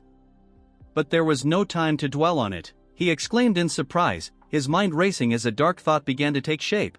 Did he just say her? Theo wondered to himself. Drawing his blade, Theo's face hardened with grim understanding. His eyes widened in realization, but there was barely time to react. A sharp gasp escaped his lips as the world around him exploded into chaos. "Am I dead?" Theo questioned, his vision blurring. He felt disconnected, as though his body no longer belonged to him. Then, suddenly, a shocking surge of power erupted. His heart raced as Kyle unleashed a devastating attack. Kyle's expression shifted from cruel amusement to one of disinterest. A black bird appeared, perched beside him. "Are you worried that our little prodigy might die?" Kyle asked, addressing the bird. The bird chirped twice, its glowing eyes locked on the unfolding scene. Kyle nodded at the bird's response, his gaze growing serious. "You're right," he said, his tone firm. "Only those with an unyielding will and determination can escape the heartsword." His voice carried a strange mix of pride and uncertainty. Kyle's demeanor grew colder. "It's a harsh test for someone so inexperienced, especially in the middle of the awakening ceremony," he muttered. His voice hardened, turning icy and calculating. "But if his resolve isn't strong enough, it's better for him to die here as nothing more than a wandering soul." He clenched his fist. "I don't need a regressor who will only bring ruin to the clan." The world around Theo dimmed, consumed by a suffocating darkness that seemed to seep into his very being. "I'm dead," Theo thought, his consciousness slipping away. "I guess it's only natural since I was struck down by father," he reflected.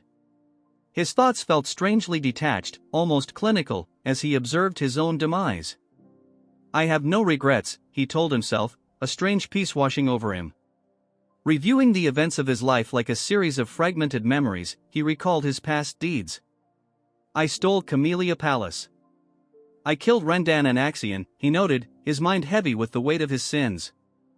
"Everything was just a stroke of luck," he admitted, his thoughts fading into the growing void.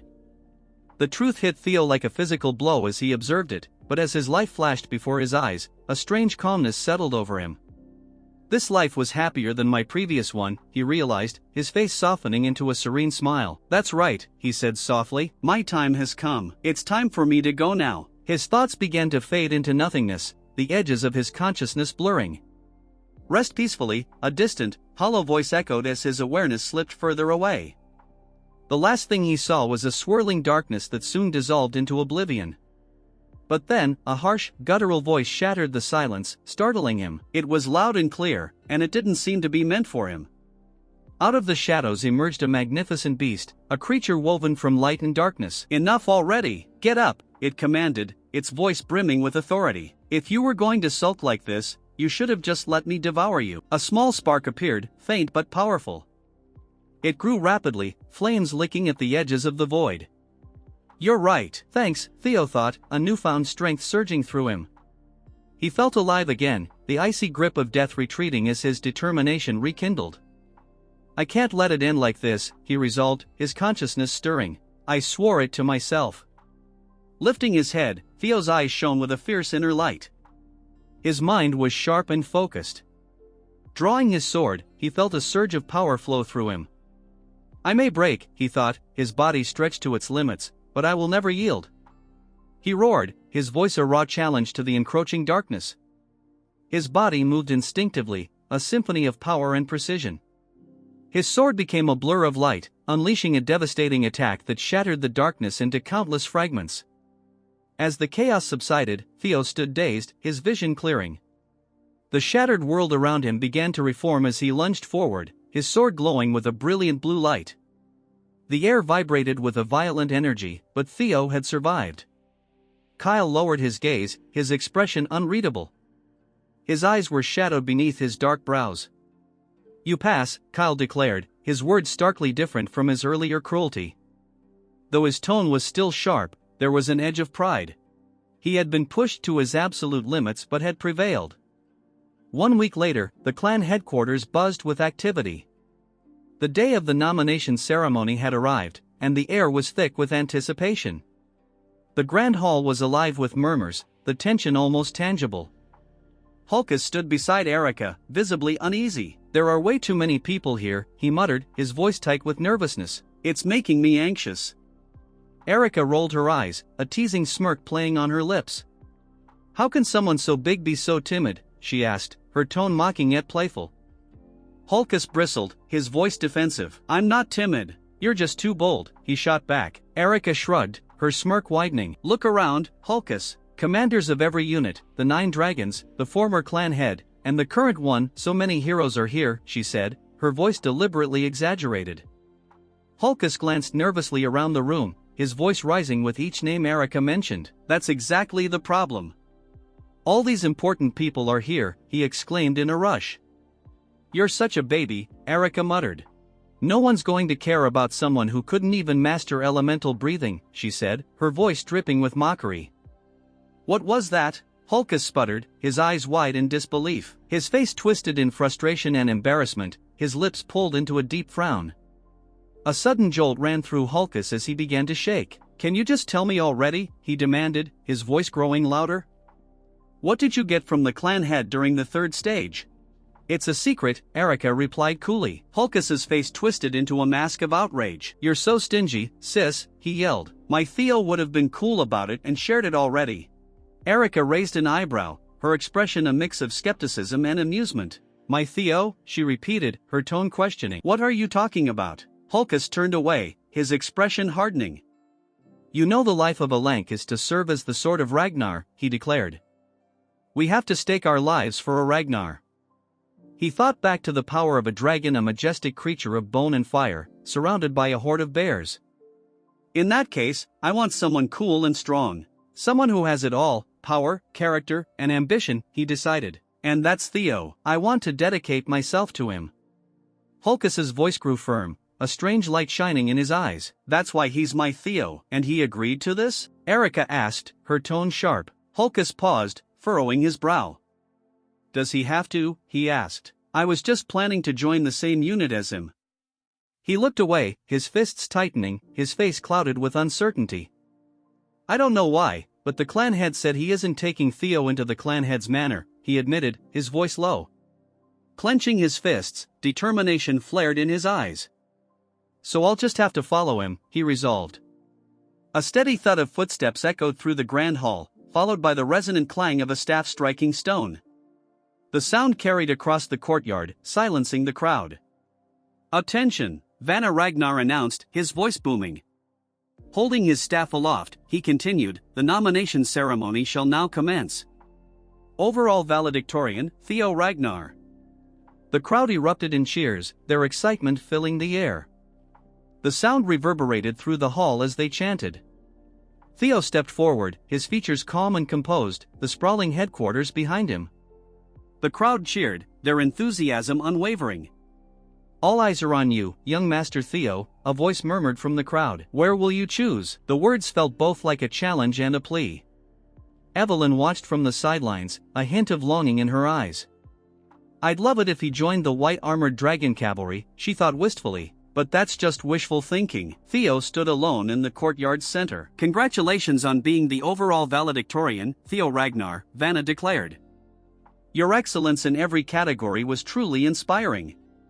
A sharp sound interrupted him, drawing everyone's attention. Vanna's face shifted to shock, his eyes wide. Ed, the director of the Central Intelligence Bureau, stepped into view, his expression unreadable and his eyes obscured by shadows. "Sky Dragon," someone whispered, the murmurs quickly spreading through the crowd. "Is he here to avenge Axion?" one man speculated nervously. "No way," another responded, eyes darting to the 9 dragons and the clan head, who were observing silently. Vanna's voice was strained as he addressed Ed, director. "I don't know what your intentions are, but please sit back down," he commanded. Ignoring him, Ed spoke with calm authority. "Theo Ragnar," he began, his voice cutting through the tense atmosphere. "The Central Intelligence Bureau," Theo thought, narrowing his eyes.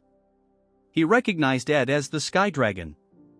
He must still be angry about Axion's death, Theo reasoned. But even he wouldn't dare disrupt a nomination ceremony. Ed extended a hand, a charming smile on his lips. "I'd like to offer you the position of deputy director," he announced. Theo's eyes narrowed further, his face a mask of suspicion. He didn't trust Ed, not even a little. Theo's valedictorian status carried profound significance, symbolizing his remarkable journey as a Ragnar who had begun at the very bottom. A cracked dark egg nestled among twigs represented his humble origins, while a silhouette of a majestic dragon soaring across a radiant sky embodied his triumphant rise. Whispers rippled through the crowd. "I knew he became strong, but to think he'd defeat Ashian?" One voice murmured. Another added, "I heard he nearly killed a proctor before being stopped." Theo's tale of ascending from ridicule to greatness resonated deeply with aspiring swordsmen, shifting perceptions from scorn to admiration. The once dismissed imbecile of Ragnar had transformed into a figure of awe. A notification flashed before Theo: "You have become the overall valedictorian of the awakening ceremony." Another alert followed: "Congratulations! You have completed scenario quest number 3, Victor of the Awakening Ceremony. You have obtained an ether core as a reward." The item had been stored in his inventory. Theo blinked at the message. Ether core? He wondered. Considering how long this quest took, it must be something valuable. His gaze shifted to Ed Trovan, who stood among the crowd. The Central Intelligence Bureau? Theo's eyes narrowed in suspicion. Ed smiled warmly, extending a hand. "I'd like to offer you the position of deputy director," he proposed. Theo remained silent, his sharp eyes fixed on the man. Activating his skill, he assessed Ed, age 46, title, Skydrag, talent, wolf in sheep's clothing, status, aims to recruit Theo Ragnar as a pawn to uncover the secrets of the primordial dragon's relics. Theo's lips curled slightly. "So that's his aim. He probably knows I already have one," he mused grimly. "But nothing will ever go your way again, Trovans. I'll crush you myself," he vowed, his hand tightening into a fist. "What is the meaning of this?" demanded Julius Ragnar, the central director, his face tense. Ed responded smoothly, "I'm simply following procedure by offering a role to a promising individual." "Is there a problem?" "Don't insult our intelligence," Julius retorted fiercely. "This is clearly a poorly concealed attempt at revenge for your nephew." Ed chuckled softly. "I can see why you'd think that, but you're mistaken," he claimed with a sly smile. "While I may harbor personal anger, as central director, my only objective is to recruit top talent." A snake, he thought bitterly. He cares about nothing but his mission, even after his nephew's death. Vanna Ragnar intervened, stepping forward. "I understand the desire for skilled individuals, but we've yet to officially begin the proceedings." "Hold your horses." Turning to Theo, he asked, "Theo Ragnar, have you made up your mind?" "Not entirely," Theo admitted. "That's why I'd like to hear what offers there are." His gaze swept across the grand hall until Osa Ragnar stepped forward. "I offer not only to take Theo Ragnar as my disciple," she declared, her voice clear and bold, "but to appoint him as junior lord of the Plum Blossom Palace." The crowd erupted in whispers. "Did she say junior lord?" someone exclaimed in shock. "Lady Plum Blossom doesn't have any children of her own," another murmured in disbelief. "This is like promising to accept him as an adopted son," a third voice added, filled with astonishment. Theo observed Osa Ragnar calmly, aware of the weight of her offer. "He'll become the successor of the Sword Dragon," someone noted, casting an impressed glance at Theo. "2 of the 9 dragons have already made their offers," Remington remarked with enthusiasm. "You truly are remarkable, young Master Theo." Hulkus exclaimed. "Most commanders and directors won't be able to rival these offers," Erica pointed out. Suddenly, a lone figure stood amidst the swirling clouds, a bird flying nearby. "I'd like to throw my hat in the ring as well," a powerful voice announced. A tremendous force crashed down, shaking the very foundations of the hall. With a thunderous impact, a figure descended, his form cloaked in dark energy. As the figure landed, he revealed himself as a man with long white hair and a face partially hidden by a dark mask. Gasps echoed throughout the hall. "The Black Dragon, Robert Ragnar!" someone exclaimed in shock. "Even he's getting involved?" Robert's piercing gaze settled on Theo. "Theo Ragnar, I've been watching you throughout the awakening ceremony," he declared. Theo returned his gaze with unwavering focus. "He's been observing me," Theo realized. "Come to Black Snow," Robert invited. "I'll offer you the rank of Null Snow." Null Snow, the highest rank in the Black Snow Intelligence Agency, allowed agents to maintain public personas and gain both fame and honor. Theo recalled his previous life, where attaining that rank had always been beyond his reach. To think I could obtain it so easily now. Pharaoh Ragnar cleared his throat, drawing attention.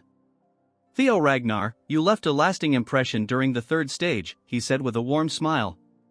I hope you won't forget about Zenith Academy. The Zenith Dragon? Aaron, the supervisor who had once saved Theo, exclaimed in disbelief. That's 4 out of the 9 dragons, Evelyn chimed in. Let's not forget there's still one more. Our commander, Aaron whispered. The demon dragon, Evelyn added with admiration. Julius Ragnar, commander of the White Armored Dragon Cavalry, stepped forward. The White Armored Dragon Cavalry will not offer any special treatment to Theo Ragnar, Julius announced firmly. He's sticking to his principles now? Aaron exclaimed in surprise. As expected of our commander, Evelyn said proudly. Julius's expression remained resolute. Honor is earned through one's own merit. Although I wish to recruit Theo greatly, I cannot show favoritism. It wouldn't be fair to other recruits. The only promise I can make is my full support for his growth and the pride of being a dragon. His unwavering gaze settled on Theo. Standing in the center of the hall, Theo took a deep breath, his eyes briefly closing. When he opened them, a determined gleam burned within. With a confident smirk, he declared, I will choose. Suddenly, a sharp voice laced with an enigmatic power sliced through the air. You're a regressor, aren't you? Theo's eyes widened in shock as he whipped around, searching for the source. His gaze locked on a woman seated regally on a throne, Hilda, the former clan head. His throat went dry, and he swallowed hard. I have no idea what you mean, he replied, keeping his tone carefully neutral. Hilda's lips curled into a knowing smile. I don't know what kind of life you lived in your previous cycle, but your acting is impeccable, she said with amusement. Truly impressive. Cycle? What is she talking about? Is there a fixed number to regression? Theo's mind raced, trying to grasp the situation. Is something the matter? You don't look well, Vanna Ragnar asked, concern evident in his voice. Could I please have a moment to gather my thoughts? Theo requested, his voice strained. As you wish, Vanna replied with a nod. This is indeed an important decision, but don't take too long. Hilda leaned back, a smirk playing on her lips. There's no need to hide it. After all, I'm also a regressor, she revealed. Though the cycles permitted to me have now ended. Theo's mind reeled. She said it again. Her words imply she's regressed multiple times. His eyes narrowed as questions flooded his thoughts. Could there be more regressors? How many? Realizing the quickest way was to ask directly, he said, by cycles, do you mean one can regress multiple times? Hilda's expression turned amused. Wait, you don't know? Kay must not have told you anything. I shouldn't be surprised Kyle hates regressors, she explained. I found it strange that he let you live. Theo's voice trembled with confusion. Is that why he gave me such a brutal challenge? Hilda chuckled softly, a glint of understanding in her eyes. You have many questions, but sadly, we don't have time. If you wish to learn the secrets of this world and our clan, come find me. Let's finish this conversation later. Theo stared at her, his thoughts in turmoil. During the third stage of the awakening ceremony, Father gave me no answers, only the heartsword. His gaze lowered as he recalled the ceremony. So Father hates regressors. But that energy Lob Brock's essence I sensed from him back then. A realization dawned. The stolen heart of Lob Brock. Was it really Father who took it? Is it because Lob Brock, as an ancient dragon, welcomes regressors? A human defeating an ancient dragon seems impossible, but perhaps not for Father, who is called a demigod. He glanced toward Kyle Ragnar, seated on his throne, watching silently. To uncover the clan's secrets about regression, I have no choice. Vanna Ragnar's voice shattered his thoughts. Now then, Theo Ragnar, has your heart decided where you will go? Theo took a deep breath, his resolve firming. Yes, I have decided, he declared confidently, raising his voice. This part starts with Theo declaring which side he will choose, but it ends keeping the suspense. Remington chooses the Zenith Academy and directly becomes the Zenith Dragon's disciple. Theo thinks that he likely made this decision because they both use the water current breathing. past life, Remington returned to his Narshio clan to grow stronger. And he eventually started a rebellion against the Ragnar clan. But this time he did not leave the Ragnar clan. Theo is certain that this is another chance brought on by him. The buddies shake hands with each other, as Theo tells Remington to do their best and meet again once they are stronger. Remington tells him that he is looking forward to their reunion as they face each other with respect. As Theo had expected, Rey returned to the Daffodil Palace, where her mother the Ice Dragon is at, and it is the most suited place for her. Theo's minions also wanted to join him, but their grades were insufficient. He thinks that it is a shame that he had to part with his friends. As such, the ceremony ends and Theo looks up to the sky hoping that everyone will do their best. That's when a voice grabs his attention. It's Hulkus, as he didn't expect that they would choose the same unit. He is accompanied by our muscle waifu as they come towards him. Theo is glad that he has made new friends, telling them that it's nice to see them here, thanking them for helping him back at the second stage. Erika Shai tells him that he owes her one, thinking to herself that strong guys are the best. But like a sibling, Hulkus also thinks that strong guys are the best. As they bicker, Theo thinks to himself, why they are into him all of a sudden. A supervisor tells them to pay attention as the commander is coming, but regardless, Theo thinks that he has achieved his goals joining the most honorable group. It is the perfect place for him to start his plans to become the clan head. It is the White Armored Dragon Cavalry, as the commander congratulates them on becoming a member of the White Armored Dragon Cavalry. Theo thinks that he will see Hilda later and clear his queries as we move on to the commander. He asks them to say their declaration as fresh recruits. Hulkus the Dumb tells everyone that he wants to become an awesome dragon. A turd shouts, telling everyone that he wants his name to be known far and wide. Erika tells everyone that she wants to become the strongest of her generation. As more people speak, every single person present looks towards our Chad waiting for his speech. Our Chad, before saying anything, thinks about how he has to prepare for the great war that comes 5 years from now. With resolve, he tells them that he will become the commander of the White Armored Dragon Cavalry within 5 years. The supervisor thinks that he has guts to say this on the commander's face. The muscle turd laughs like crazy, telling Theo that dreams should be grand and he has come to the right place. He tells everyone that whatever reason they may have for choosing this cavalry, there is only one thing they need to remember. Every drop of blood and sweat they spill will be immortalized in legend within the history of Ragnar. He says that today's hardship will become tomorrow's pride. Their shield does not break and sword does not yield. Their comrades will always have their back, and in return, they will always have their backs. He finishes with a smirk that waiting at the end of the road forged in blood and sweat is glory. He congratulates them on becoming part of the White Armored Dragon family. As his speech ends, a huge dragon lands behind him, destroying the field in an instant. This is a flying dragon and the commander's partner. Muscle Turd tells them that this is his partner, Gullah. And he is a flying dragon, the symbol of us dragoons. From the sky, multiple dragons fall from the sky, as an old man tells them to get on their senior dragons.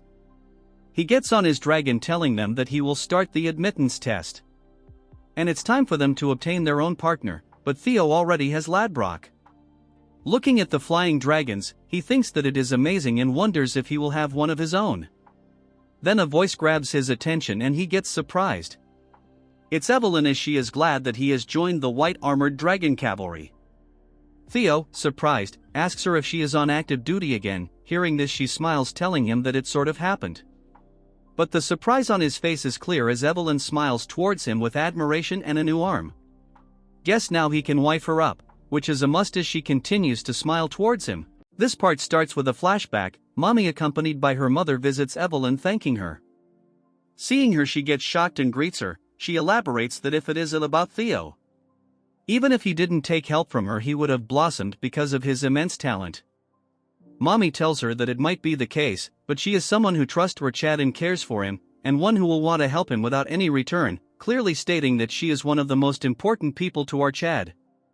Hearing this, she gets stunned, telling her that she is only an one-armed trainer.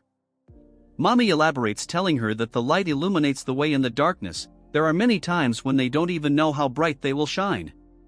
She says that Evelyn is that kind of light and she will guide it. Hearing all this, she gets shocked. The scene beautifully shifts to the present where she is seen riding the dragon. She thanks Theo's mom and him because he wrote all this to her, and thanks to that, he was able to take reins again and return to her squad. Theo thinks to herself that this is something he should have done earlier, but it looks like his mother took care of it for her, thanking her in his mind. As for Evelyn, she thanks our Chad again and pledges her loyalty as his sword, more like waifu, but that a different story. As they fly through the vast area, Theo laughs, enjoying the beautiful scenery. They stop at a certain place and tells him that this is the White Dragon's nest, where the flying dragon wyverns live. She explains that the White Dragon unit carries out operation using wyverns. The introduction ceremony is being held here.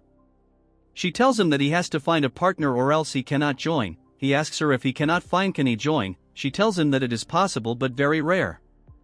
He wonders her if his friends are okay, but imagines that it would not be a good fit for them. Evelyn tells our Chad to roam around. Usually one can tell right away which wyvern will be her partner. The first dragon is the Opteryx, a huge predatorial monster with a massive body that has massive body and can get as big as 15 meters. Next is the poison dragon Avalon. It has a snake-like body and a stringer attached to its body. Then comes the blade dragon Shijika. It's a calm herbivore, but if it senses danger it will retaliate severely. Finally there are the velociraptors. They are agile and smart, usually hunting in group, and have the ability to breathe fire. Just visiting them, our Chad turns into a deformed Lego. Evelyn says that the wyverns managed by the White Dragon Corps are usually divided into 4 types. She asks him if he is feeling anything. Thinking like a retard, he thinks to himself that he has an eye for a guy, but he cannot see it. 6 years after the Great War, a wyvern suddenly raided the White Dragon unit. It annihilated over 100 wyverns by itself, which were carefully raised by the Corps. It got the name the Shadow Evil Dragon. This Chad wyvern burned down 8 villages and killed dozens of inspectors. In the end it was finished, but the demon dragon and the sword dragon to stop this. The nickname Lurker was given to it because of its ability to hide in the shadows. He thinks that this is the ideal type for his partner, but he then tries finding the guy he was in his last life. That's when he finds it surrounded by multiple wyverns. As the muscle head was resting, a voice grabs his attention, telling him that he looks happy. He tells her that it would be dumb to be happy because a dragon has joined his group. She tells him that it is great, and curiously asks him he is thinking of making Theo the next captain of his unit. She finds it impressive that he is careful with his word. Like a Chad, he tells her that because the mouth is the source of all trouble. She thinks he is drawing a bigger picture than she has thought, but he is confused. He tells her that Theo has joined the unit, and cannot just give him to her. Because she tells him that she is here to provide a suggestion, she tells him to give Theo a double enrollment. Hearing this, he gets shocked. Moving on to our duo Evelyn, and scared as Theo asks her if she knows the blue and white wyvern. She elaborates that it is something that has been bullied for a long time. They tried to prevent it, but nothing seems to work. It is likely because this is not a wyvern, that is why it is being criticized. He is confused, asking her if it is not a wyvern. She says that it was born from a male wyvern, that is why it is a beeper. Theo is confused because a beeper is a first-class monster that lives in the deepest parts of the forest. Evelyn tells him that is the mystery, because originally it was impossible for it to be born. Usually first-class monsters are considered natural disaster because they could cause enormous damage and can even destroy the Great Wall. Among them, the beeper is one of the strongest that lives in the deepest parts of the forest. He thinks if its ability is because of it being a beeper. As Theo laughs thinking about it, Evelyn says that when the child was born it was a big issue in the unit. At first she decided to observe its nest, but realizes that it was not getting accepted. She has a lot of concern because completely isolating them is not a good thing. Theo thinks that this is one more reason to choose this because it resembles his life. He tells Evelyn that this is going to be his partner. Before she can finish, he jumps from the wyvern, thinking that he will make it his as. A huge collision of thunders lights the entire area. Theo launched himself into the air with a powerful burst, catching Evelyn completely off guard. "Cried out!" she exclaimed as young Master Theo soared gracefully through the sky, his expression a blend of exhilaration and determination. A blue-bordered system notification window materialized before him, indicating that Theo was now harnessing his newly acquired telekinetic abilities. With a mere thought, he summoned several swords to his side. Their blades shimmered with an otherworldly azure glow, matching the eerie luminescence emanating from his eyes. Hatchlings could also employ telekinesis to manipulate specific targets. He landed softly, the conjured sword circling him protectively. Using controlled bursts of energy, Theo propelled himself upward, his motions rapid and exact. Goodness gracious! When did he learn telekinesis, let alone how to wield it so skillfully? Evelyn murmured, her voice tinged with both astonishment and admiration. Wow, his progress is simply astounding. The wyverns in the nest reacted to Theo's display of might. Their cries were a blend of dread and unease. One particular wyvern, Umbra, bellowed, its eyes blazing with a fierce white light.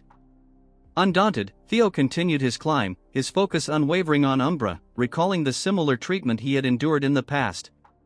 Imbecile, others had once jeered, questioning Theo's heritage. Is he truly a Ragnar? He's far too inept, even for a bastard child, another sneered. Theo's eyes narrowed, a flicker of ire crossing his features, causing sparks of blue energy to sizzle around him.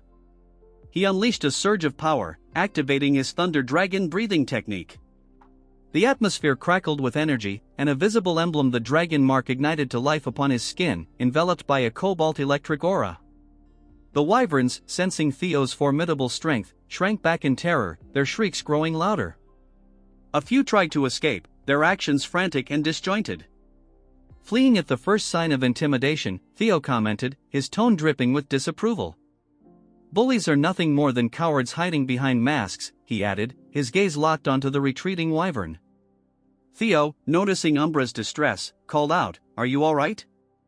Umbra responded with a low growl, its voice laced with a mix of fear and defiance.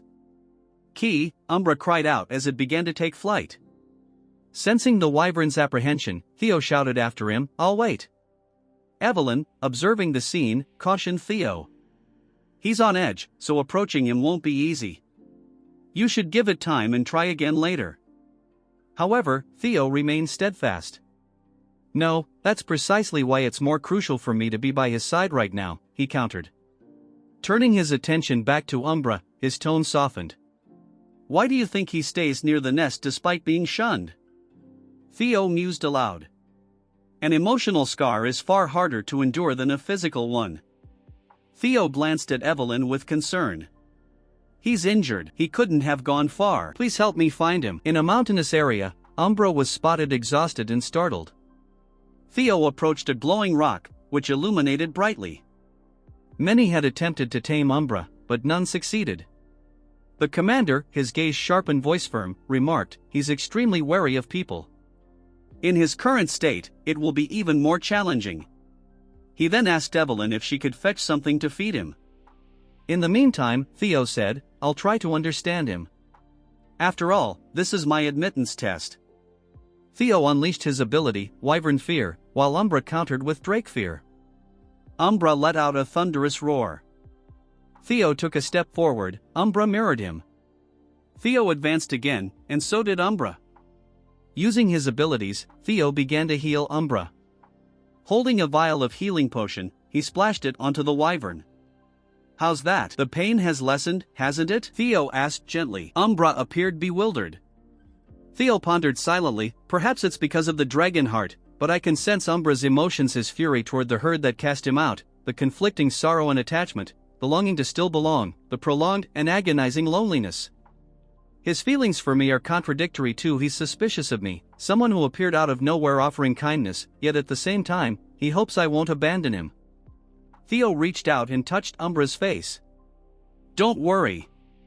I won't turn my back on you," he reassured him warmly. With that, Theo reached into his inventory. He knows how much he adores things like this. A gem materialized, catching Umbra's attention. The wyvern stared at the gem with a gleaming expression. Theo asked, "You want it?" Umbra, clearly captivated, reached out for the gem with an eager look. Theo handed it over, saying, "Here, it's a gift. If you follow me, there's plenty more where that came from." His eyes sparkling, Theo inquired, "What do you say?" Umbra was speechless. Theo extended his hand to Umbra. "I'll have to go raid some from Grandma Curson," he muttered, shivering at the thought. He couldn't shake the feeling that he was about to lose a fortune. Back with Theo and Umbra, Umbra responded with a thunderous roar and a firm nod. A blue system notification window appeared before Theo. New skill acquired: Wyvern Taming, rank C. Dash Mastery, 1% higher. Mastery increases a tamed dragon's trust when mounted and grants a 10% power boost to both rider and mount. With that, Theo soared into the sky on Umbra's back. Evelyn, who had been watching, stood bewildered, dragging a couple of bulls behind her. Confused, she questioned, "Huh? How did you do that? It's never opened up to anyone before." A smirking Theo and a content Umbra returned. Evelyn remarked, "It's nice seeing him eat so well," as Umbra devoured the food she had brought. Theo thanked her, saying, "Thanks for the meal, Evelyn." Flustered, Evelyn pressed further, "Seriously, how did you manage it?" Theo replied casually, "He simply tended to the wound in his heart." Once his emotions were wavering, the gift sealed the deal. Evelyn was left speechless. Jokingly, Theo teased, "Haha, you want him to eat that?"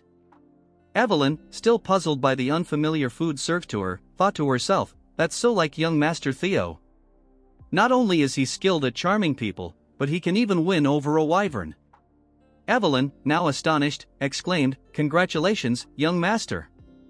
He's acknowledged you as his partner."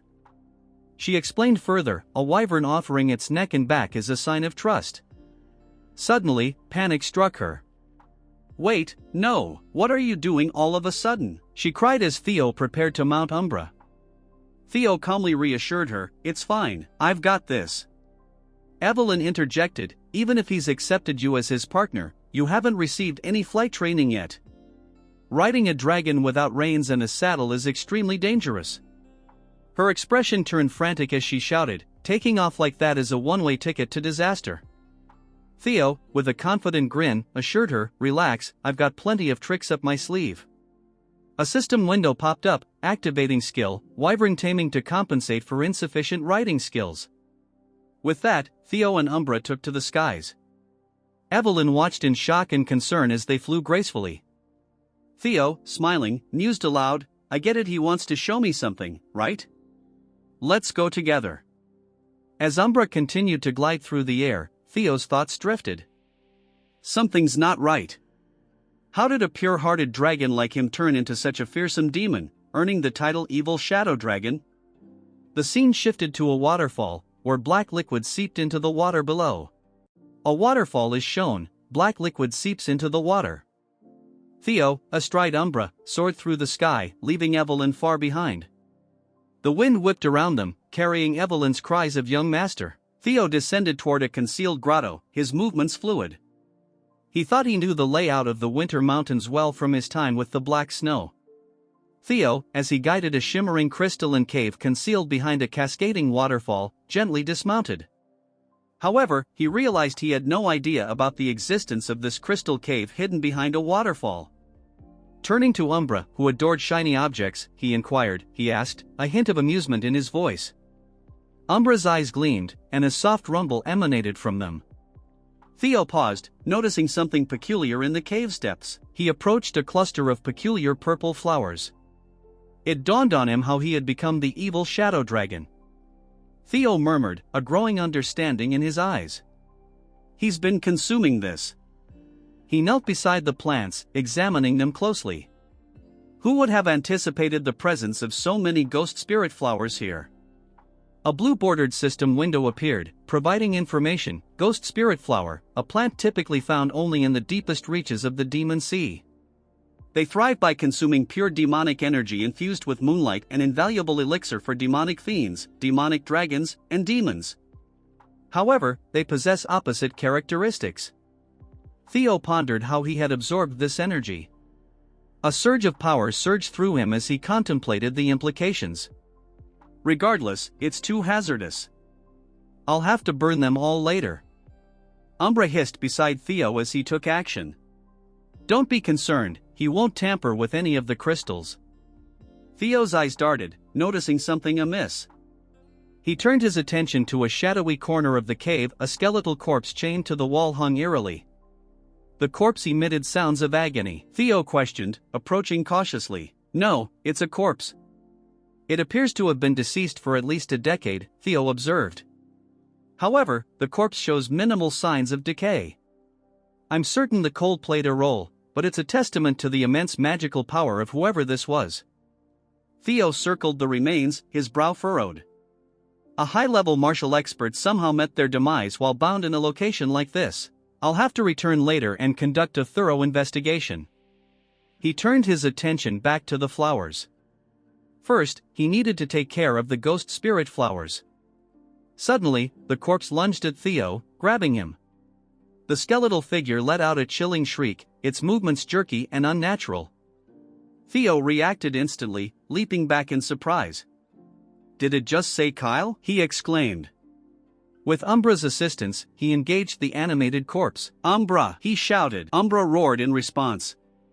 The corpse, with red glowing eyes, grunted and shouted, "Kyle!" Theo exclaimed with worry, "Umbra's in danger." Putting his hand between the corpse and Umbra, Kyle Robert would never forgive him. Both the corpse and Theo shouted. In shock, Theo exclaimed, "I wasn't imagining it. He's clearly saying Father and the Black Dragon names. Who could this corpse possibly be?" Evelyn, using a shared technique of the white-armored dragon cavalry, unleashed a flurry of strikes, blade barrage. The attack struck the corpse, sending it sprawling. Evelyn said weakly, collapsing to the ground, "Sorry, I'm messed up." He winced in pain, clutching his chest. The pain, it's unbearable. The toxin on the corpse was infused with a lot of demonic energy, Theo explained, his voice filled with concern. "The strength is draining from my body. Without an antidote, at this rate, I'll quickly transport him to headquarters. It might be painful, but please bear with it." Evelyn tried to lift Theo. Umbra began roaring. Evelyn, her eyes wide with alarm, exclaimed, "What's the idea?" "I'm not going to hurt him, I'm trying to save him." Umbra gently nudged Evelyn, trying to get her attention. "Stop it, Umbra." "If it doesn't stop, even if it's the young master's partner," Theo, struggling to speak, gasped. "Evelyn, wait. Hold on a moment." He turned to Umbra. "He has a solution." Umbra let out a soft whimper. Theo, a faint smile tugging at his lips, managed to say, "Okay, I'll trust Umbra's method." Evelyn exclaimed, "But young master, Theo will be in grave danger if we don't return immediately. He's been poisoned with corpse toxin mixed with demonic energy. The combination has a less than 30% survival rate, even with proper treatment." "I want to believe Umbra's method," Theo thought. Umbra evolved into a Class 2 demon fiend by consuming the ghost spirit flowers. He's likely encountered that corpse before, and as a result, he's learned how to subdue demonic energy and corpse toxins. Theo, his voice weak but resolute, pleaded, "So please trust and follow Umbra's lead." Umbra roared and proceeded to tear the ghost flowers into pieces. He then placed the flowers in front of Theo, who was to consume them. Evelyn questioned, "If it wants her to blend this and feed it to him?" Umbra nodded. Evelyn, perplexed, stated, "She to Theo." Theo's eyes started to fill with tears, and his face clenched tightly. "Fine, I'll do it," he said, then began to follow Umbra's instructions, blending the mixture and feeding it to Theo. He was seen regaining consciousness. Umbra looked at him with concern. Theo continued to regain consciousness. His dragon heart started to glow. Evelyn and Umbra are astounded by Theo's remarkable recovery. As they witness his power surging back, they are left in awe. Theo then unleashes a thunderous dragon roar, echoing through the scene. Evelyn, her eyes wide with astonishment, exclaims, "The color of his magic power attribute is transforming into black. I've never encountered such a phenomenon before." She continues, her voice filled with curiosity, "What is happening to him?" Suddenly, a blue system message appears on the screen, announcing, "Commencing body cleansing purification," followed by another message, "Obtaining the trait of the evil shadow dragon." The scene transitions to Julius' office, where he is deeply concerned about the unfolding events. "What has Black Snow confirmed this report?" he demands. A voice responds affirmatively, "Yes, sir." After meticulous cross-checking of the facts, they are 89% certain that this information is authentic. Julius' face contorts with anger and disbelief. "Damn it all!" he exclaims, his voice filled with frustration. "I can't believe this. I should have anticipated some negative news to disrupt our celebration, but still. He concludes, his voice trembling with emotion, this is completely beyond my wildest expectations, then reveals that Trainer Isvan, the captain of Platoon 5 of the White Armored Dragon Cavalry, and the 15 men who accompanied him, have all perished in a tragic battle. A surge of pure energy radiated outward, a visible sign of the ancient ritual underway, purification and rebirth. The process removes impurities from the body and enhances one's ability to gather mana more efficiently. It is an ancient secret technique requiring multiple strong mana users and days of intense suffering to complete. The scene shifted to Theo, his body glowing with power, though it was noted that this method had only been effective on children under 5 years old. A sense of impossibility lingered in the air as a close-up revealed Theo's face, now marked by the swirling dark energy of the phantom dragon. This purification happening to Theo was the result of countless perfect coincidences. First, the deadly core poison that invaded his body, a skeletal figure with burning red eyes lunged at him, its chain form representing the poison. Second, the concentrated mana gathered from decades of consuming ghost shade, symbolized by ominous purplish-black flowers.